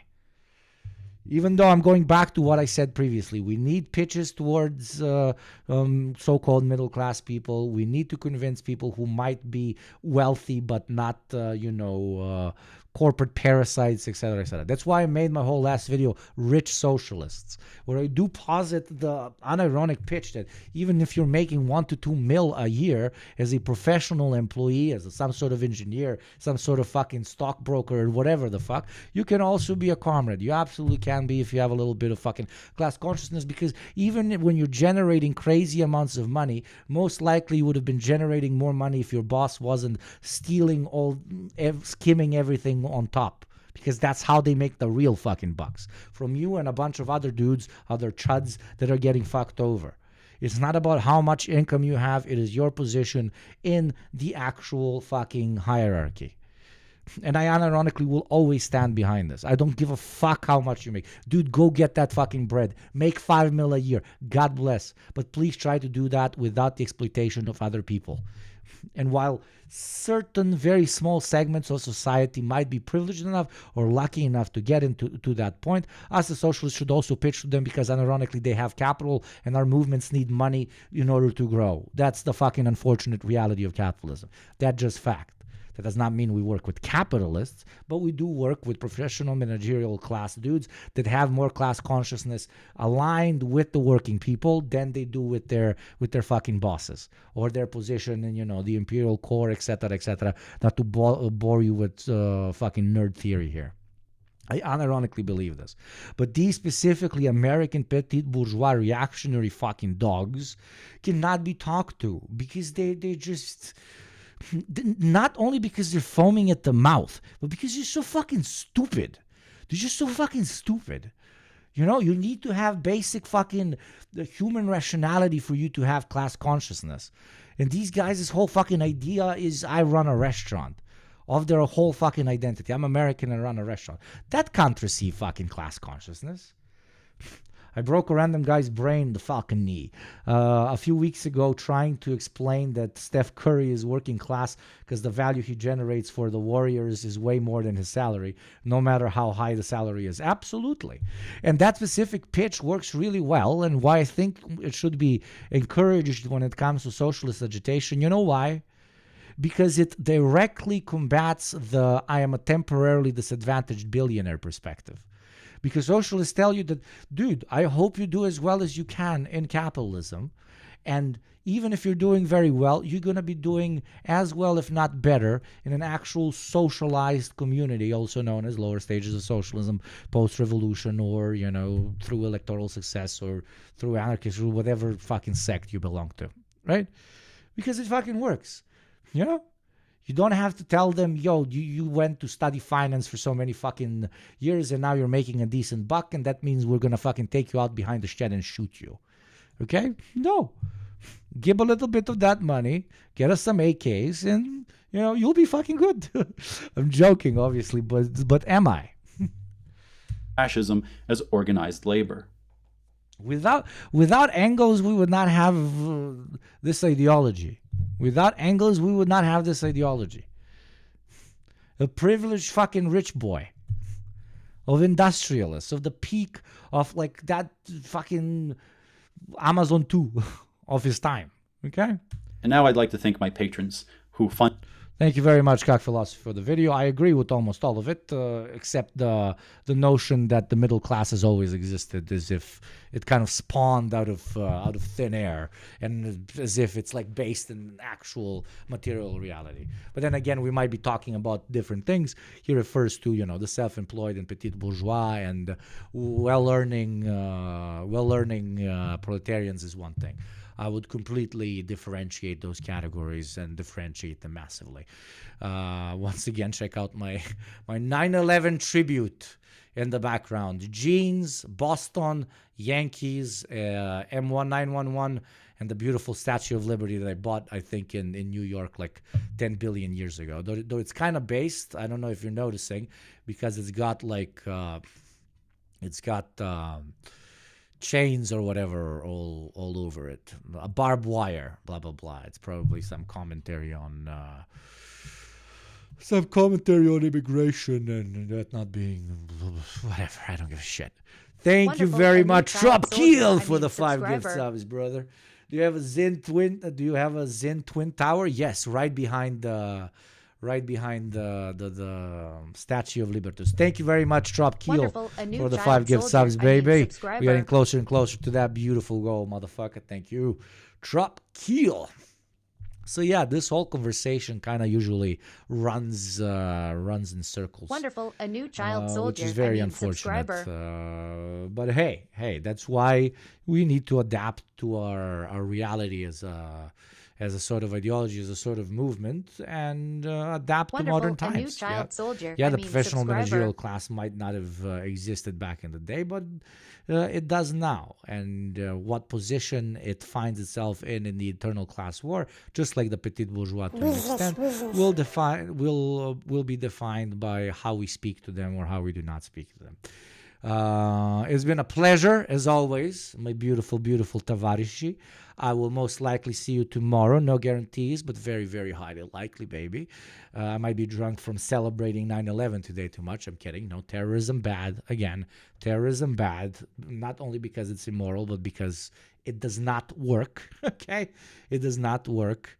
But yeah, it's been an absolute pleasure. Thank you, Dr. Sleepy Fist, for your 90th gift sub, you fucking legend. Wonderful. Thank you very much to all the subscribers in general. You are the fuel to my petit bourgeois self-employed business. Okay, I'm a proud business owner of this Twitch channel, and I would not be able to do this without the countless unpaid chatters. But most importantly, my most exploited class, my beautiful, beautiful Pokemon, my mods. Thank you very, very much to my mods. They gave me some sort of link to give you if you want to apply to being a mod, but I forgot it because I'm a horrible small business owner as always and don't actually listen to my employees. If any of the mods have it, post it. for if anybody wants to become a mod, do hit anybody up and we can get that started. And also, if you want to make some money, I'm looking for people to part-time from time to time edit the highlights for Yugopnik Live over on YouTube, where I post highlights of some of my streams. I want to get to a higher output to an extent so it makes more money, so that the profit sharing with the editors can actually be very profitable, hopefully, both for the editors and for me, of course. Yes, thank you very much. I will not say no to money, to a capitalist giving me money so I can shit talk their very system. Okay. But yes, I'm not a fucking capitalist. The editing is based on me giving you some extra money until it fucking actually develops, but the rest is literal profit sharing from ad revenue from the Yugopnik highlight channel, right? On this question, do you have a job? Isn't this a job, baby? No, I recently, 7 months ago, I got out of my corporate career. I've had a very long, very illustrious, very profitable corporate career in advertising of all sorts. And I was like, no, fuck that. Let me talk into a microphone with a mask on to my beautiful, beautiful chatters. And let me do my pod with my beautiful Hakeem and JT. And let me once in a blue moon post on that fucking YouTube channel whenever I goddamn feel like it. Okay? So, with that being said, thank you everyone for joining me on this wonderful, wonderful day. Let me send you over to the fucking Turk. I haven't sent anybody to the fucking Turk this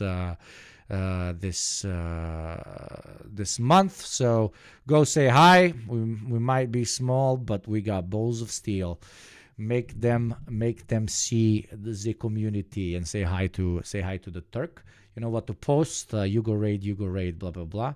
Somebody paste it in channel so that the new guys know. Thank you for joining me. Most likely see you tomorrow, but no guarantees. Kisses. Mwah, mwah, mwah, mwah. Bye. Well, now I gotta wait for 10 seconds because this system works like absolute fucking dog shit. No, wait a bit more, and raid now. Bye. Mucho love.